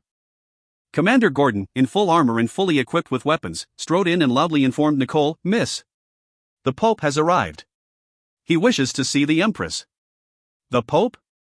Nicole frowned. "What is he doing here? Could it be that the Pope, who never had any interest in imperial powers, now also want to fight for the throne?" She looked at Master Autumn silently, and then she immediately told Gordon to leave. A bitter smile appeared at the corner of Master Autumn's lips. He suddenly remembered what Seth had said before he disappeared. "Master Autumn, I want to warn you that the Pope has long known of your secret." Master Autumn sighed and smiled. "He already knew?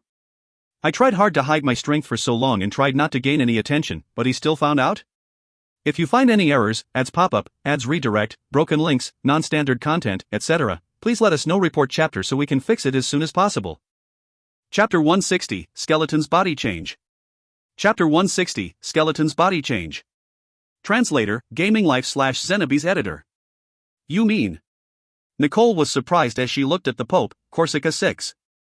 She could not help but glance back at the Empress. The white-robed Corsica 6 smiled faintly as he gently held his staff. Although he was just standing there, it was as if he was looking down at the two women. He lightly said, "You did not hear wrongly. I came here to send my regards to the Empress as the representative of Church of the Radiant Empire. I came to wish Her Highness the Empress good health and to wish prosperity and good luck to the future Emperor." Nicole exclaimed, "Your Excellency. Does that mean you are willing to stand by the side of Her Highness the Empress?" Corsica 6 smiled meaningfully and then said, "The God's religion does not interfere with the Empire's imperial monarchy. We are just a group of believers of God. We would not sit by idly if there was anyone that defied God's will or overturned God's authority." Nicole took a deep breath and asked, "Your Excellency, are you saying that Prince Barent?" However, Corsica 6 no longer spoke. He just looked at the Empress and then nodded his head. After that, he turned away and left. The Empress was surprised. She looked at Nicole and whispered, "Miss Nicole, would the Pope really support us?" Nicole thought for a moment and then replied, "Your Highness, we can believe in the Pope's words. However, we must still take precaution." Nicole looked at the Empress' dazed expression and sighed. She then whispered, "You should know about the gods at the northern continent. In the northern continent, the gods' religion had higher authority than the kings from all the countries there. This was because the northern Roland continent did not have a strong central power. On the other hand, the strong Radiant Empire existed on the Radiant continent. The imperial power and the religious power were equally matched, and neither was stronger than the other. Could it be that?" Nicole nodded her head and said softly, "The gods' religion constantly say that the people of the northern continent are heathens. However, they are actually jealous of the power held by the churches in the northern continent. Now, there is a struggle for the throne. The monarchy is currently at its weakest. If the church wants to expand their influence, there is no better time than now. Prince Berend is an ambitious and strong character. If he succeeds, he would not be manipulated by the church. On the other hand, if your son were to become the emperor, the young child would be easily manipulated. At that time, Prince Berend was in Marquis Geroline's mansion. Geroline calmly said, "Your Highness. You must keep calm. It is all right even if the Pope had met with the Empress. The church doesn't normally interfere in the fight for the throne. They would not have an excuse to give their support now. As long as you insist on the inheritance, the Pope would not be able to summon the flame warriors against us recklessly. Their support is just to gain an advantage." Prince Berend nodded. Unfortunately, Master Autumn constantly guards the imperial palace. Otherwise, we could just assassinate the Empress, and all our problems would be solved.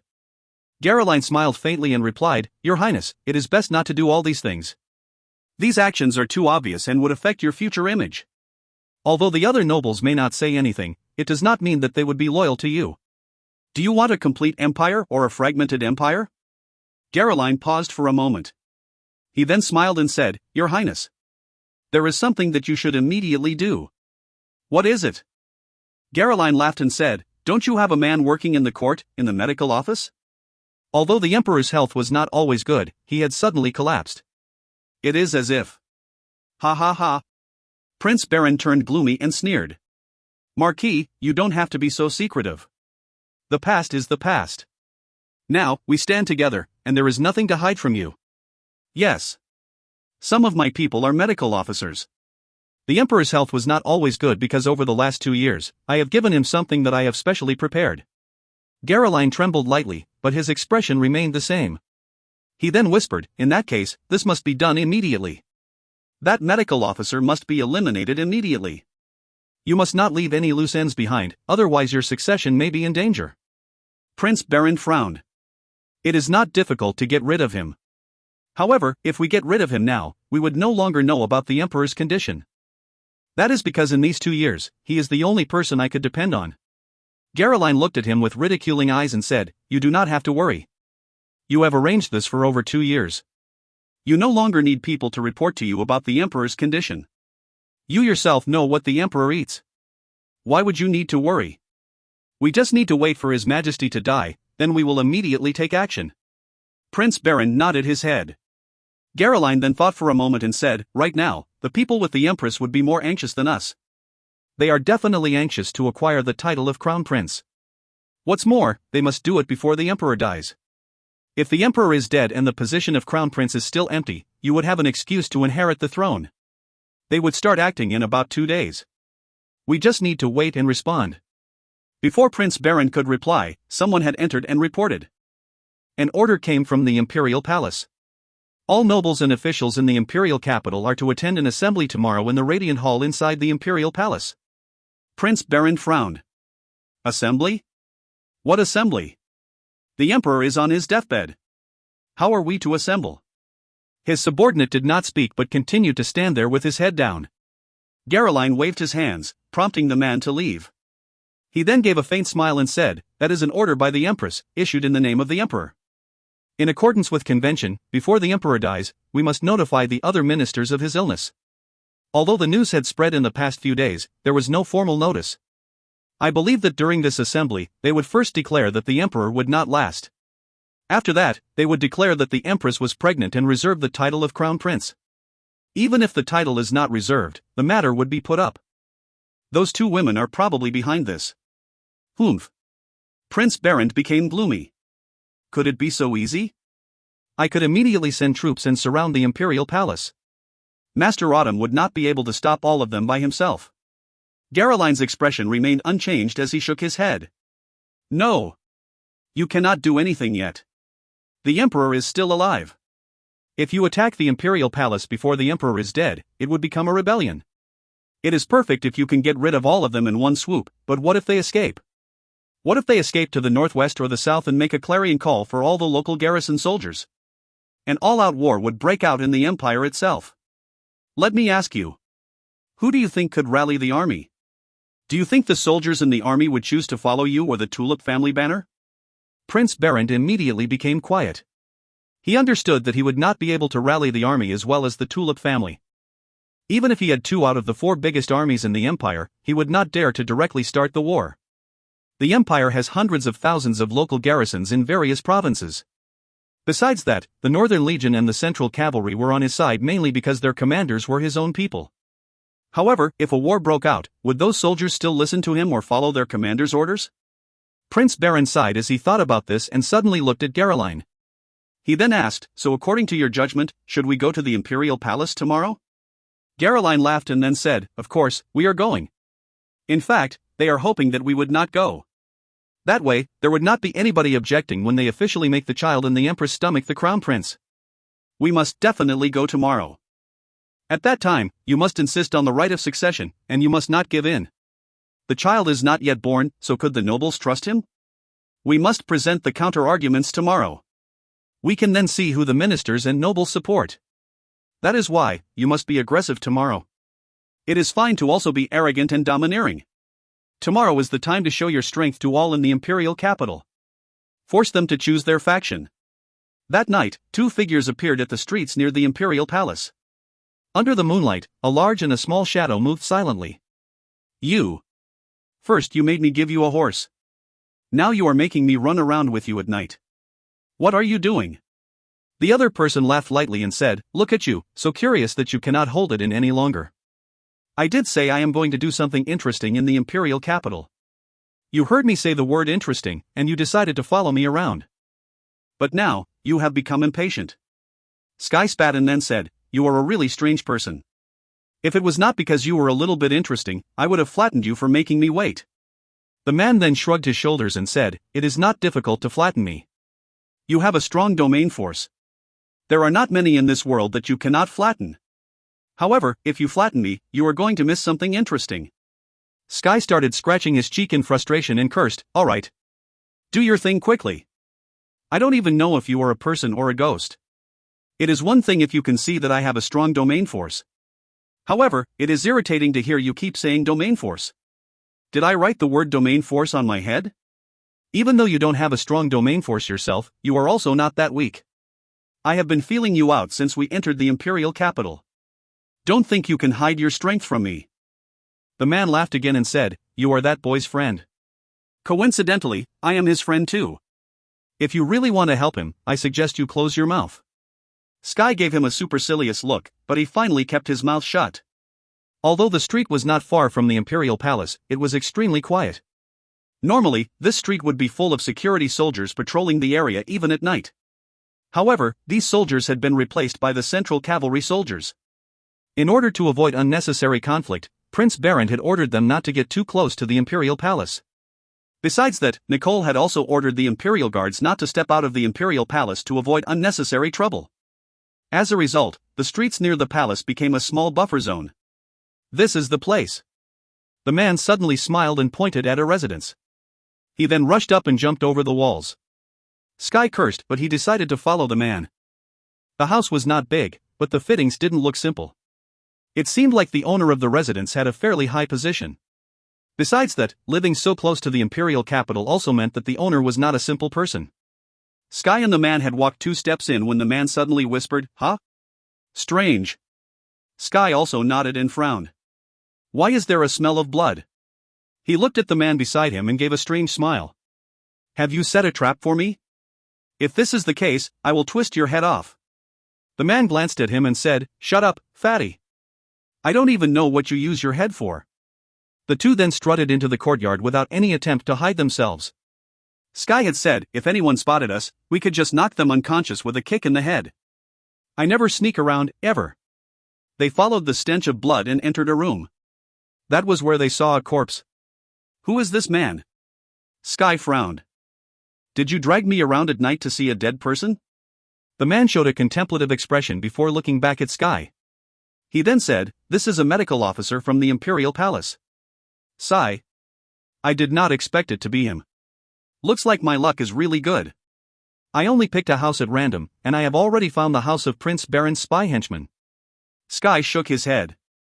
What are you talking about? What do you want to do? The man laughed. What do I want to do? Let me tell you. I want to sneak into the imperial palace. I intended to find a medical officer close to the emperor. After that, I would pose as him to enter the imperial palace. This guy is the person I was looking for tonight. I did not expect to find him so coincidentally. From his appearance, I can tell that he has just been killed. Do you understand? The emperor was fine all this while, but he is suddenly dying. Prince Baron must have ordered this guy to tamper with some things. This guy is also dead now. He was most likely silenced by Prince Baron. Such a simple matter that an old man like me can easily deduce. Your head is so big. At this point, the man noticed Sky's resentful expression and changed the topic. Fatty. Do you want me to show you something interesting? Sky coldly grunted. The man smiled lightly and said, Let me tell you. I assembled this body of mine together a few days ago. I feel that it is difficult to use because this carcass is. Sigh. On the other hand, that body is good, and the person had just died. Let this old man borrow it. At this moment, the man started to laugh in a strange manner. Sky's face revealed a strange expression and asked, What did you say? Your current body is, not yours? The man smiled as a strange light suddenly shone from his body.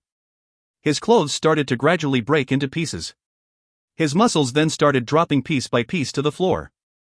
Sky was stunned, and his skin broke into goosebumps. He immediately moved far away. The man continued to laugh until all of the muscles dropped off and revealed a set of skeleton. However, his bones were not white like an ordinary skeleton. Instead, they had a metallic luster. Sky could not help but murmur, What the hell? What strange creature are you? I have never seen this breed. He then cursed. Damn! A real ghost. The skeleton was finally visible in full, and its lower jaw started to move. It looked at the broken body parts on the ground and laughed. After that, it said, Sigh. I had to use a lot of my power to get that body. It's a pity that I have to abandon it. After all, it was just an experiment. The skeleton then looked at the dumbstruck Sky and gave a strange laugh. Fatty, why are you in a daze? You are looking at the results of my long studies. If it was not because I saw that energy conversion of that mystic dragon's body in the south, I would not have thought of a way to get a body for myself. After that, the skeleton creaked as it walked up to the corpse of the medical officer and a strange light burst from it. After that, the skeleton gradually turned transparent. The skeleton then lay down on the corpse. Its body became transparent like air and seemed to enter the corpse. In the south, a mighty convoy of cavalry galloped swiftly towards the capital. Leading the cavalry was a blond young man riding a dark horse. His blue eyes revealed his anxiety. Numerous heavily armed cavalrymen followed tightly right behind him. They followed the leading horse quickly with a resolute expression and a glint in their eyes. The person on the dark horse was Rhodey. At that moment, he had once again changed back into Seth's appearance. As he rode quickly, he could not help but touch his face with one hand. I really did not expect to need this mask again. If you find any errors, ads pop-up, ads redirect, broken links, non-standard content, etc., please let us know. Report chapter so we can fix it as soon as possible. Chapter 161, Breaking Through. Chapter 161, Breaking Through. Translator, Endless Fantasy Translation Editor, Endless Fantasy Translation. A huge bell, at the corner of the square of the Imperial Palace was sounded.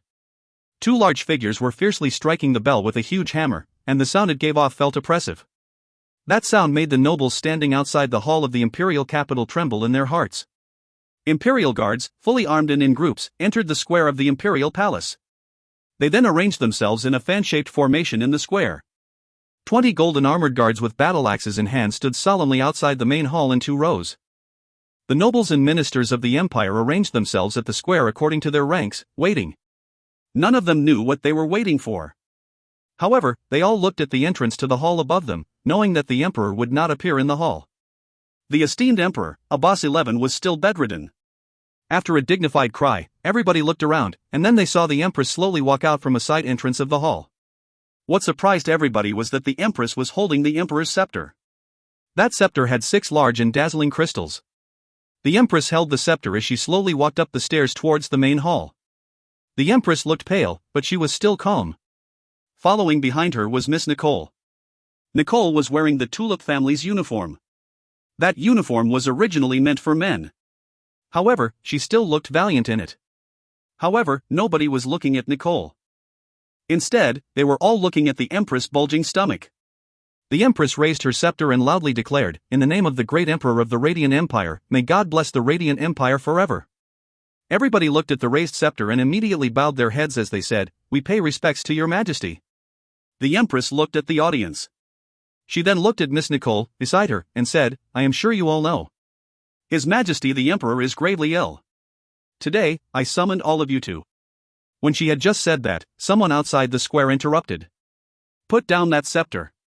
That is not something you can hold." The sound of leather boots stepping on the ground could be heard. Prince Barent, in military uniform, stepped in with big strides. Following behind him were Marquis Qianlin, the Central Cavalry's Regiment Commander Barry, and an army of heavily armed Central Cavalry soldiers. Her Highness the Empress' expression turned uneasy, and she could not help but look at Miss Nicole. Nicole frowned and nodded her head. She signaled for the Empress to persevere. Prince Barent walked straight to the bottom of the stairs in the square and loudly shouted at the Empress. "This scepter was inherited from my ancestor, Abbas the Great. It symbolizes the imperial power of the Flowerthorn family. You are not qualified to hold it." Her Highness the Empress was pale. However, she still managed to reply with Miss Nicole's encouragement. "This scepter can only be held by His Majesty. However, His Majesty is currently ill. I am only using this to receive the subjects of the Empire." "What is wrong with that?" Prince Barent coldly said, "Since His Majesty is ill, the most important thing is to treat his illness. However, you have summoned everyone and took His Majesty's scepter. Have you forgotten that our ancestor, Abbas the Great, had ordered that women cannot interfere with politics?"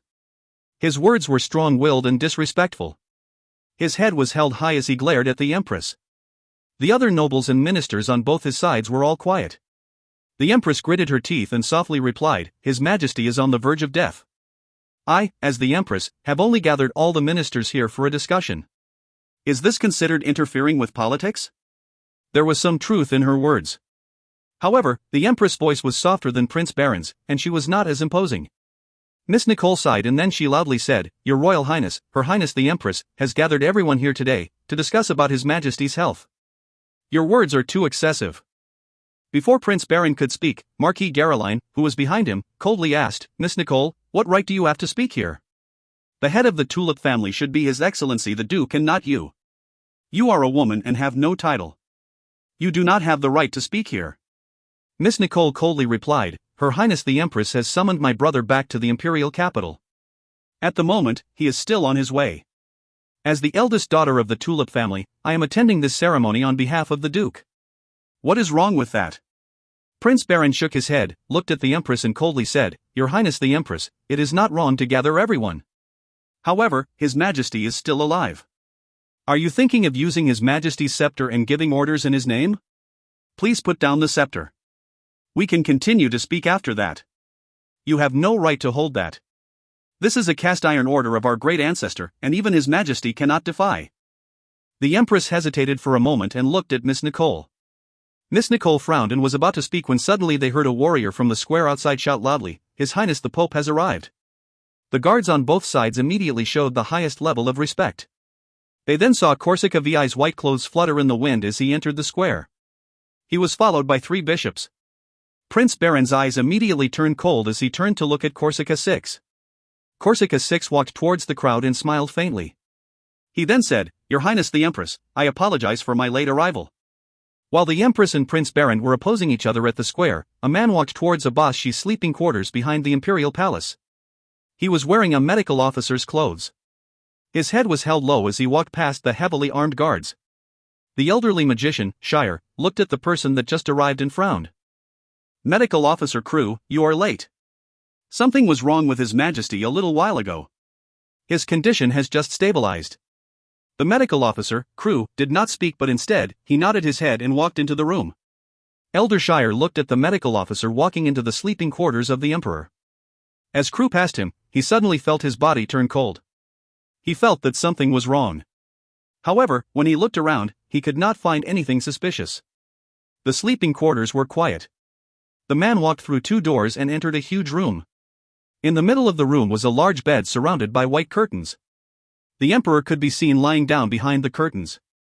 There were no sounds in the room except for the Emperor's weak and indistinct breathing, sometimes long and sometimes short. The medical officer went to the window. He lifted the curtains and stood at the side of the bed. He looked at a Boss 11 who was lying on the bed inside. Ah, how pitiful. The dignified Emperor has fallen into such a state. People are such fragile creatures. I really cannot understand you. A voice behind him coldly said, "You wasted so much effort just to enter the Imperial Palace. With our abilities, who could stop us from just walking in?" A huge and obese figure appeared behind him. That person was Sky. The medical officer turned around and coldly looked at him. "Do you think everyone is the same as you? People with strong domains. If it was not because you learned the blood escape technique from the vampire, do you think you could secretly come in here? Besides that, I cannot learn that technique. I do not have a strong domain."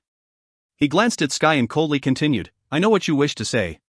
You wish to say something like, with your ability, who would dare stop you if you really want to come in here? Am I right? Or you wanted to say that I, Master Sky, never like to sneak around. Am I right?" Sky became embarrassed and asked, "How did you know?" Crew spat and said, "What else can you think of in that head of yours? Let me tell you. We could get in here because we are lucky. Today, that Elder Shire did not use the see-through spell to look at you. Otherwise, do you think that the blood escape you learned in the past few days could easily hide you from others? Did you think you have mastered the vampire's blood escape in just a few days? Besides that, if we got spotted, this entire thing would be a failure. You only know how to use your fist. When will you learn how to use your head as well?" Sky angrily said, "Stop talking nonsense. We have already entered. What do you want to do? I heard that it is very busy at the square. Rather than looking at this half-dead Emperor, I would rather see what is happening outside." Crew laughed and said, "Look, this is the difference. I use my head, but you use your fist. Although you are stronger than me, but right now, you have to listen to me. Without you, this entire matter is also not possible. Right now, you must guard this place. No matter who tries to come in, you must stop them. Also, you cannot reveal yourself." "Why?" Crew gave a supercilious expression and said, "I obviously cannot be disturbed when I am engaged in my practice. Moreover, if someone were to see this, our plan would fail." "Fine." Sky replied resentfully. "If someone comes in, I will cut off his head and throw it out of the Imperial Palace." When the medical officer saw Sky walk out, he sighed and stretched out his hand to gently touch the head of a Boss 11. "Pitiful man, what can you do even if you are an emperor?" A bright light appeared from his hands and slowly went into the Emperor's head.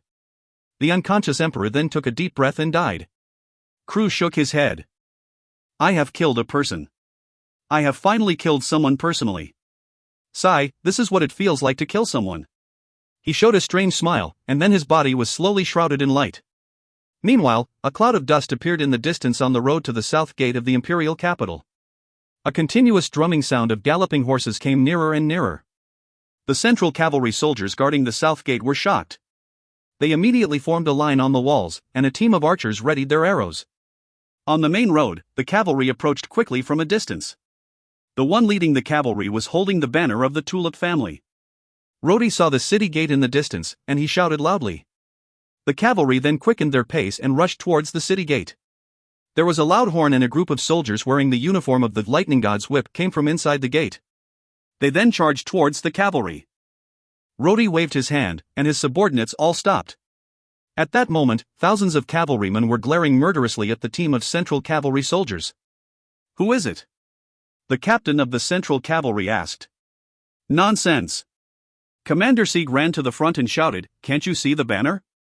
His Excellency the Duke of the Tulip family has returned to the Imperial capital. Step aside quickly."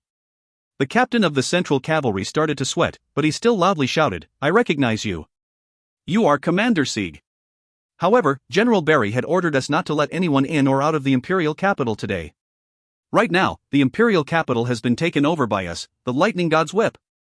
You would need Prince Baron's personal order to enter the city. Lightning God's Whip? Sieg glared at the other party coldly. You dare to call yourselves the Lightning God's Whip? Step aside, quickly. Do you dare stop the Duke of the Tulip family? The captain was sweating profusely as he said, "The prince has ordered us to guard the city gate and not let anyone in. If I were to let you guys in, I would be committing a capital offense, punishable by death." Rody slowly rode his horse to the front and coldly said, I am the Duke of the Tulip family. I have an order from Her Highness the Empress to return to the imperial capital. Is Prince Baron trying to rebel? What right does he have to give orders? As they talked, a ruckus could be heard at the city gate. After that, a group of cavalries appeared and entered battle formation to block the outside of the gate. When the central cavalry saw that the situation was not good, they had immediately sent out a big cavalry from inside the gate. Thousands of cavalrymen prepared for a battle as the huge city gates behind them slowly closed. Rody raised his eyebrows and coldly asked, What? You dare to fight me? The leader of the Central Cavalry's cavalrymen then ran out and loudly said, Your Excellency the Duke, I am the Central Cavalry's commander, Sonder. You have met me before. Rody glanced at him. This was the person he met when he was choosing the soldiers for the battle in the northwest. Commander Sonder walked forward a few steps and shouted, Your Excellency the Duke, it is not that we do not want to let you enter the city. However, we have orders from Prince Barend and General Barry had also given the order not to let you all in. I suggest, you station your soldiers outside the city, while you enter the city by yourself. Sieg glared at him murderously and said, Sonder, do you think that you can stop His Excellency the Duke just by bringing a lot of people? Rody was feeling very anxious and immediately shouted, Move aside immediately. Commander Sonder, you better believe that I and the Wolf Fawn can easily wipe out your soldiers. Sieg then took a deep breath as he raised his scimitar and shouted, Wolf Fawn. At that moment, thousands of scimitars were drawn from their scabbards. Thousands of voices then shouted in unison, Kill! The entire team of Wolf Fawn stepped forward at the same time. Sonder and the other cavalrymen immediately felt a strong killing intent. Some of their hands had started to tremble, and fear was visible in their eyes. These Central Cavalry soldiers were not the elite Lightning God's Whip from many years ago. How could they be compared to the Wolf Fawn soldiers who had fought in the Northwest region? The killing intent from the Wolf Fawn soldiers who had fought on a real battlefield had terrified them. Sonder sweated and trembled. Your Excellency the Duke, this is. Shut up! Rody coldly shouted, I am going to count to 3. If you do not let us pass, we will break in. 1. Thousands of horses stepped forward in tandem. 2. Numerous scimitars were slowly raised. Under the reflection of the rays from the sun, a cold light was seen. 3. Rody raised his eyebrow. He pulled out his scimitar and was about to raise it to give the order to charge. At that time, he heard the opposing cavalry suddenly cry out. The battle formation of the Central Cavalry then became chaotic. Numerous horses ran in different directions as the cavalrymen scattered. Some of the officers had even abandoned their comrades and ran away. These people understood clearly. If a fight were to break out, the thousands of them would be wiped out by their opponent within a short time. What kind of troop was the Wolf Fawn? Who was the Duke of the Tulip family? Sonder became deathly pale. Even though he did not run away, his legs were shivering. Let them pass. The Central Cavalry then messily scattered onto both sides. Rody did not bother looking at these people. He rode towards the city wall and looked up at the nervous archers on the walls. He then shouted, Open the gates. Sonder trembled and said, Your Excellency the Duke, they will not open the gates. The one who opens the gates would suffer the death penalty. Rody laughed coldly. He suddenly took a spear from a soldier beside him. Golden fighting energy burst out from his body. The spear in his hand transformed into a fiery dragon as he shot it out. There was a loud explosion as the iron gate fell apart. The horses neighed in alarm. Rody then pulled out the dragon fang sword and coldly shouted at the archers, If you have the courage, you can shoot your arrows. After that, Rody took the lead and rushed into the city. Behind him, thousands of the Wolf Fawn cavalry followed, creating a huge cloud of dust as they rushed into the imperial capital. If you find any errors, ads pop up, ads redirect, broken links, non-standard content, etc., please let us know. Report chapter so we can fix it as soon as possible. Chapter 162, To Behead. Chapter 162, To Behead. Translator, Endless Fantasy Translation Editor, Endless Fantasy Translation. There was an argument in the palace square. Prince Barend and the Empress were arguing fiercely while Nicole and Caroline tried to add a few words every once in a while. These two sides were fighting for the throne. The Empress said that the Emperor was dying and they should immediately establish the Crown Prince's position.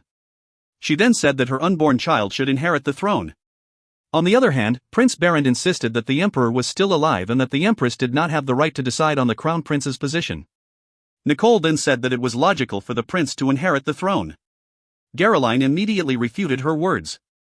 He said that unless the emperor himself made a declaration, the prince was undeserving of the crown prince title. Prince Berend was extremely determined.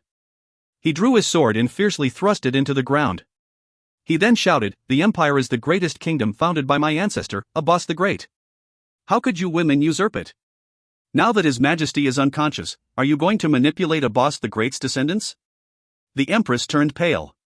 Corsica 6 suddenly said, "Usurp?" He suddenly took a step forward and coldly looked at Prince Berend. He raised his voice and coldly said, "Your Royal Highness. Did you just say usurp? Let me tell you the meaning of that word." The leader of the gods' religion in the Radiant Empire had a dignified gaze. He slowly said, "According to the laws of the Radiant Empire, the Emperor of the Radiant Empire must be a faithful believer. The Emperor must believe in the Almighty. Even Abbas the Great was a faithful believer." His voice echoed over the square as he coldly looked at Prince Berend. Prince Berend felt a chill and could not help but step back. It seemed like he could not endure the gaze of the Pope. Corsica 6 coldly continued. "Prince Berend. You just said usurp. Let me ask you. What is usurpation? Is the emperor's and the empress' son inheriting the throne considered usurpation? Are you saying that the throne should not be inherited by their child but instead by his brother, Hugh?" Corsica VI's voice was oppressive. Prince Berend had a strange expression.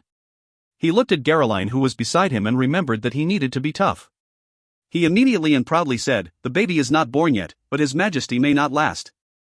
"Are you saying we should give this throne to a baby that is not even born yet?" A lot of the nobles nodded their heads slightly upon hearing these words. It would not be justified for an unborn baby to inherit the throne of a huge empire. Although it was the emperor's son, if the emperor died they would have to leave the throne empty for some time. Even if they had the succession ceremony after the child was born, how could the baby manage a huge empire? Corsica 6 nodded his head and smiled. "Very well, Prince Berend. You have finally spoken the truth. Do you believe that you are the one that should inherit the throne?" Before Prince Berend could reply, Corsica VI's expression changed. He became fiercer and louder as he said, "In that case, let me ask you in the name of God. Prince Berend. Are you faithful to God? Are you wholeheartedly filled with faith and respect for the Almighty?" Prince Berend's face looked unnatural. However, he spoke loudly in front of all the powerful nobles and ministers and said, "Of course. I am." The Pope then laughed coldly. He then slowly said, "Prince Berend. You are committing blasphemy. Your heart and your actions are all a blasphemy to God. Even when you said the word faith, it is a blasphemy to God." Corsica 6 then coldly said, "Prince Berend. Let me ask you. A vampire appeared at your residence that day. How would you explain that? On that day, a dragon's presence, something that could only appear at the heathen lands in the north, had also appeared in the empire, in your residence. How would you explain that? You said you are a faithful believer, but on the other hand, are you conspiring with the evil vampires? Or are you conspiring with the heathens in the north?" Prince Berend's face turned red as he loudly shouted, "How could I conspire with vampires? That day, the vampires attacked my home and destroyed my castle. How could you say that I am conspiring with vampires?" Corsica 6 coldly said, "Very well. You deny it. You are saying that the despicable vampires had attacked your castle, and it was destroyed by them in that battle. So, you are not really conspiring with the vampires?" Prince Berend immediately said, "Correct." Corsica 6 then looked at him mockingly and coldly said, "However, the vampires were not the only ones that appeared at your home. There was also the presence of a dragon. You said that the vampires had attacked your castle. Could it be that the dragon helped you defend your castle? So, what is your relationship with the dragons and the heathens in the north?" Prince Berend was stunned. He opened his mouth and shouted, "Your Excellency! You keep saying that I have committed blasphemy, but do you have any evidence?" "I have no relationship with these two groups."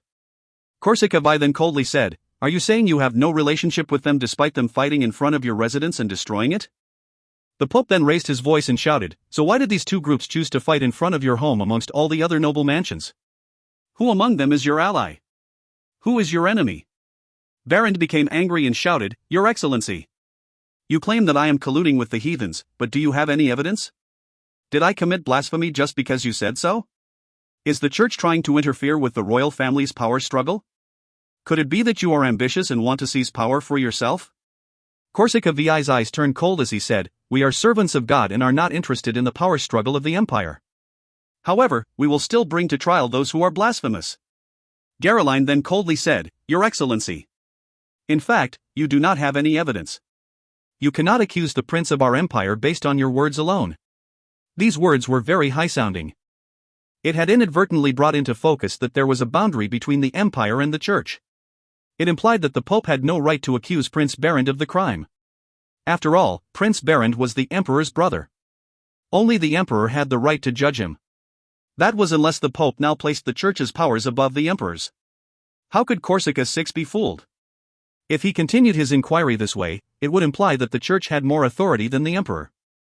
That meant he would also offend all the nobles. Corsica VI lightly said, I am not putting the prince on trial here. However, there are too many doubts in this matter. The church will properly investigate this matter. However, until this matter is cleared, the church will refrain from placing our confidence in the prince. This statement immediately made it very clear that the church did not support Prince Berend inheriting the throne. The crowd looked at Prince Berend with a puzzled expression. Ever since the empire was founded, none of the emperors had offended the gods' religion before their ascension. Prince Berend was extremely angry, but he laughed. He pulled out his sword from the ground and said, Is the church trying to step in while the Thornflower family is in process of passing down the throne? Are you plotting to grab supreme powers in the empire? Your Excellency.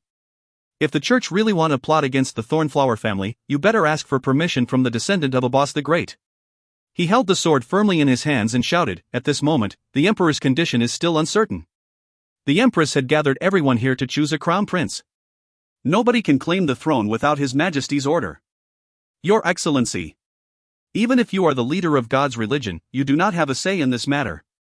He pointed the long sword at the empress and shouted, Put down the scepter. Otherwise, not only will we refuse to talk about the crown prince, we will be talking about your usurpation of the throne. Suddenly, there was a strong breeze as a slender figure appeared in front of Prince Berend. His white hair fluttered in the wind. Master Autumn coldly said, Prince, Your Highness. Please put down your sword. It is treason to point your sword at Her Highness the Empress. Although Prince Berend was agitated, he was now confronting the strongest warrior in the empire. He felt afraid. Although he did not put down his sword, he took 2 steps back. He slowly retreated and shouted, The lightning god's whip is watching outside the imperial palace. Without His Majesty's order, I will not recognize anybody as the crown prince. If you fancy the throne, you must know that the lightning god's whip that is loyal to the Thornflower family had pledged to protect the legitimacy of the Thornflower family. Even if you are an empress, I will still send you to the guillotine. How bold!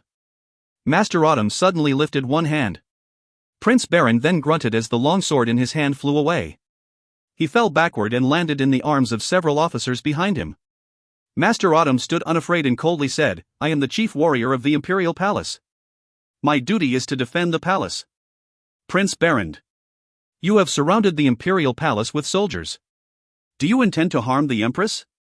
Prince Berend struggled to stand and was about to speak. However, Caroline gave him a meaningful glance. Prince Berend then understood and stepped back.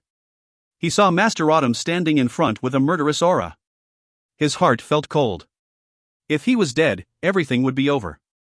If his opponent made Master Autumn kill him, at most, Master Autumn would be punished. The chief warrior of the imperial palace in exchange for the throne would be a good bargain. Prince Berend felt even more afraid and moved behind his subordinates. Master Autumn then smiled coldly and stretched out his hand. Woo!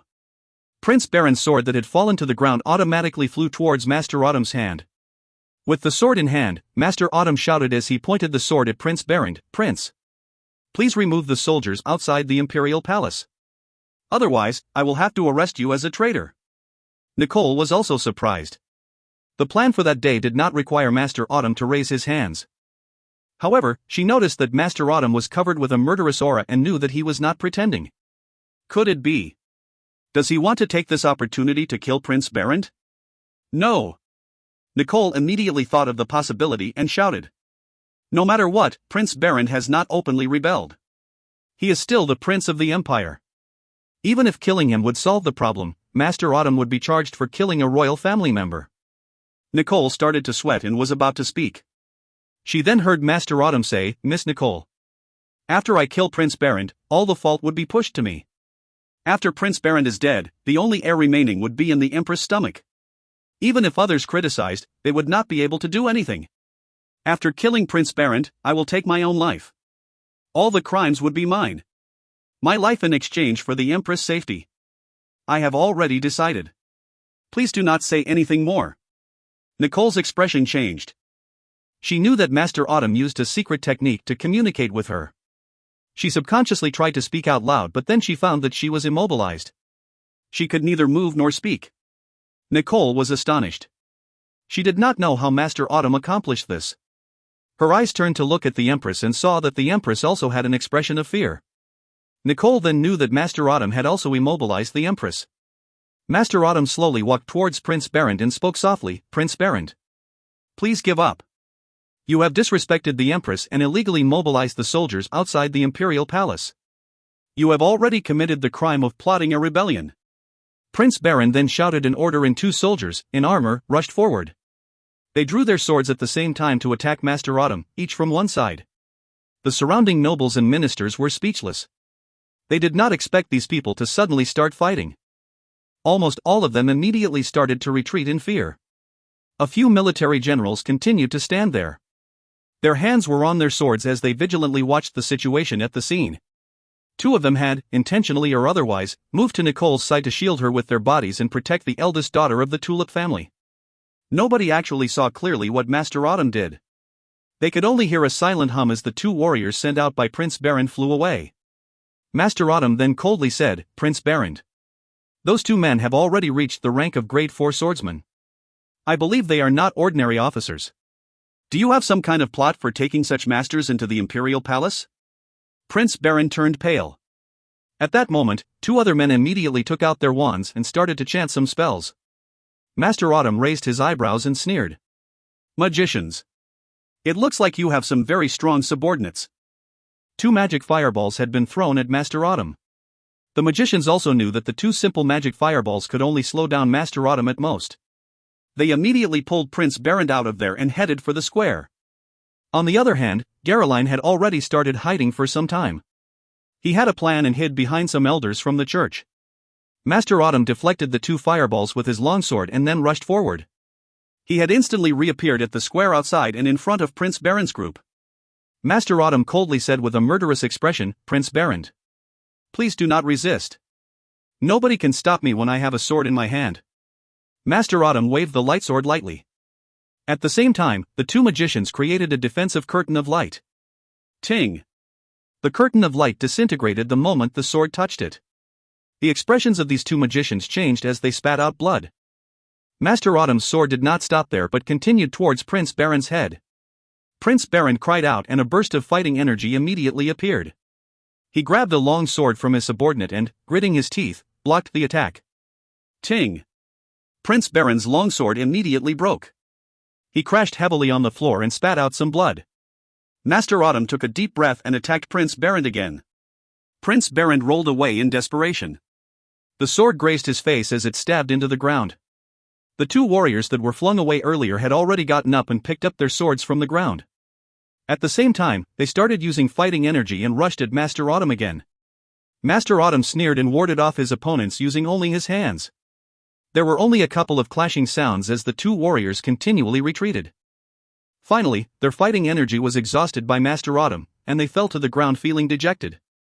Suddenly, a strong breeze came from behind. The 2 magicians had created a wall of raging flames. These flames rolled quickly towards Master Autumn. A cold glint flashed in Master Autumn's eyes as he swiped his palm firmly at the firewall. A huge blade of light immediately flashed out towards the wall of fire. The blade of light and the firewall collided. After that, there was a loud explosion as they both disintegrated. Sparks flew everywhere, causing the audience to flee in fear. Numerous soldiers had gathered. However, these were Imperial guards. Without any command from the Empress, they only stood around her, protecting her with their shields. Prince Barent exclaimed loudly, "Empress! How dare you give the order to kill me during His Majesty's absence? Even if you are an Empress, you will get the death penalty for killing a member of the royal family." Master Autumn then laughed coldly. "Prince Barent, you do not need to shout. The Empress did not order me to kill you.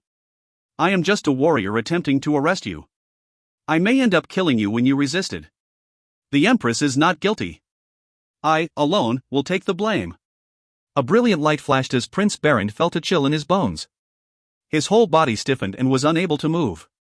Feeling a sense of despair, he closed his eyes and prepared to die. If you find any errors, ads pop-up, ads redirect, broken links, non-standard content, etc., please let us know. Report chapter so we can fix it as soon as possible. Chapter 163, God's Vanquish Spell. Chapter 163, God's Vanquish Spell. Translator, Endless Fantasy Translation. Editor, Endless Fantasy Translation.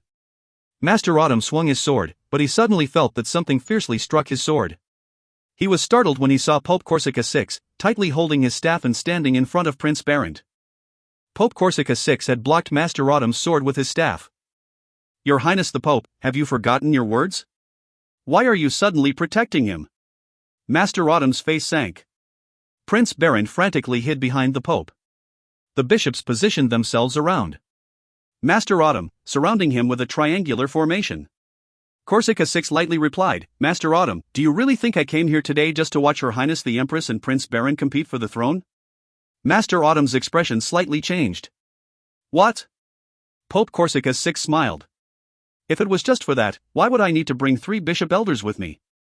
His smile seemed gloomy as he said, Master Autumn, my other reason for coming here today is you.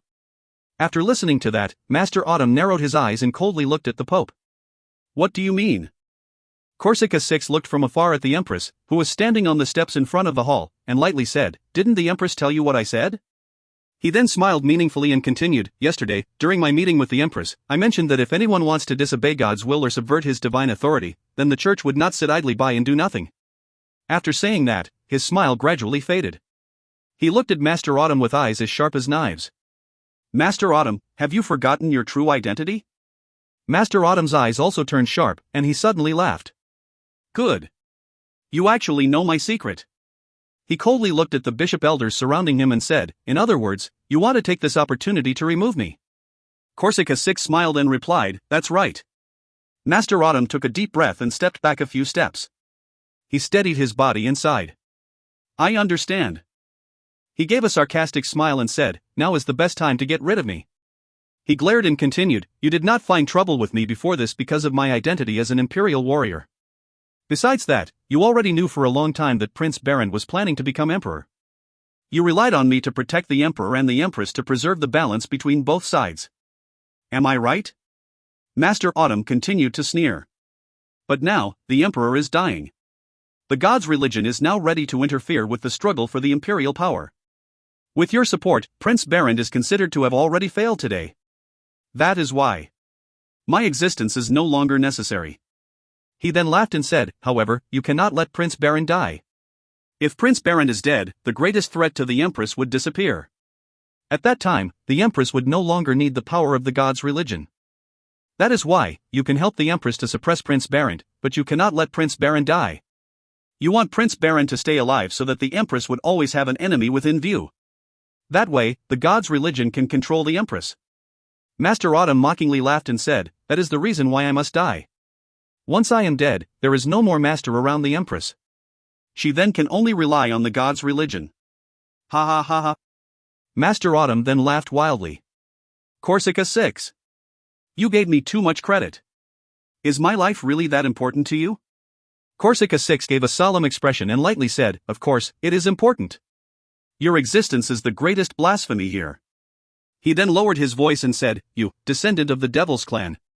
Master Autumn trembled. He gazed bitterly and murmured, Descendant of the Devil's clan. Descendant of the Devil's clan. He then slowly started to laugh and said, What is a god?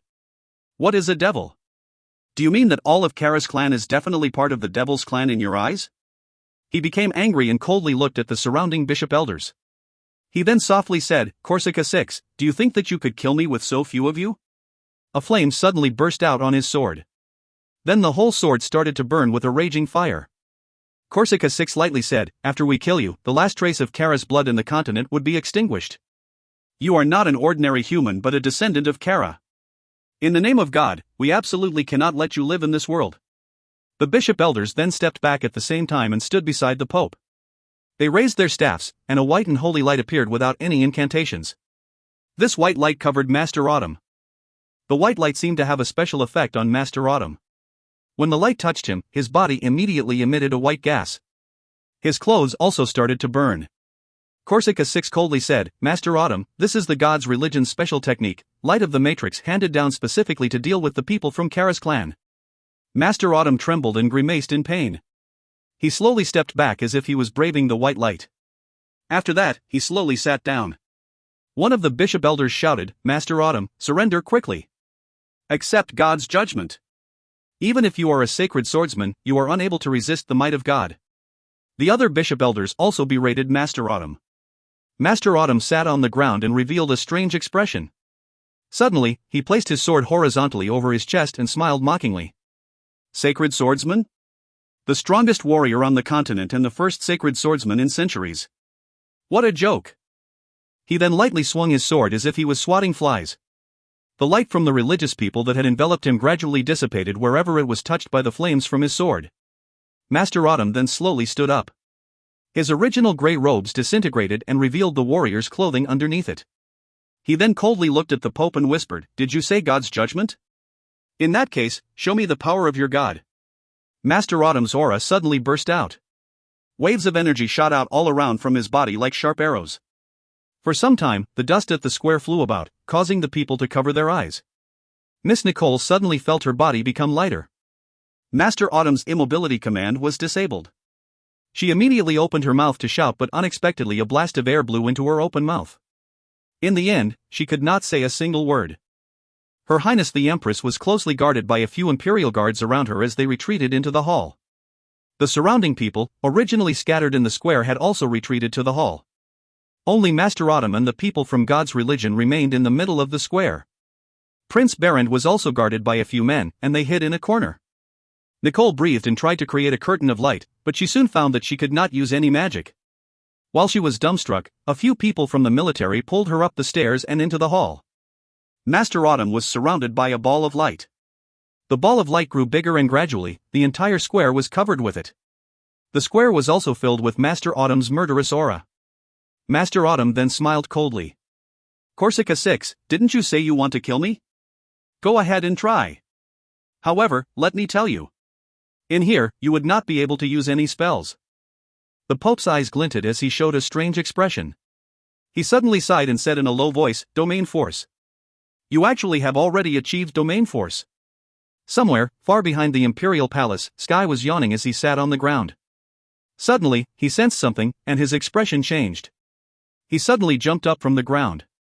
The aura was very powerful. It was filled with an overwhelming killing intent and seemed to have filled from heaven to earth.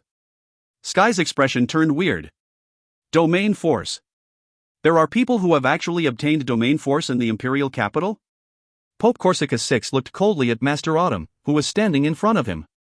Master Autumn looked majestic like a god holding a sword. His white hair and clothes were fluttering in the wind. He also had an extremely murderous glare that forced people to look down. Domain Force. Pope Corsica 6 sighed. Master Autumn, it looks like I guessed right. You already have obtained a strong Domain Force. He spoke calmly and softly, however, I still came here knowing that you have obtained Domain Force. This is because, I have a way to make sure you die here, today. Master Autumn was stunned for a moment and then he sneered. Kill me here? What a joke. Show me what you can do.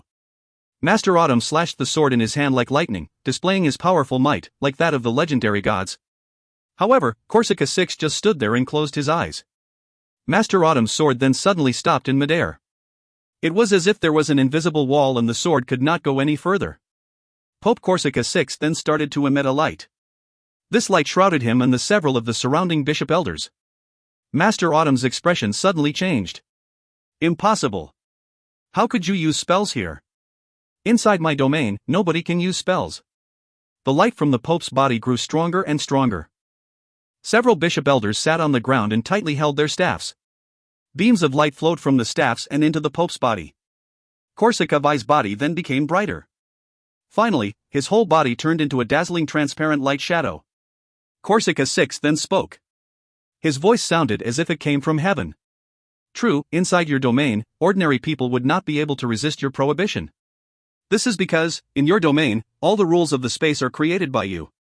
However, you must not forget. This world is created by God. People cannot break your domain, but God can. His voice then turned solemn as if he was very dignified and said, God gave me strength, so I can break your rules.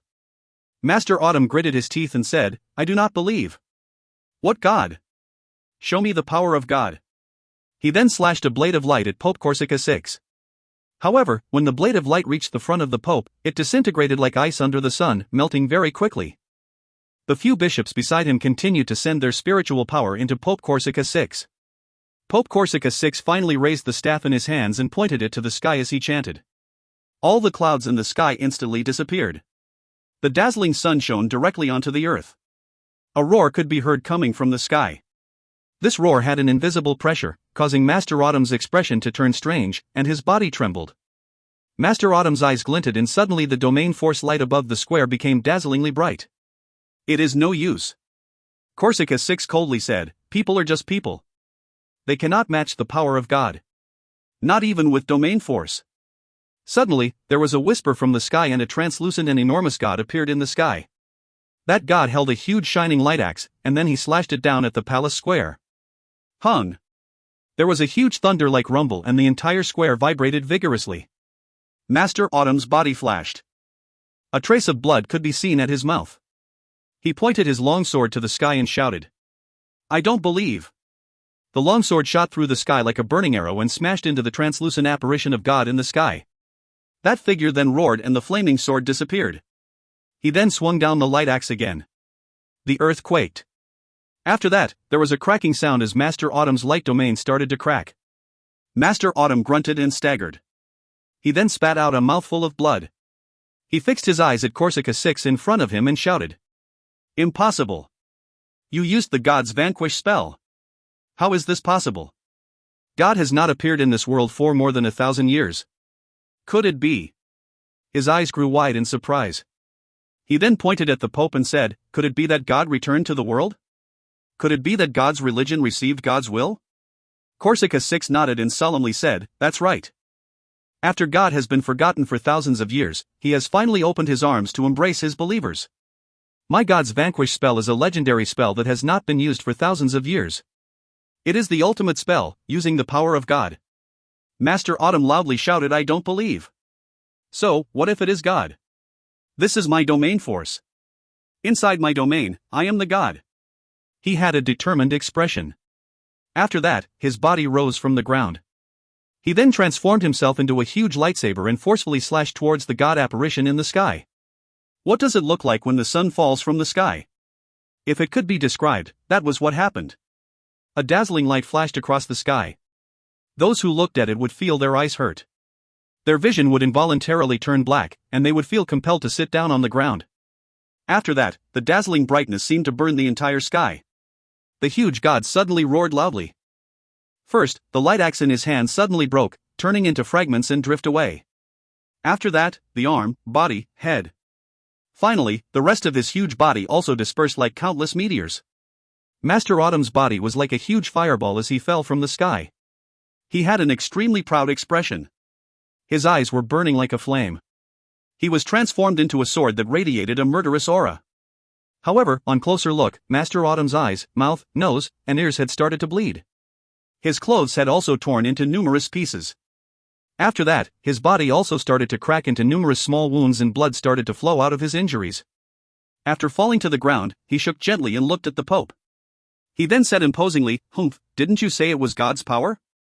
What about it now? Master Autumn walked slowly towards the Pope as he grimaced in pain. With every step, several wounds from his body gapped bigger and covered his body in blood. Corsica 6 sighed as he looked at Master Autumn. He shook his head and said, Master Autumn, why are you so persistent? How can an ordinary human resist the power of God? You forcefully fought against God, and now your body is already broken. You strenuously try and support yourself, but your body would soon break down totally. You might as well just give up. Master Autumn had grief in his eyes. He suddenly shouted, even if I die, I will take you with me. His body suddenly swelled up and bloody fog formed around him. His body then violently exploded into numerous fragments. A small and transparent light figure in the shape of a man, a light body, flew out from his mortal body. The light body was very bright, but after leaving the mortal body, it immediately dimmed down. Soul. The Pope's expression changed. Legend said that those with a powerful domain can release their souls. Looks like it was true. The light body shot towards the Pope. Wherever the light went, sparks appeared. The Pope's eyes flashed as he shouted, "Master Autumn, do you still not want to give up?" Corsica 6 then stretched out his palm. A black light appeared and shot towards the soul like a black lightning. The light body and the black lightning clashed. The light body then shook and fell to the ground. At the chest of the body was a black spear. The face of the light body faintly looked like Master Autumn. However, the light grew dimmer. On the other hand, the black spear emitted a black energy as if it voraciously consumed the light body. Master Autumn finally looked at the Pope and whispered, "Dracula's spear.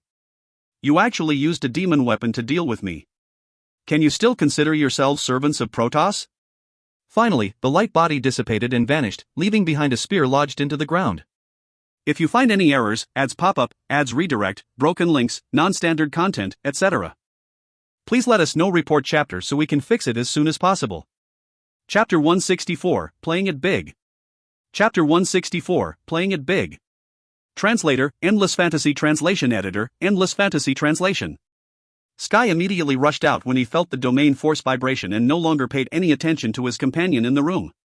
Using the vampire's blood escape technique, he flew towards the square.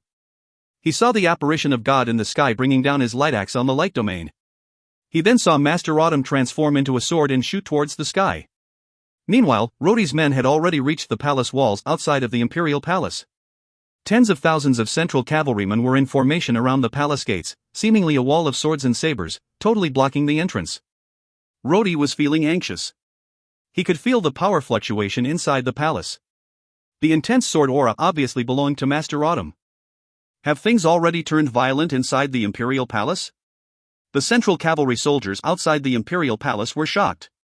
They could all clearly see the god apparition in the sky. The huge light axe was extremely stunning. Some of them had forgotten their duties and immediately knelt on the ground to pray to God. The holy presence in the palace grew stronger and completely covered Master Autumn's sword aura. Rhodey and the wolf fawn began to rush through as the central cavalry soldiers were transfixed with the situation. All of them were terrified as they looked at the sky. It's a miracle, a miracle. As Rhodey and his group of central cavalry soldiers rushed through, the surrounding lightning god's whip suddenly realized the situation. Some of their officers recovered enough to start to berate the intruders. The Wolf-Fang soldiers, however, had grouped into a black mass charging into their formation. For a time, everything was a mess. Numerous cavalrymen had scattered as they threw away their scimitars and spears. Some of the soldiers even abandoned their horses and ran off. For a while, there was absolute confusion. The troops and their commanding officers were in disarray. They could only hear a rallying cry from the Wolf-Fang soldiers. The Duke of the Tulip family had orders to return to the imperial capital. Kill all who block the way. Thousands of people then shouted in unison, "Kill!" This thunderous shout and the Tulip family's banner fluttering in their faces, together, immediately broke the confidence of all those who would still defend their positions. They were so scared that they fell to the sides to get out of the way. It was a strange scene. Two cavalries collided. One cavalry was vigilant and murderous. The other was panic-stricken and fled everywhere. However, not one of them had even used their swords. There was no resistance at all except for one unlucky and careless person who ran towards a horse and got trampled. Just like this, Rhodey and the Wolf Fawn broke through the central cavalry's defensive line outside the Imperial Palace. The doors of the Imperial Palace opened and a group of Imperial guards rushed out. They welcomed Rhodey's group and led them in while leaving behind a large number of central cavalry soldiers. Their officers could only watch the dust settle in a dumbstruck manner. When Rhodey entered the Imperial Palace, he saw a dazzling light at the distant square. He then saw that the apparition of God got run through by the light blade. Immediately, they disintegrated with a loud explosion. The light that followed was painfully blinding. Almost no one could keep their eyes open. Rhodey shouted loudly and jumped off the horse. He then ran straight towards the square. He then saw everything happen. A light flashed from within Master Autumn's body, immediately splitting his body apart and disintegrating into a bloody mist. Before Rhodey could react, a light figure shot towards the Pope. The Pope then shot out a black light which was the Dracula spear. Finally, Master Autumn's soul was pierced by the Dracula spear and was mercilessly nailed to the ground. The spear quickly consumed the soul, causing it to vanish. Rhodey felt like he was struck by lightning. His body trembled as he shouted, "No!" He trembled in anger as he felt like one of his most precious treasures was shattered. His eyes turned black, and an uncontrollable force began to fill his body. They killed Master Autumn. They killed Master Autumn. Rhodey muttered to himself. Boy! Stop now. Suddenly, a fat figure appeared in front of Rhodey. Sky grabbed Rhodey's hand and shouted softly, "Don't be impulsive. If you go down there, you will die." Sky spoke hurriedly as he transmitted a gentle force to suppress the violent energy in Rhodey. They used the God's Vanquish spell. It is not something you can handle. Sky spoke ruthlessly. That guy down there had a strong domain, but he also could not resist its might. Not to mention you. Rhodey continued to struggle. I don't care. They killed Master Autumn. I want to kill them all. Sky frowned. You know that domain for Sky?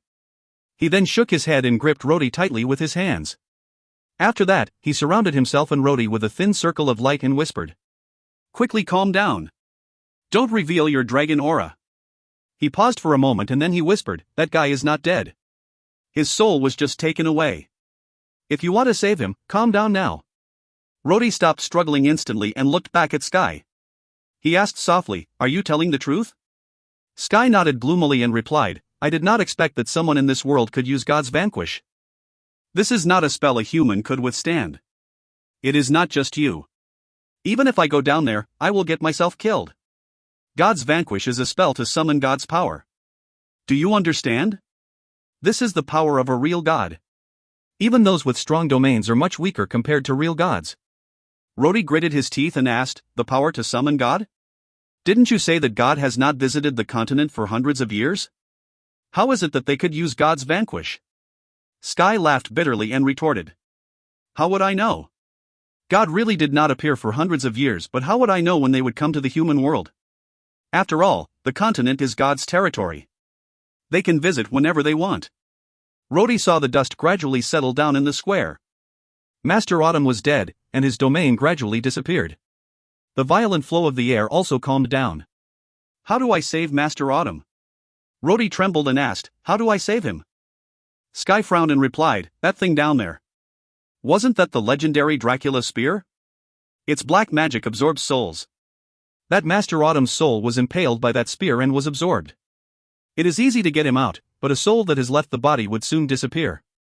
Although a person with strong domain is stronger than normal humans, in the end, they are still humans. I am asking you how to save him. Rhodey asked. Sky shook his head. First, you get that spear.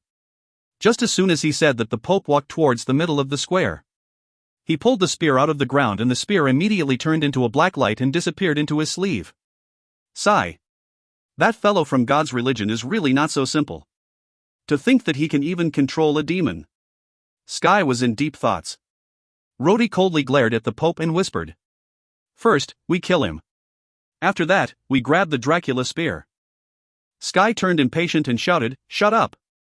Do you think you can kill him? Didn't you see that God's Vanquish? That strong domain was immediately destroyed. Do you think you are stronger than that guy with the strong domain?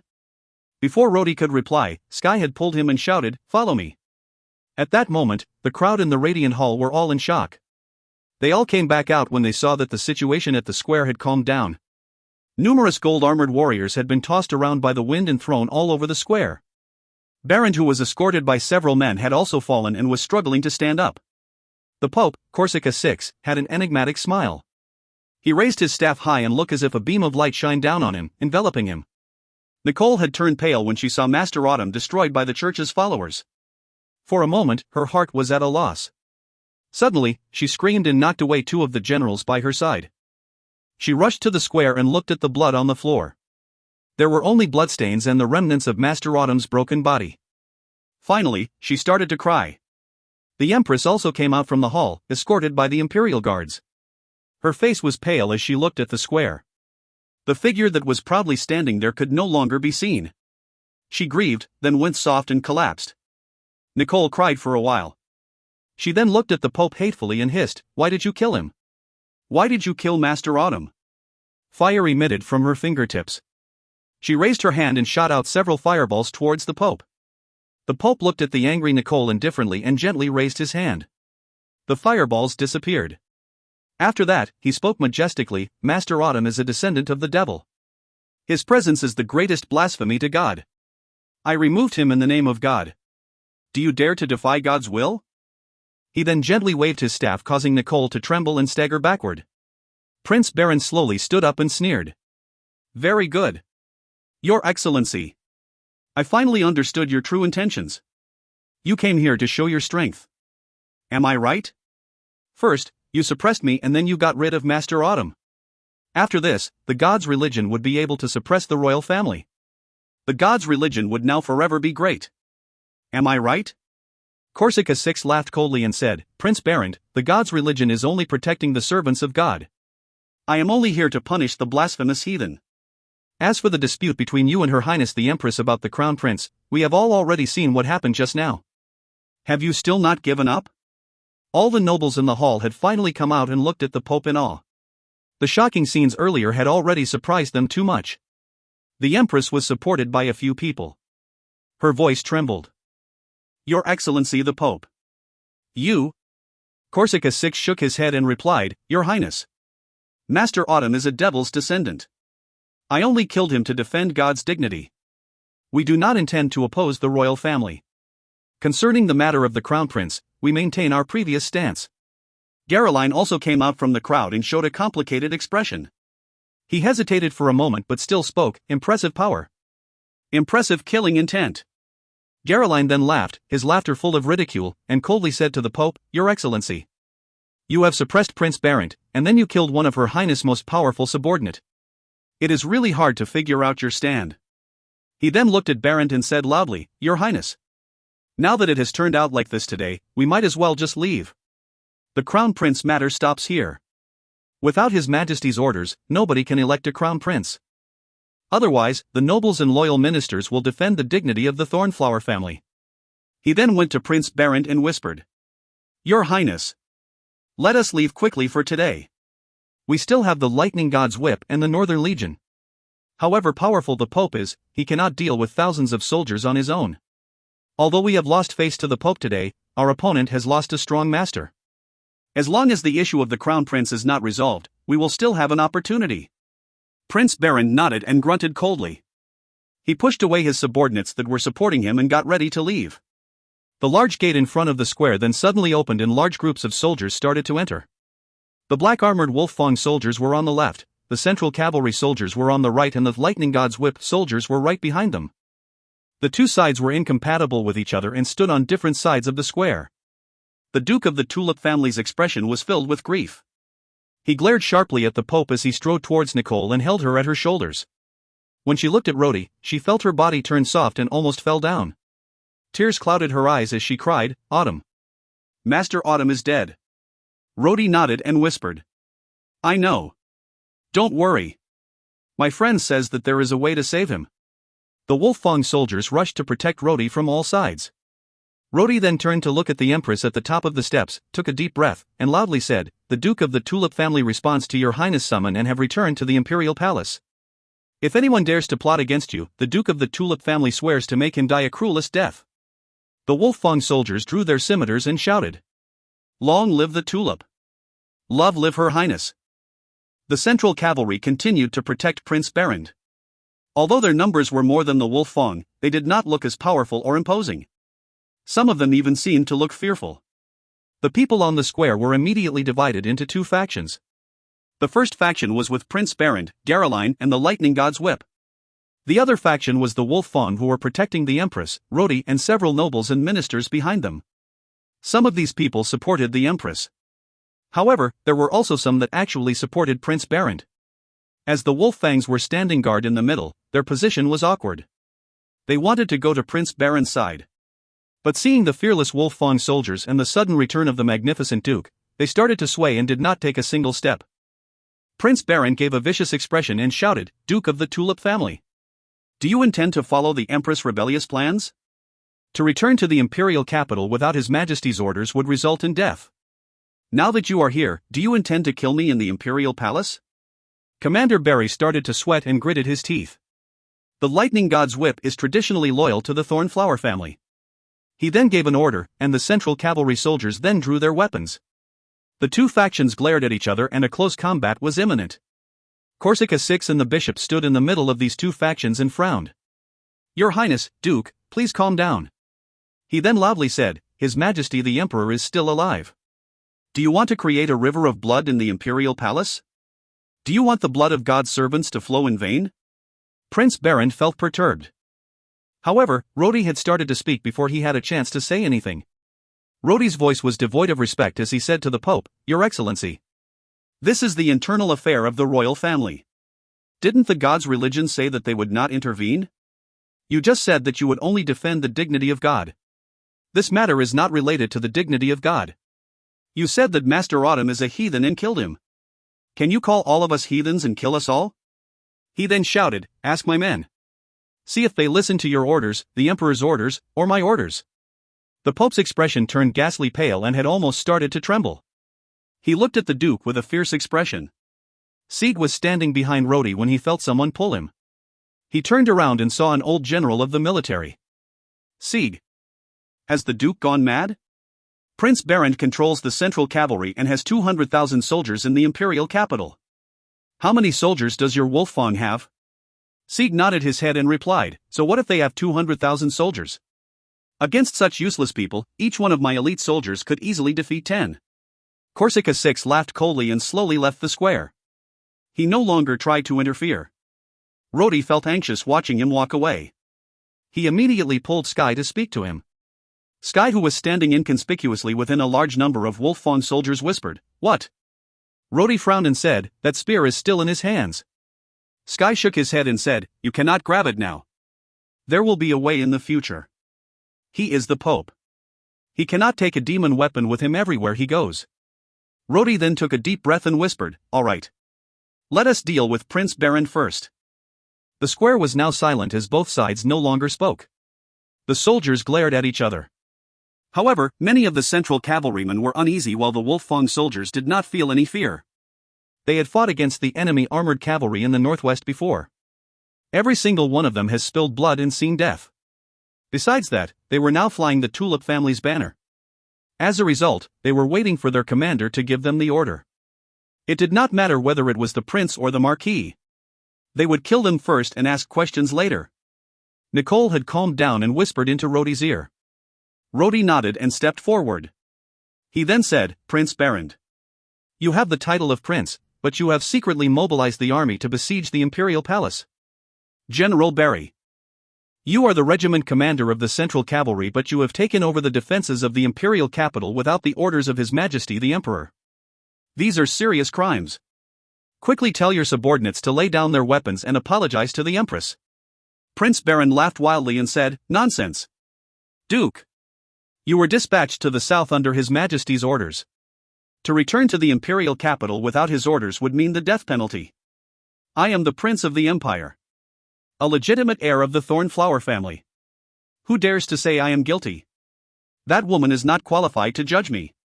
At that moment, large numbers of Central Cavalry soldiers continued rushing into the square. Barend's men grew in numbers while the nobles and the Empress started to turn pale with fear. The Central Cavalry soldiers had stationed a lot of people outside the imperial palace. At this moment, the tense situation here caused these people to rush in. The small numbers of imperial guards could not stop them. People entered the square from all directions. Some were from the Central Cavalry while others were imperial guards. All of the soldiers seemed to have a tacit understanding and each lined up together with their own faction. More people entered the huge square until it was almost fully occupied. At some point in time, Gordon approached Rodi and said softly, "Your Excellency, they have too many people and have surrounded the imperial palace. I have ordered the imperial guards to concentrate our defense here. We will gather our men to defend the Empress and push them back." Rodi coldly asked, "Why should we chase them out?" Rodi glanced at Gordon and coldly said, "We will eliminate them right here." Gordon started to panic and whispered, "Your Excellency, they have 200,000 men. The Imperial Guards have less than 50,000. Along with the Wolfang, we will only have about 100,000 soldiers. I am afraid." Rodi shook his head and then looked at Nicole. "What do you think? Are you afraid?" Although Nicole had turned pale, she still smiled. She had a meaningful gaze as she whispered, "I am not afraid. I will listen to you." Rodi then said in a low voice, "If Prince Barend had not cooperated with vampires, Jojo would not have died. No matter what, I will not let him live." He then gritted his teeth and drew his sword. he was about to give the order to fight. Suddenly, rapid footsteps came from the corridor behind the hall, and then several palace servants ran out. These people turned pale from fright when they ran out and saw the armies gathered at the square. 2 of them went soft in their limbs and almost stopped. The nearest servant then threw himself to the ground in a panic and shouted, "Your Highness the Empress! His Majesty the Emperor has woken up." His voice was not loud, but in the quiet square, it was crystal clear. Prince Baron trembled, and his face turned pale. He immediately looked at Geroline's face and saw that the old Marquis also had a similar expression. Impossible. He could not help but whispered. "I'm impossible. How could he have woken up?" Geroline immediately grabbed him and whispered, "Your Highness."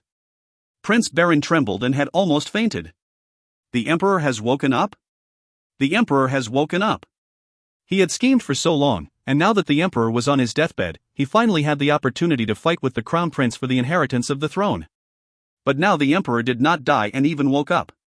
Since the Emperor did not die, the whole issue of inheriting the throne would become a joke. Geroline also had a deathly pale face. He saw his entire life as an official crumble before him. He could already see the downfall and extermination of the Lionheart family. The interesting part was that while this was truly bad news for Baron, it also caused the people from the Empress faction to almost faint from fright. The Emperor had woken up. When the Empress heard this, she almost could not stand still. She knew that the child in her stomach did not belong to the Emperor. She knew it. The Emperor would also know it. There would be no problem if the Emperor was unconscious, but the Emperor had woken up. Nicole's expression also changed. She trembled and almost fell into Rhodey's arms. "We are doomed." This was Nicole's first thought. The Emperor would know that the child in the Empress' stomach did not belong to him. In that case, the Tulip family would not be able to escape from being accused of plotting together with the Empress. Just like Geroline, Nicole could also see the downfall and extermination of the Tulip family. Rhodey sighed and gently held Nicole. He whispered, "Do not panic. No matter what, I will protect you." The servants were prostrated on the ground and could not see everyone's expression. He trembled as he continued, "His Majesty." His Majesty gave the order for the Empress, Prince Barent, Duke, Marquis and all of you to go to his sleeping quarters. Everyone had a complicated expression. Some looked joyful while others looked sad. Corsica 6, who was standing at the side of the square, also had a conscientious expression. He gave a meaningful glance as he furrowed his eyebrows. Only Sky had a strange expression. He gave a strange smile and whispered, "This guy.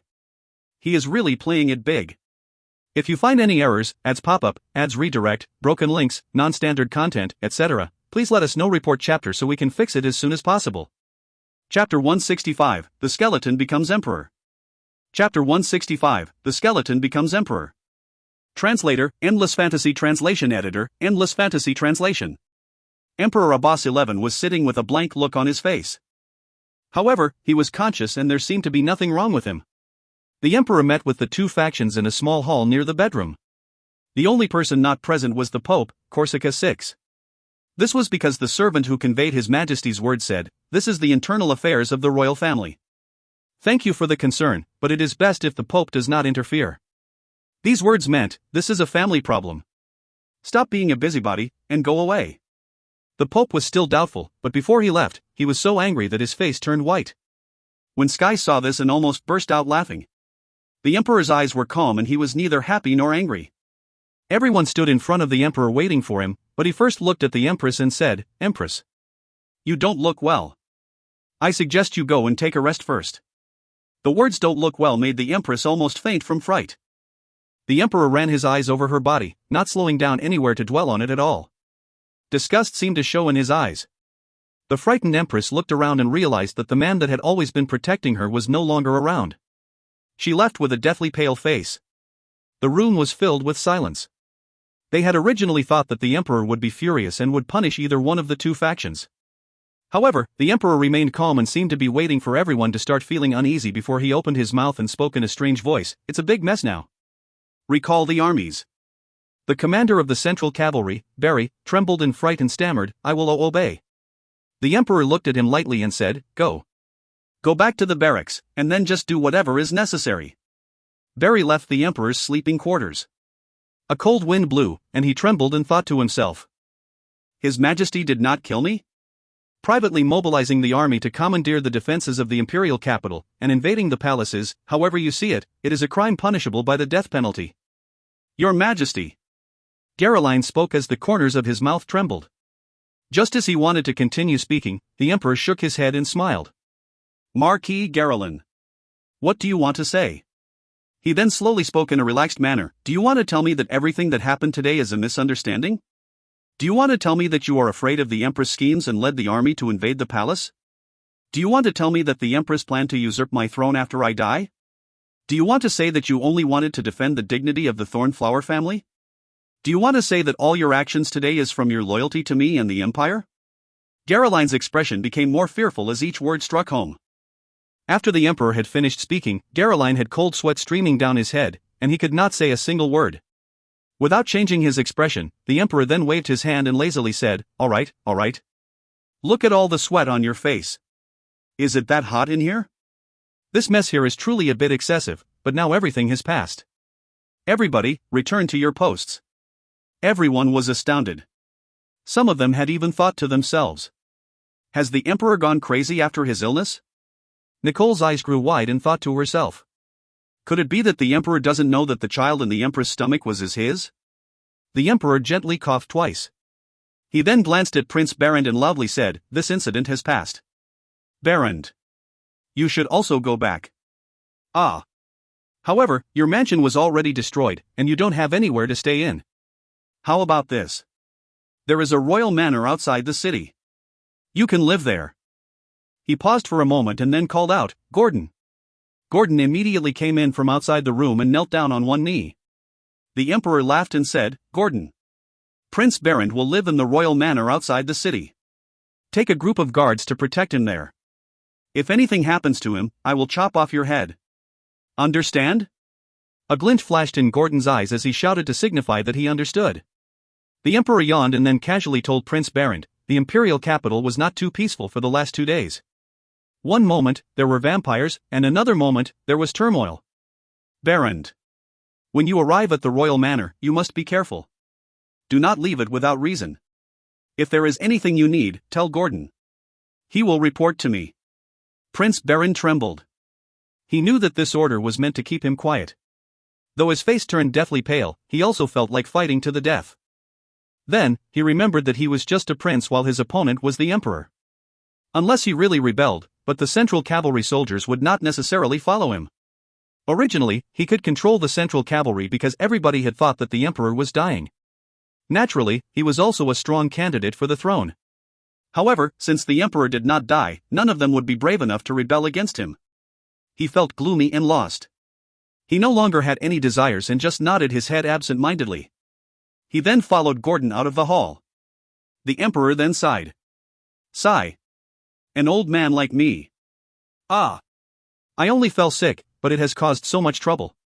The central cavalry is also outrageous. Duke of the Tulip family. Rhodey was startled, and then he proudly looked at the emperor. There was no fear in his eyes. Instead, it showed some anger. He did not forget that the emperor had tried to grab his woman. The emperor calmly looked at Rhodey and his eyes seemed to smile. He then said, "Oh, Ah. Seth. You will manage the central cavalry for now. That berry is useless. I think it is better to replace him with someone else." There was a moment of silence. The nobles and officials in the hall did not speak. However, their expressions changed. They all had heard the emperor give the order to transfer the military power. Originally, he had been suppressing the Tulip family. But now, he was suddenly giving the Tulip family a heavy responsibility. The emperor had given him command of the largest army in the empire. Rhodey was startled and puzzled. He raised his eyebrows and was about to speak when he realized the emperor was winking at him. He was filled with suspicion, but then he heard Sky secretly whisper to him, "Quickly accept." Rhodey did not think and involuntarily said, "Yes." While the people from the military all showed a joyous expression, Qianlin turned deathly pale and looked blankly at the emperor. One of the military generals then said, "Your Majesty." That regiment commander of the Central Cavalry, Barry, had mobilized the army to seize control of the imperial capital's defenses. He also ordered to close all the gates and besiege the palace. This heavy crime must be punished. Ah. The emperor immediately smiled lightly and said, "That is right. I will let the Duke handle this matter. Caroline could not help but also say, Your Majesty. The Duke of the Tulip family was appointed by Your Majesty as the Southern Special Envoy. However, he secretly took the army and returned to the imperial capital. He has also committed a crime. The Emperor looked at him and lightly said, Oh really? This matter? He came back under my orders. There is no problem. Caroline almost fainted as he thought. Did you give the order? Didn't you exile him to the south? Before you fell unconscious, I was the one who gave you all the ideas. How would I not know what orders you gave? Just as soon as he thought that, the Emperor suddenly remembered something and lightly said, Marquis Caroline. I heard that Milo did a good job in the north. Pass down my orders and tell him to return to the imperial capital. It is a hard life in the north. Someone else should go instead. Caroline trembled. He knew that the Emperor was seizing his family's military power. He then squeezed out a voice from his throat and said, Yes. After that, the Emperor waved his hand as if he was driving away some flies and loudly said, All right. Everyone disperse. There has been too much trouble today. Everyone, return to your stations. He then looked at Rhodey lightly and said, Seth. You stay here. I still have things to talk to you about. Everyone immediately bowed, but then the Emperor became impatient and said, Go quickly. Caroline stared at Rhodey. In his heart, he knew that he had been defeated.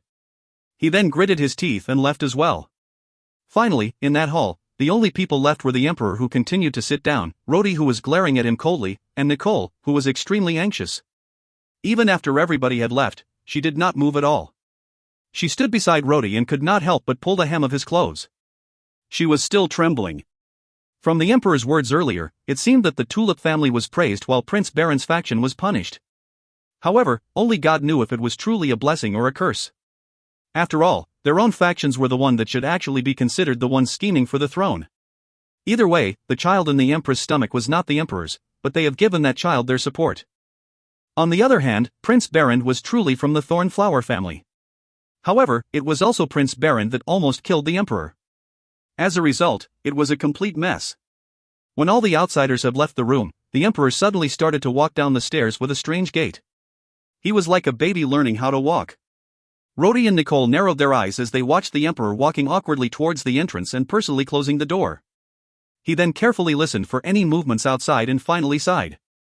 After that, he frowned and said, Hell, this body feels uncomfortable. The previous one was much easier to use. The Emperor looked at the dumbstruck Rhodey and Nicole. He frowned and said, Why is this affectionate couple looking at me like that? This old man. Am I really so scary? He looked at the frightened pair and said, Look at the two of you, standing so close to each other and so reluctant to part.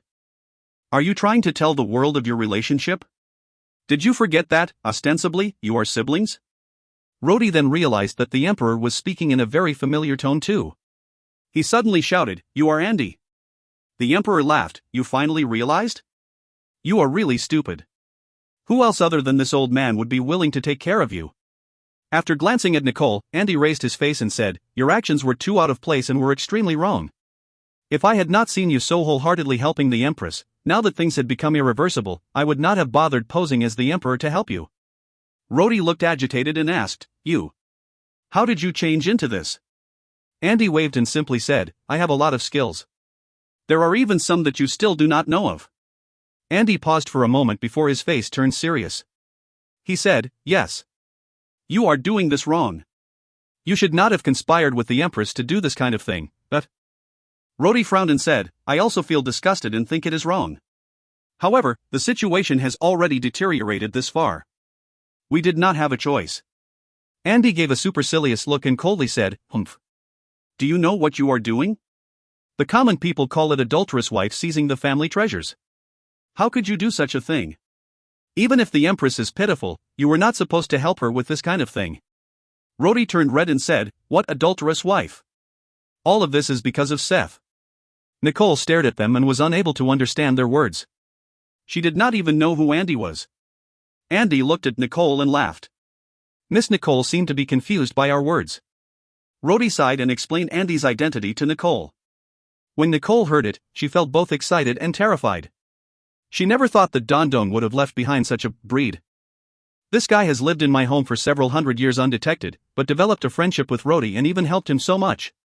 Andy sighed and slowly said, "We don't believe in God, but these kinds of things are still outrageous. Think for yourself, boy. What if your wife found another lover somewhere else and had a child, and then seizes your property? It would not be good, right? However, you had helped the Empress to do just that. In other words, you are an accomplice. Even if the Emperor is a good-for-nothing person, it is awkward to do things like this." Nicole hesitated for a moment before she frowned.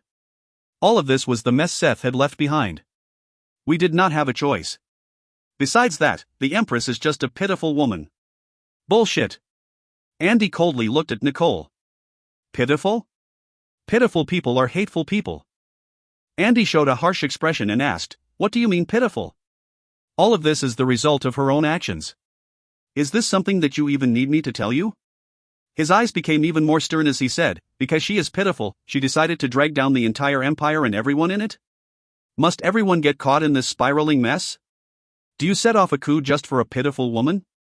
Must the blood of countless others be spilled just for her?" Nicole argued, "What else should I have done?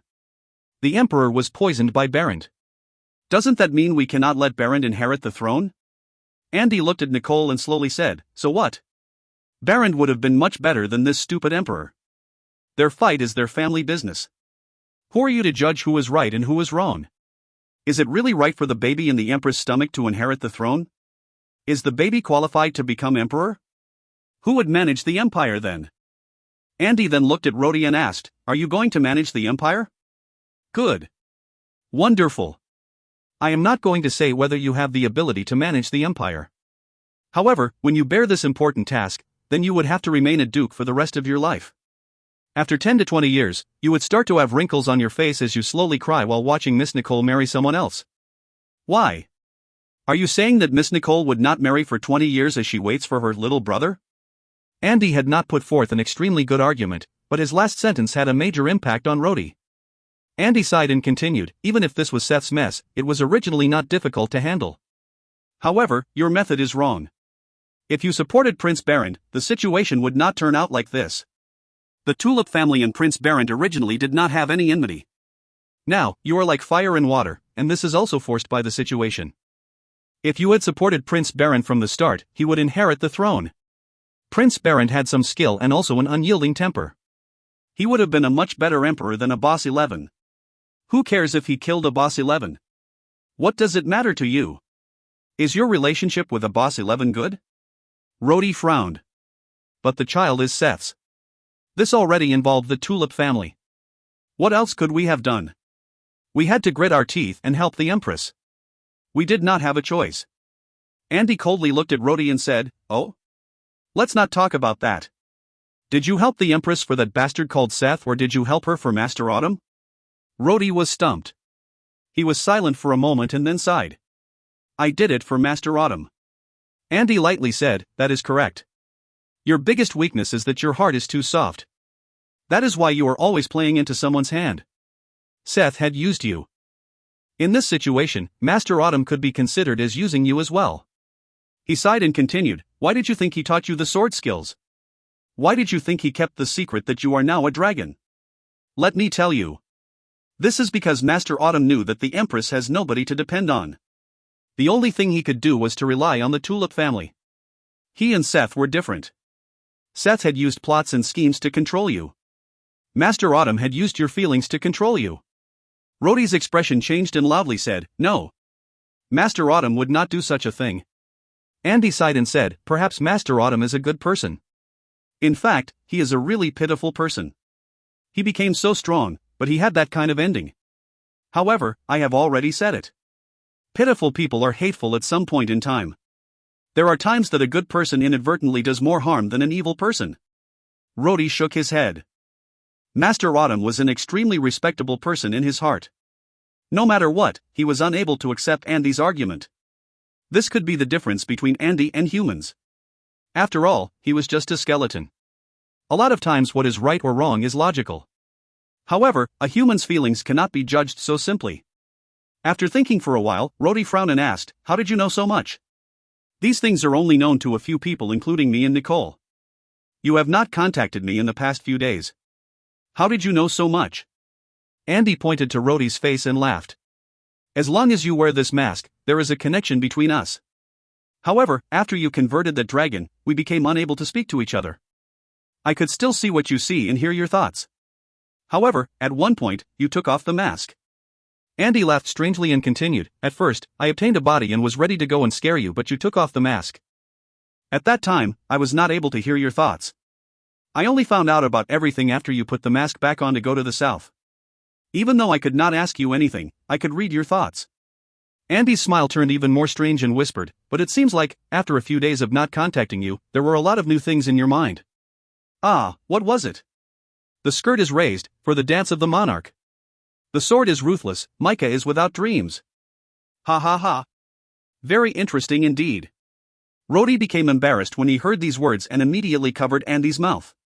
Andy struggled to break away from Rhodey's hand and laughed. What's wrong?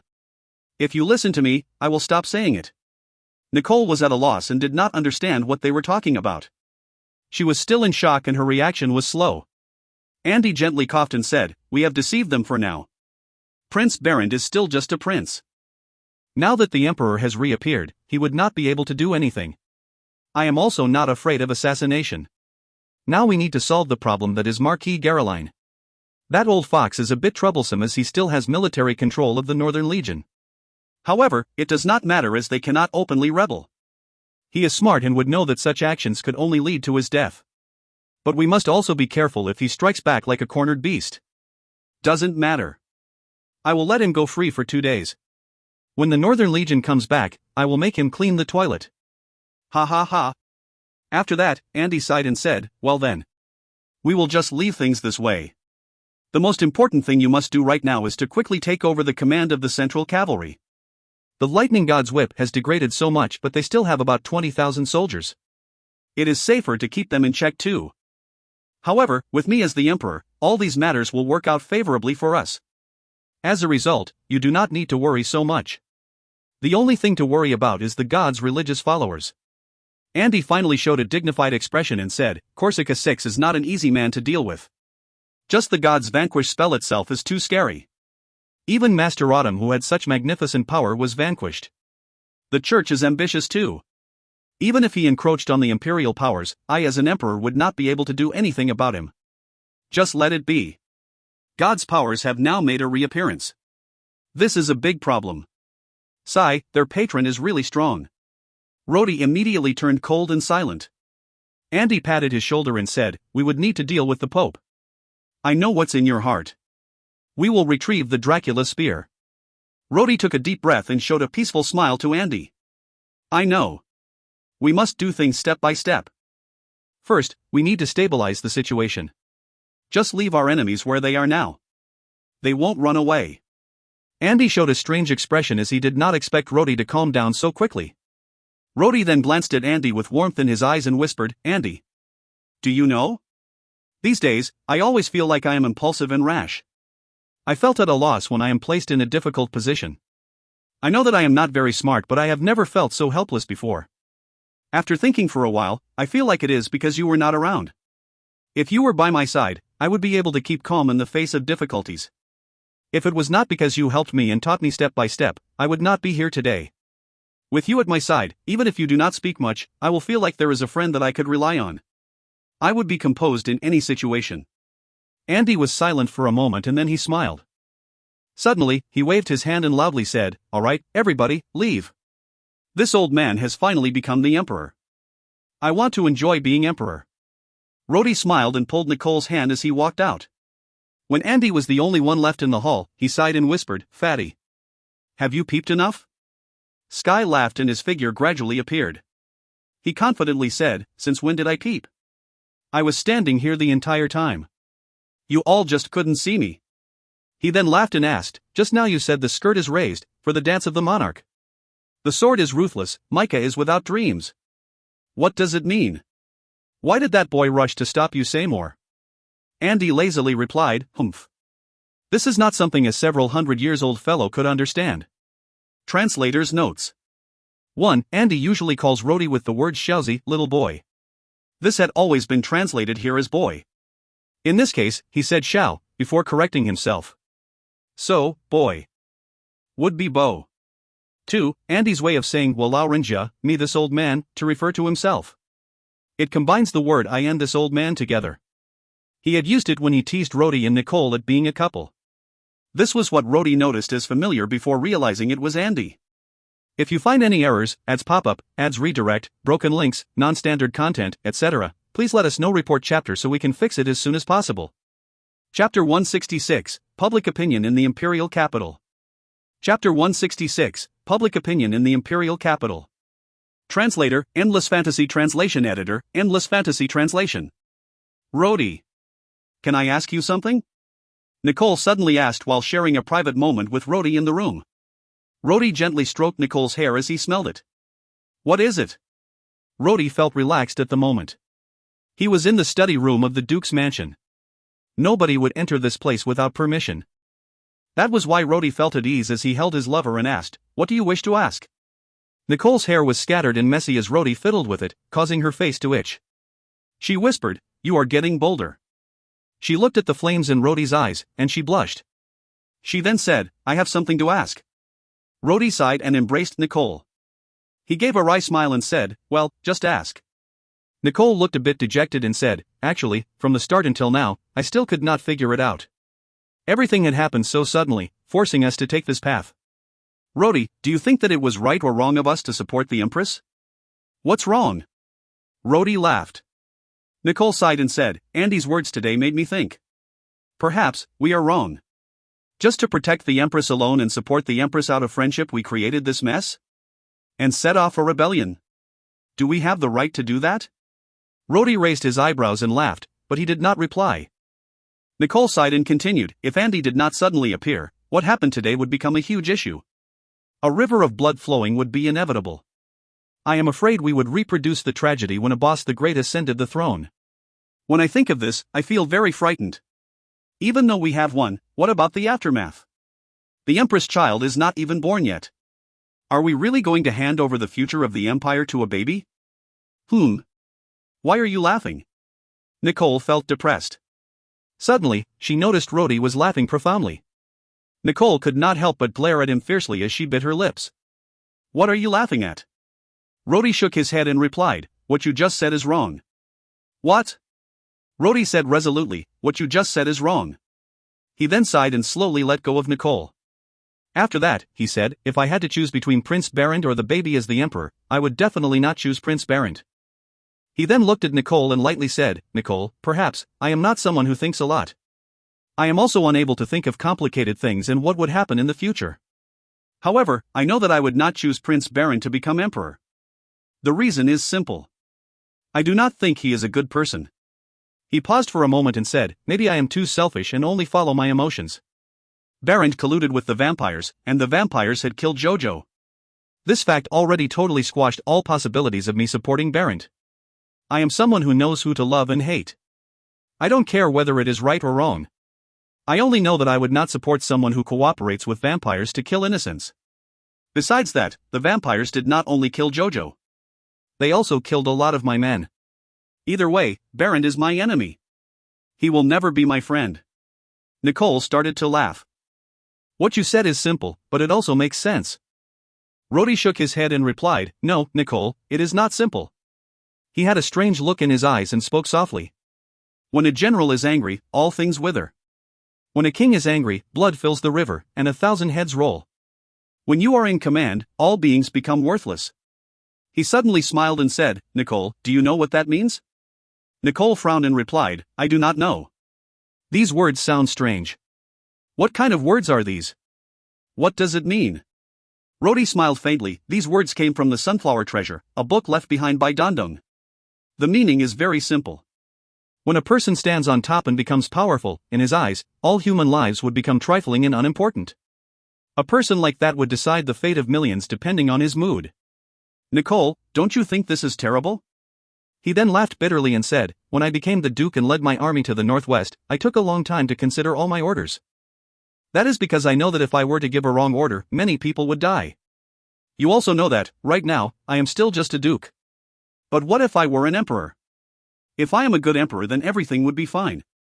However, if the emperor is a bastard, the people would then suffer a lot. Abbas 11 may not be a good person, but he did not do anything outrageous. Although he was muddled, the empire was only in decline and did not collapse. However, if Barent replaces him, I shudder to think of the results. Barent had cooperated with the vampires. To him, lives were even less valuable than trash, and all sorts of schemes would appear. The vampires are also not good people. If he became emperor, it might not just become a matter of the empire declining. The empire could very well collapse. Nicole opened her mouth and said, You have thought so much? Rhodey shook his head and replied, I also do not like to think so much. However, this incident was right in front of me and I was forced to think about it. I was forced by you to study. I read a lot of books and learned many things. Often, I would naturally end up thinking. However, the more I think, the more upset I became. Nicole lowered her head and thought to herself for a moment before she said, Then, since you think Baron's rule would not work, why did you not agree to cooperate with Seth? Rhodey sternly said, Hating Baron is one matter. However, for me to cooperate with Seth is an entirely different matter. It appeared like I finally used the way Seth recommended.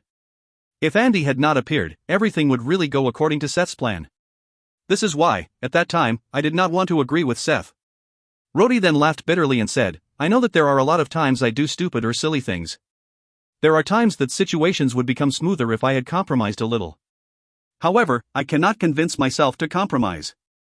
Seth's words were tempting, but once I give him my promise, I would become his pawn. I would live under his shadow. Nicole. Did you know? I really hate this face right now. I would not wear this mask again if it were not for you. Nicole's eyes seemed moist as she whispered, I know. Rhodey gently pulled Nicole's hand and said, Let me tell you. On that day, if Andy had not appeared, I would have fought to kill Barent. However, I would not have supported the Empress child to succeed the throne after Barent is dead. What?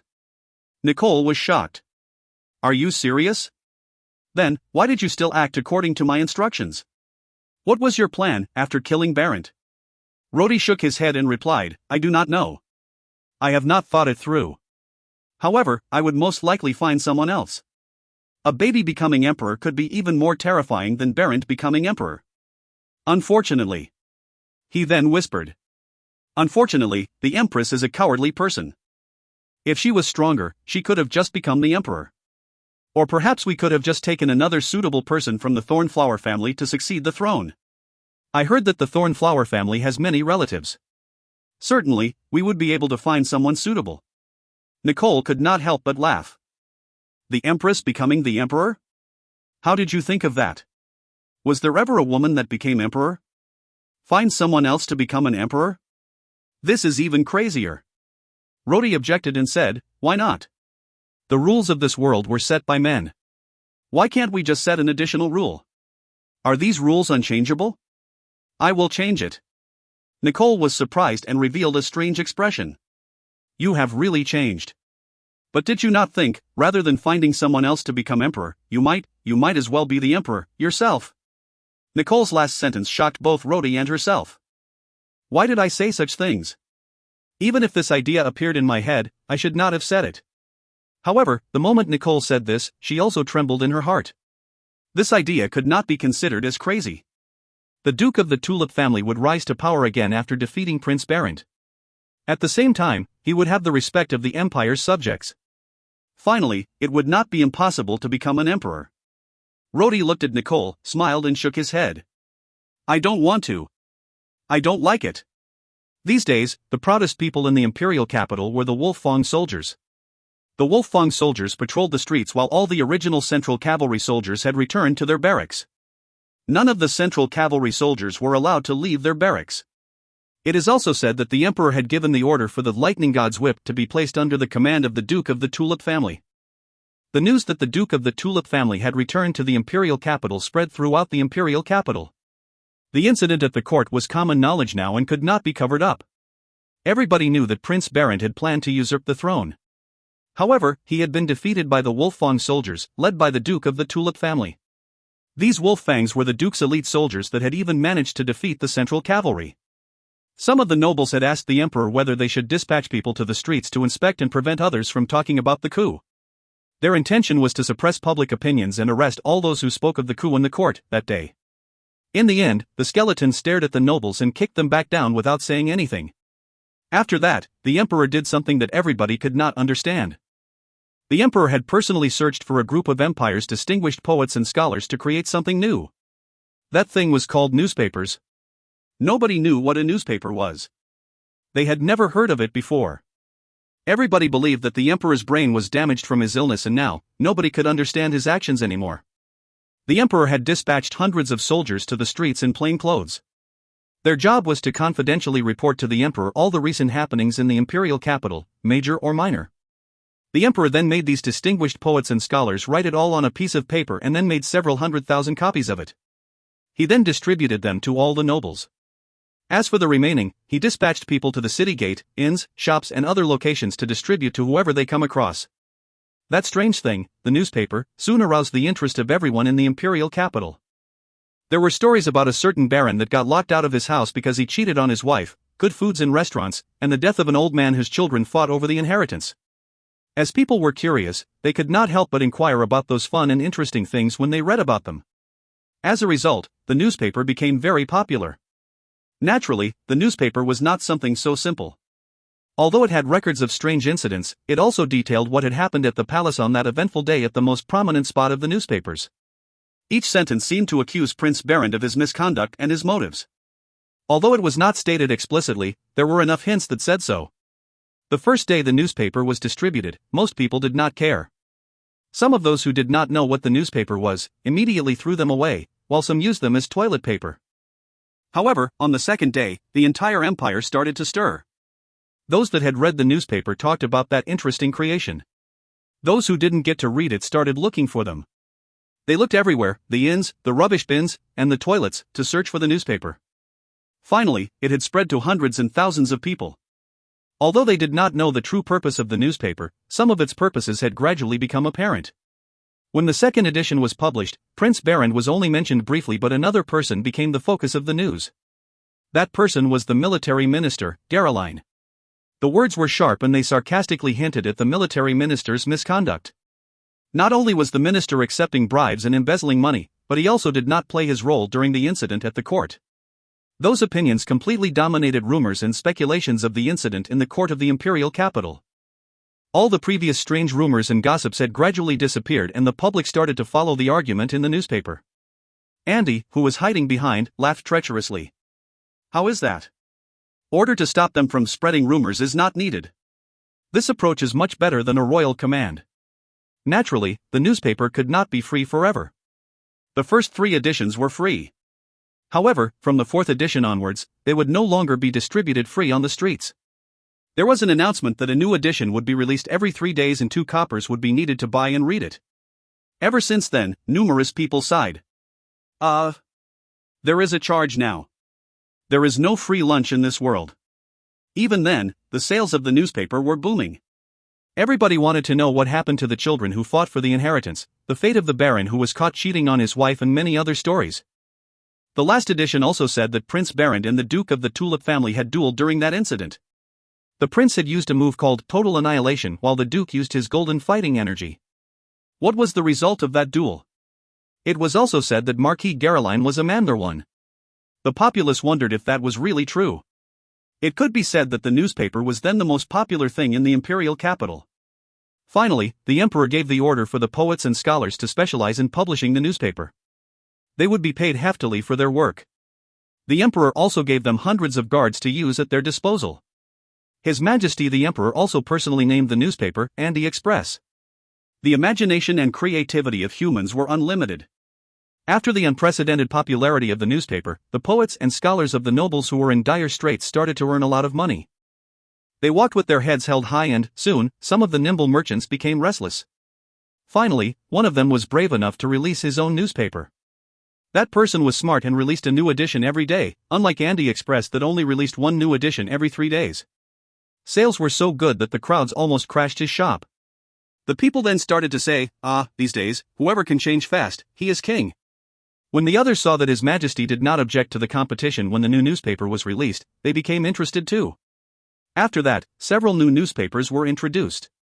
Some whimsical people started to write interesting stories of the imperial capital. Stories on the scandals of some young masters of noble families having indecent relationships with young girls, some commoner young men falling in love with young ladies from noble families, such romance stories were well received. Naturally, there were also those that painstakingly wrote something in their newspaper and the result killed their sales. Those works would then appear next day in the marketplace and used for wrapping vegetables and meat. Some of the poets were unhappy and walked up to the streets to ask people why they did not like to read their works. Their answer: it's boring. 1. I got the term mandar from Urban Dictionary, but Microsoft Word told me that this word doesn't exist. A mandar is an old man that prefers significantly younger women. As these women are not children, it should not be mistaken as a pedophile.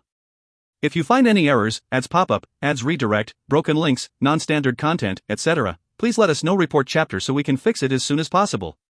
Chapter 167, The Duke's Responsibilities. Chapter 167, The Duke's Responsibilities. Translator, Endless Fantasy Translation. Editor, Endless Fantasy Translation. When Rhodey strode into the room, Andy was lying down, lazily, on a soft cushion on the highest balcony of the palace. Andy had a cup of fresh milk in one hand and a newspaper in the other. The sun had just risen as the skeleton emperor sighed with satisfaction. This is a happy life. He then looked at Rhodey and asked, Boy, why are you here to see me so early in the morning? Is something the matter? Rhodey looked straight at Andy and asked, How long must I continue as the Duke of the Tulip family? Andy did not reply. Rhodey then became impatient and continued, The lightning god's whip is under our control, and the opposing forces in the imperial capital had been crushed. Caroline did not even dare to leave his house in the past few days. Why do you still need the Duke of the Tulip family? I do not want to live with someone else's face. The readers are also getting bored. Andy slowly put down the things he was holding, got off the cushion and walked back into the room. I know you are impatient, Andy said as he sighed. However, you do need to be patient. He then smiled and said, Although the situation has stabilized, it still needs the Duke of the Tulip family to keep it under control. Rhodey furrowed his eyebrows. Just as soon as he was about to speak, Andy said, Boy, don't think I don't know what you are thinking about. You want to get rid of this identity, and then you can go and fight the Pope. Am I right? Let me tell you. Now is not the time. Andy then sighed, Do you think I like those rascals from God's religion? His tone became serious and continued, God has dominated this continent for thousands of years. Do you think you can fight them alone? Master Autumn had a strong domain, but in the end, he was still defeated by that god's vanquish. Do you think you can defeat them? Rhodey's eyes glistened as he said, No matter what, I will kill Corsica 6. You will kill him? It's more like he will not let you live. Andy frowned. Did you forget about that dragon in your body? Even the Silvermoon clan wants you dead. Do you think the people from the god's religion will let someone who inherited the mystic dragon live? Have you forgotten the enmity between the mystic dragon and God? Andy looked troubled and then said, They will eventually find out. The more powerful you become, the harder it would be to hide your dragon's aura. At that time, you will not need to look for the Pope. Instead, they will find you. Why did you think they attacked Master Autumn? That was because Master Autumn was Kara's clansman. In their eyes, you are something that is even more foreign than Master Autumn. Rhodey coldly said, So what? I must get that Dracula spear and that god's blood. Andy then said to Rhodey, Boy, let me tell you. When your enemy is strong and if your strength cannot defeat your opponent, then it is best you do not attack yet.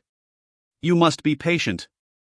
You must wait until you become strong enough to seize victory. This is the right way.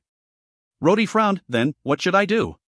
Andy smiled, Have you forgotten the fable Wuya told you? There was a deep smile on his face, and he slowly said, Shackles of the millennium have decayed. The devil's eye shall gaze at the earth. The blood of the empire will eventually solidify. Its vicious curse will taint the radiance of the surface. They will spread the evil throughout the land. They will bring calamity to the world. God's blood will wash away the church one. The thorns of the withered flower will be the end. Rhodey's eyes glinted. Shackles of the millennium has decayed. What are these shackles? Could it be the imprisoned mystic dragon? If the devil's eye that gazed at the earth was not talking about the mystic dragon, then it is talking about Kara. Either way, both of these two are considered devils to the god's religion. The blood of the empire would eventually solidify. The emperor is dead, and Baron's son is also dead. The empress child does not have the blood of the thornflower in his veins. This is probably what it meant. The last words about the withering thornflower also no longer need to be explained. All that is left is God's blood will wash away the church. Is it? Andy flashed a strange smile. Wash away the church. Do you still not understand? In other words, the church would be destroyed in the future. Blood of the gods. Rhodey suddenly said, what is the blood of the gods? Is it really the blood of gods? But when will gods appear? How do we make him bleed? Andy sighed and shook his head. I don't know. But, you may know. You may know how to do it when the time comes. Don't you think you have a lot of strange questions? How to make God bleed? Probably the mystic dragon knows better. Ha ha. Rhodey frowned. What about the curse and disaster? What do they mean? Andy flashed a strange expression. He then laughed and said, these are things we don't understand, and we should not worry about it. However, I hope that you can calm down. I have said, you must be patient. The longer you endure, the more powerful you will be, so that, in future, you can even slap your enemy in the face. I have said this many times already. Do you still not understand? Rhodey stayed silent for a while and slowly said, I can be patient. I can be patient for now. However, I really do not want to continue as the Duke of the Tulip family. He raised his head and looked straight at Andy. He then said firmly, I want to be myself. I want to be Rhodey. Rhodey then said, I do not know what your plan is, but if you want me to do something, it is better to tell me first. He walked one step closer to Andy and continued, I do not like the feeling of being controlled. I do not feel at ease for every day that this issue is not resolved. Andy shook his head. Didn't you have an appointment with Dark in 10 years? In the northwest, there is still Ryuenthal. At the southern mountains, there is nothing to worry about there. Wuya is dead, and the mountains now belong to the Silvermoon clan. The way Diane treats you also seems like she is too embarrassed to oppose you. After that, there is the northern continent. The more Rhodey heard, the gloomier he became. He gritted his teeth and said, Ryuenthal in the northwest? If I were to capture the northwest grasslands, will I gain my freedom? Andy suddenly laughed and said, Ryuenthal? Let's take our time to deal with him. He is very useful in my plans.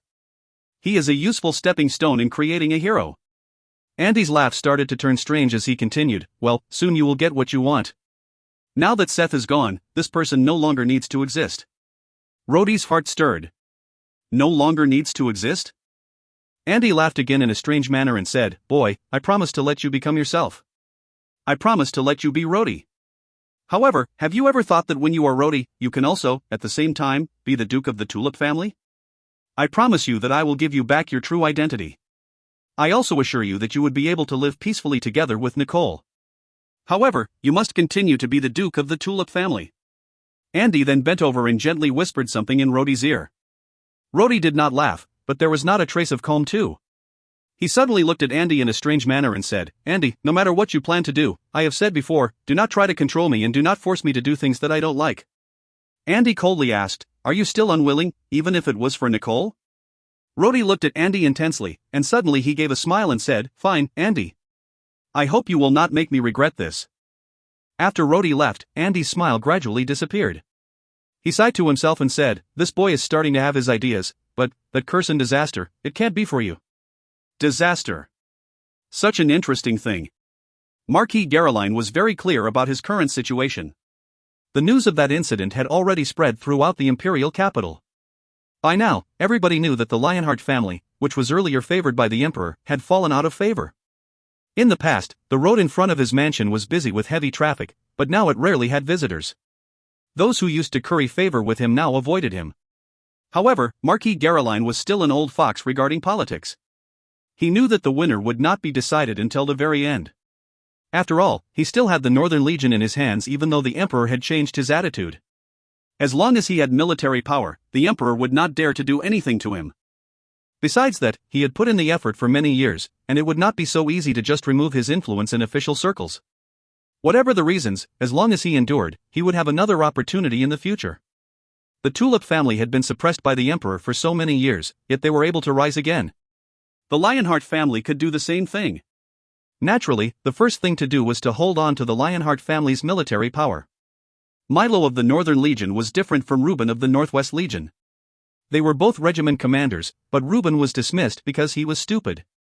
He was a rash and strong warrior, but he did not know how to strengthen his influence. Of course, he would topple easily. However, Milo was a successor whom Marquis Caroline had painstakingly trained. He could plan and strategize. He had done well in the Northern Legion in the past few years and had the support of the soldiers. He even had the support of the Northern Legion Army Command such that whatever Milo says, nobody would say otherwise. In this case, it would not be easy for the Emperor to replace him. Marquis Garoline thought and sneered. Sieg was promoted as the deputy commander of the Central Cavalry. However, he was not happy at all. He looked at the group of soldiers, they were also known as the Lightning God's Whip. That was really a joke. The commanders were all useless. They could count money better than they could fight. Sieg turned pale when saw their military drills. The Central Cavalry soldiers had not gone through a large-scale exercise for a long time.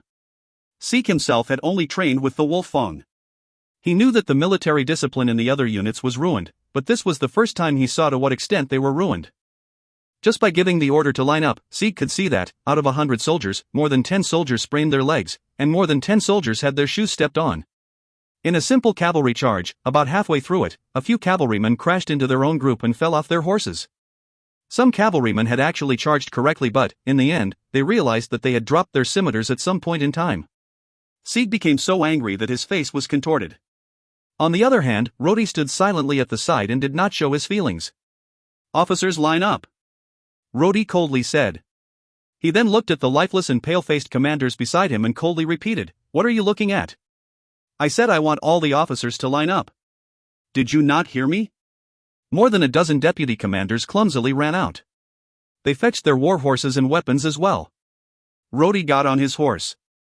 He glared at the surprised soldiers and then coldly said, "You are commanding officers of the Central Cavalry. Are the soldiers usually at this level of competency? You all can quit. If you do not want to do the drills, then you can leave the Central Cavalry now.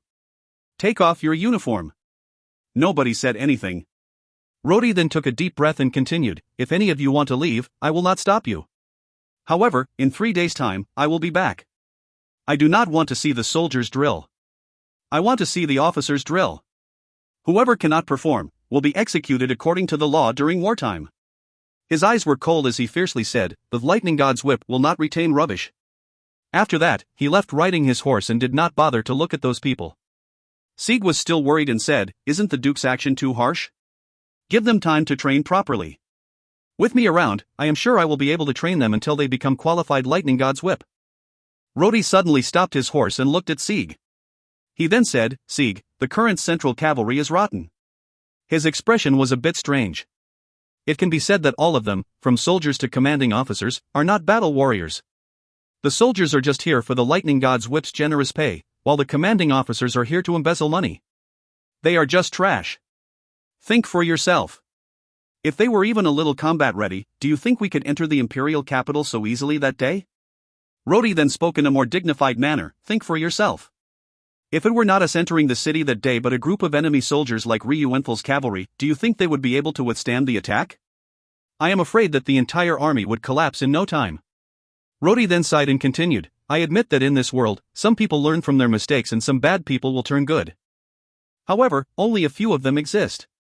In my opinion, instead of wasting time trying to get these trash to change, it is better to just replace them." Rodi then lightly said, "Not just the commanding officers, this also applies to those soldiers. They are just not qualified to be the Lightning God's Whip, they cannot even measure up to the common soldiers. Rather than spend time on them, we might as well replace them with soldiers selected from the local garrisons." Rodi ignored Sieg's expression as he continued, "Pass down my orders. There will be a selection process in 3 days' time. Those who are like today's will be executed according to the military law. Those who want to leave must take off their uniforms and get out of the barracks." 3 days? Sieg's eyes grew wide. 3 days are not enough for them to train. Rodi sneered. "I do not want them to train. I do not expect them to train. I am giving them 3 days to leave. I want to get rid of all those who are here to embezzle money. I do not want to give them any chance. The Lightning God's Whip is a prestigious name. The opportunity is meant for those who are eligible." When the orders from the Duke of the Tulip family were passed down, the barracks was immediately in an uproar. The soldiers almost mutinied, especially the ones who embezzled money. That meant they would lose their livelihood in the future. What should they do? Fortunately, Rodi had expected that and had stationed 10,000 fully armed Wolfang soldiers outside the barracks. When there was a disturbance, the offender would immediately be caned as corporal punishment. As a result, under Rodi's operation, the empire experienced a historical event where the largest number of soldiers were dismissed. The Central Cavalry originally had almost 200,000 soldiers. Finally, after the selection process, less than 50,000 soldiers remained. The rest of them took off their uniform and became common citizens. Their future would depend on fate. They need to rely on themselves for their own livelihood. The mansion of the Duke of the Tulip family was also almost gatecrashed by the families of those commanding officers. Some of them pleaded for leniency, and some tried to bribe. However, they were all rejected by Rodi. Finally, he placed Rant and his team of soldiers to guard the front of the Duke's mansion. The influential families, finally, could not bear that anymore. Since the soft method did not work, they had decided to try the hard method. They joined forces to exert pressure on Rodi. However, Rodi did not even look at them and simply instructed Rant, just beat up the rude ones and throw them into the streets. The next day, a group of nobles, their faces and noses bleeding and swollen, went to the emperor to complain that they were bullied. They said that even though he is the Duke of the Tulip family, he should not be so arrogant. Whatever it was, they were aristocrats, and there were so many families, could he just beat them up? However, they were completely disappointed by what the emperor said. Go and talk to the Duke of the Tulip family about this matter, yourself. Some also cried and tried to garner the emperor's sympathy, but the emperor was too lazy to even look at them. He simply ordered the guards to throw them out of the imperial palace. Thus, the most powerful and elite of the empire's 4 armies, as well as the most well-known, the Lightning God's Whip, was reorganized. After the reorganization, only 50,000 soldiers were left, and that included the redeployment of 20,000 Wolf-Fang soldiers into it. The Reserve Troops Department was extremely busy as 15,000 soldiers were recruited. It was for the Lightning God's Whip. Even then, these new troops would have to endure His Excellency the Duke's whip first. Those barons and viscounts that were chased out of the Central Cavalry with swollen faces were good examples of what to expect. Thus, the Central Cavalry was expanding rapidly, and the reserve soldiers were so busy that they worked till late into the night. Once, Rodi was reading in the Duke's mansion in the middle of the night. Nicole sat beside him looking depressed. She could not help but whisper, "Rodi, aren't you too hasty in reorganizing the Lightning God's Whip? Some changes should not be too drastic." Rodi put down his book and gave a wry smile. "I know. Even the previous Duke of the Tulip family did not do such things." He pointed to the book he was reading and laughed. "I am carefully studying the history of how the previous Duke of the Tulip family led his men to battle." Nicole sighed and said, "All of a sudden, you have offended so many people." Rodi shook his head and smiled. "Nicole, you are wrong. The person that offended people is not me, Rodi. It is Seth. It is the Duke of the Tulip family, Seth." Nicole froze for a moment and then laughed. "Is there a difference?" "There is a big difference." Rodi sighed. "I am in a hurry. To revert to my real self earlier, this is what I need to do. The sooner I complete these things that the Duke should do, the sooner I can gain my freedom." He then gently held Nicole's hand and said, "I do not want to be your little brother. Nicole, I do not want to hold your hands only behind closed doors. I want to be Rodi. I want to be able to hold your hands and also hug you in public. I want to be able to kiss you whenever I want." After saying that, Rodi gently held Nicole's waist and kissed her lips. Nicole looked at Rodi's fiery eyes and blushed. She wrapped her arms around Rodi's neck and said in a very soft voice, "Rodi, tonight, I will be your woman. All right?" 1. The first time the prophecy was translated I used temple because I was confused by the prophecy. It should be church. Sorry for the inconvenience. If you find any errors, ads pop up, ads redirect, broken links, non-standard content, etc., please let us know. Report chapter so we can fix it as soon as possible. Chapter 168, Creating a Star. Chapter 168, Creating a Star. Translator, Endless Fantasy Translation Editor, Endless Fantasy Translation. Early in the morning, the Duke of the Tulip family ordered a carriage to be prepared. He was going to the imperial palace to see His Majesty the Emperor. His Excellency the Duke did not look too good. He looked tired, and his eyes were bloodshot.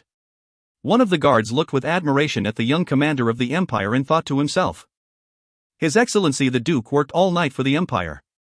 Rodi wore a bright red cloak over his gorgeous leather armor and strode into the imperial palace. He met the current emperor, His Majesty Andy, and the fat Sky, who was donned in the uniform of the imperial guards, whispering to each other. The two several hundred-year-old men had sneaky expressions and mischievous looks in their eyes. They glanced at Rodi that had just arrived. Andy suddenly stood up and, with an infatuated expression, he slowly fell into Sky's arms. He looked lovingly at Sky and spoke emotionally, "Oh. Rhodey, I will be your woman tonight. Sky put on a serious expression and embraced Andy with an exaggerated posture. He held Andy's waist with one hand. He then looked into Andy's eyes with a painful expression and said, "Oh, Nicole. My dear Nicole. I love you. That is a gospel truth, like how the sun must rise every day. But no, my beloved. We cannot do that." Andy then showed an expression of grief and resentment as he continued, "Why, Rhodey? Why are things like this?" Sky sighed and said, "This is because I love you. Nicole, I love you so much. I don't want to win you this way. I am even more reluctant to use this situation to win you." After that, Sky showed a firm expression and loudly said, "Our love should be under the sun. I want to be with you, but not right now. I want to honestly declare to all the people in the world that you are my woman. A great love should not be hidden in darkness. I hope that when I remove this mask, I can truly be with you. Let you honestly and openly be my woman." Andy looked like he was about to faint. He displayed a shy and surprised expression. He then stretched out his hands to touch Sky's fat neck. Rhodey's face turned black, and the blue veins started to bulge out on his forehead. His first reaction was to pull out his dragon fang sword and fiercely slashed at the two old bastards, who were embracing each other. When they saw the dragon fang sword together with the golden fighting energy slashing towards them, the two people, who were in a tight embrace just now, fled faster than rabbits. After all, Sky had acquired domain force. The moment he dodged, his body immediately vanished. Within a short while, he was far away. He did not have a sense of brotherhood at all as he pushed Andy to block the sword. Andy cried out as the dragon fang sword with the golden fighting energy slashed down towards his hair but missed. Andy then screamed, "Boy, you are really slashing us." Rhodey did not say anything. He slashed left and right with the dragon fang sword in his hand. The Emperor shouted and dodged the attacks hastily in the sleeping quarters. "Don't be so angry. Who asked you to wear that mask? Last night, I can't even choose not to eavesdrop. Yeah. This slash is really ruthless. Stop. Stop. Stop. *T, you are still slashing at me. Are you venting your anger at us because you are not satisfied with last night? Sky, you damn fatty, come and help me. Help. The Duke of the Tulip family is trying to murder the Emperor." Sky crossed his arms as he floated to the ceiling of the room. He looked, indifferently, at the Duke of the Tulip family chasing the Emperor in circles. This treacherous person had also deliberately enchanted the entire palace so that the ruckus in there is not audible outside. After that, he started giving commentary. "Good, this slash is beautiful. Be more ruthless. That's right. You are still not fast enough. This slash has strayed." Andy ran around as he screamed like a ghost. Unfortunately, even Rhodey could see that Andy's frightened and panicky expression was mostly fake. Finally, Rhodey stopped and angrily sheathed his sword. He then stretched out his left hand, opened up his palm, and black flames started to appear. *T. Sky was shocked. Is he really so angry? Is he seriously going to use that drastic trick? Andy really started to sweat, and he stepped back. "Alright, boy, I will stop teasing you." When he saw Rhodey was about to use the Mystic Dragon Purge, he desperately shouted, "I will quickly let you return to your real old self." Those last words were extremely effective. "Really?" Rhodey calmed down immediately, and the fiery dragon gradually disappeared into his hand. Andy wiped cold sweat from his forehead. He knew that Rhodey was really furious. He then quickly spoke of the idea he had. "I just received a message in the morning. The temple in the northern continent has started to act. So, Sky and I discussed and decided that this is a good opportunity." Rhodey looked at Sky, who was still floating above them, and frowned. "Northern continent?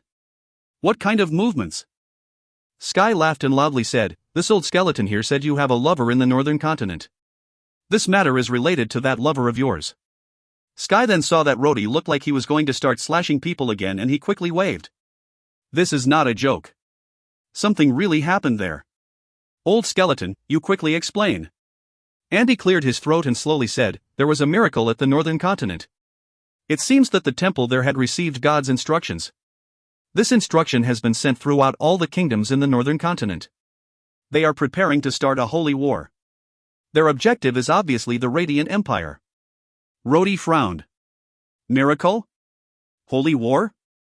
What does this have to do with Mouse?" Andy sighed. He then smiled and said, "Of course she is related to this. It is said that the saint of the Sauron kingdom in the northern continent opposed this holy war. She was recalled to the temple to receive her punishment. I heard that she was already imprisoned. Really? Rhodey's expression changed and became complex. When he heard the news about the Black Veil Saint, his heart immediately gave birth to a strange feeling. He could not help but recall the critical fights he and this woman, who was disguised as a man then, had shared while trying to survive in the northwestern grasslands. She was imprisoned for opposing the holy war? Rhodey's voice trembled and worry was evident in his eyes. Did she oppose the war, because of herself? Or because of me? Rhodey felt a bit dejected. Mouse did not know that he was a fake duke. She might not have wanted to go to war because she did not want to fight with him on the battlefield. Her faith was her life, and yet she had disobeyed the instructions of her temple because of him. Andy sighed and said, "You do not need to worry. Nothing will happen to her." Nothing will happen to her? Definitely not. A sense of fear rose in Rhodey's heart. He knew that whether it was on the Radiant continent or the Roland continent, the religious groups are ruthless against heretics. Many people have been burned or hanged to death in the past hundreds of years. Andy went to Rhodey's side and patted his shoulders. He then whispered, "Don't think such terrifying thoughts. That girl is still all right. After all, she has an extremely high rank in the temple. Do you think it is easy to cultivate a new saint? They will not kill her so easily." Rhodey remembered about Mouse's identity when he heard this and felt relieved. Although he was no longer worried, he still whispered, "Then, what do you mean, when you said just now, that this is a good opportunity?" Andy laughed and said, "This is certainly a good opportunity. When the Holy War begins, the Duke would need to go to the battlefield. Whatever happens, when the war is over, we will declare that you died because of serious injuries. We can then wrap up Seth's life mission." Rhodey frowned. At the end of the war? It is not surprising for a war between two continents to last 3 to 5 years long. How long must I wait until the end of the war? Andy stared at him and asked, "What else can we do? Right now, they are the ones coming to fight us. We don't have a choice and will need to fight anyway. How can the Radiant Empire go to war without the Duke of the Tulip family? How can we announce the Duke's death now? You would know what the consequences are if we were to announce the Duke's death before the war. Without the Duke of the Tulip family, we won't even be able to fight against the Great Moon Kingdom in the northwest. Much less, the combined force of dozens of kingdoms from the north and their religious armies. Besides that, for the flag-bearer of the Radiant Empire, the Great Duke of the Tulip family, to die in a war would be the perfect curtain call. How could the legendary Duke of the Tulip family die from a carriage accident or from choking on his food?" Rhodey thought for a moment and then frowned. The northern continent has never dared to confront the Empire before this. Why did they suddenly wage war? Andy's eyes showed a dignified expression as he said, "I do not know. However, according to the report I received, the temple has received instructions from their gods. Miracles had also appeared there. The situation is not clear, but war is coming. Either way, whether we are willing or not, we will need to start preparing for war." Sky shook his head and his eyes flashed a strange look. "However, this does not concern us alone. Since this is a religious war, the people from God's religion must help. Even Corsica 6 cannot object to this. Take advantage of this opportunity to make good use of the power of the God's religion. See how much power they are hiding. Moreover, based on what they used that day, God's vanquish, we are unlikely to lose." Rhodey shook his head and thought deeply. "Not necessarily. Didn't the Temple of the Northern Continent say they have received God's instructions? Didn't they also say that miracles had happened? There is something strange about this. Although the God's religion from both continents is not compatible, they both believe in God's. Corsica 6 could use God's vanquish, and this obviously meant that he already had God's help. So why did God also go and help the temple in the north?" Sky coldly smiled. "How are we to know? This is something that only those guys, in heaven, know." Andy nodded and replied, "That's right. Boy, this matter is indeed too abrupt. However, we cannot avoid this. If they want to fight, we can only respond accordingly. It doesn't matter whether you are willing or not, at least, you must continue to act as the Duke, now.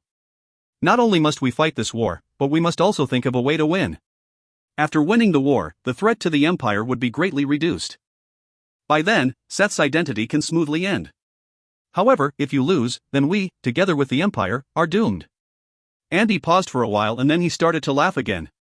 This time, the God's religion would send out their Flame Knights regiment. We will make use of them and let both of the God's religious factions fight each other. You must remember to make an appearance during the appropriate time. However, you must also not flaunt your superiority when it is time to act dumb. There is also the Northern Legion. For the time being, we should leave Milo alone. War is coming soon. Even though this fellow is in cahoots with Marquis Garoline, he would not join the Roland continent out of dignity to his family. Besides that, he is also quite capable. He has the support of everyone in the Northern Legion. Right now, there is no time to replace him and reorganize the Northern Legion. After that, Andy summoned all the ministers of the Empire and announced that the Northern continent had declared war. He then ordered everyone to prepare for war. 100,000 of the Southern Legion soldiers, including General Camus, were deployed to the north to guard the imperial capital. The Duke of the Tulip family and the 50,000 Lightning God's Whip went to the north and converged with the Northern Legion. The 4 provinces in the north and the Northwest province immediately called up reserve soldiers. The Northwest Legion also stepped up their defenses. After all, the Great Moon Kingdom might collude with the Northern continent. If Ryuenthal did not get involved this time, then he would not be Ryuenthal. The Pope of the Radiant Empire, His Majesty Pope Corsica VI, also immediately issued an order. The Flame Knights of the Gods religion of the Empire were thus rapidly mobilized to the north. The Flame Knights have not fought for hundreds of years. For religious reasons, these knights were covered by mysterious veils. It was rumored that they were extremely powerful. But some of the generals in central command of the Empire felt otherwise. They believed that the Flame Knights, who had not fought for hundreds of years, would not be very strong. The clouds of war gradually covered the Radiant continent, especially the imperial capital. There was a heavy pre-war atmosphere. The barracks of the Lightning God's Whip was extremely busy and the army was a hive of activity. All kinds of military supplies were being transported. Weapons and horses were supplied to the recently selected reserve soldiers. Of course, Rhodey had no intention of letting these reserve soldiers go straight to the battlefield to get themselves killed. The reserve soldiers had only just started. Those newbies, who had just joined the Lightning God's Whip, would first need to undergo strict training before they can go to war. According to Rhodey's estimation, the war between the two continents would not end in a short time. It would not be surprising if it lasts for 3 to 5 years. These recruits were unable to go to the battlefield at the beginning of the war. They have to be trained before they could be used to replenish the troops. The Central Cavalry currently only had 50,000 soldiers. However, those 50,000 soldiers were selected from those who qualified. As a result, the combat effectiveness of the Central Cavalry was much higher than the previous bloated and disorganized Lightning God's Whip. General Sieg did a simple review after reorganizing the army and was finally satisfied. This now looks more like the Lightning God's Whip. Of course, the Wolf Fong, reborn as the Lightning God's Whip, is now the most elite unit. They were also the cavalry that was directly under the command of Duke of the Tulip family. The original Wolf Fong, who were overshadowed by the old Lightning God's Whip, now had a completely different status.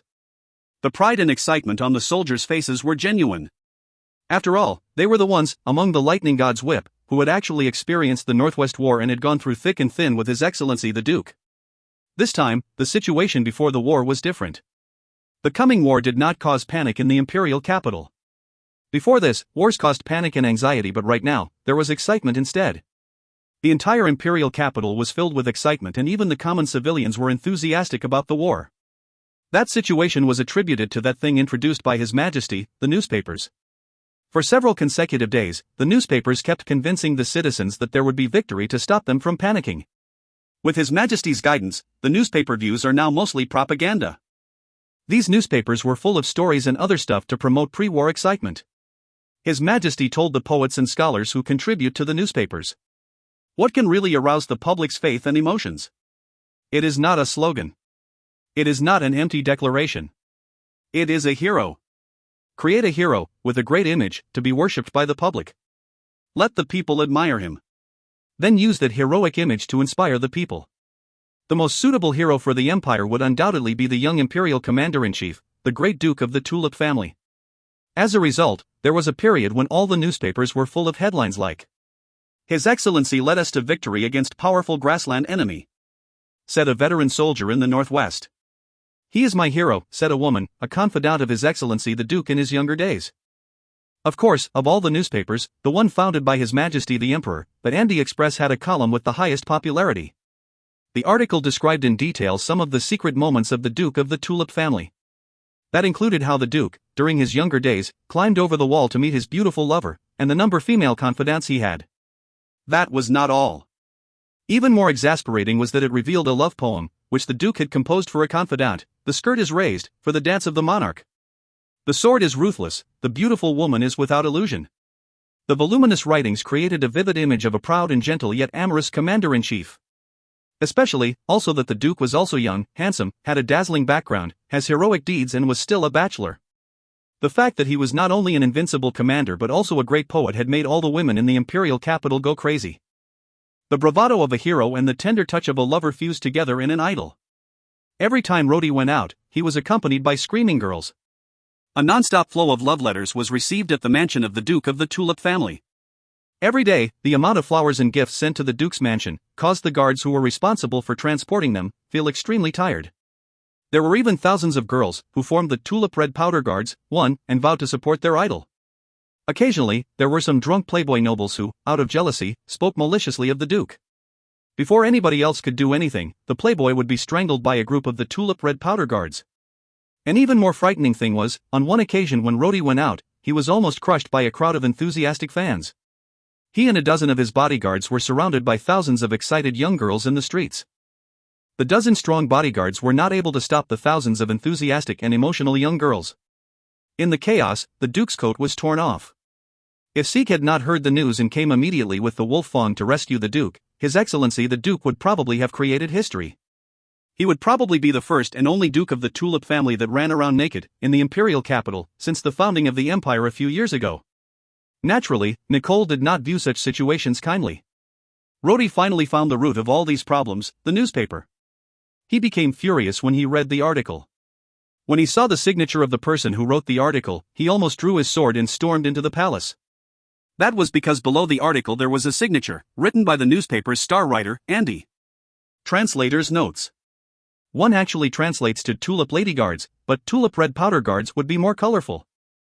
If you find any errors, ads pop up, ads redirect, broken links, non-standard content, etc., please let us know. Report chapter so we can fix it as soon as possible.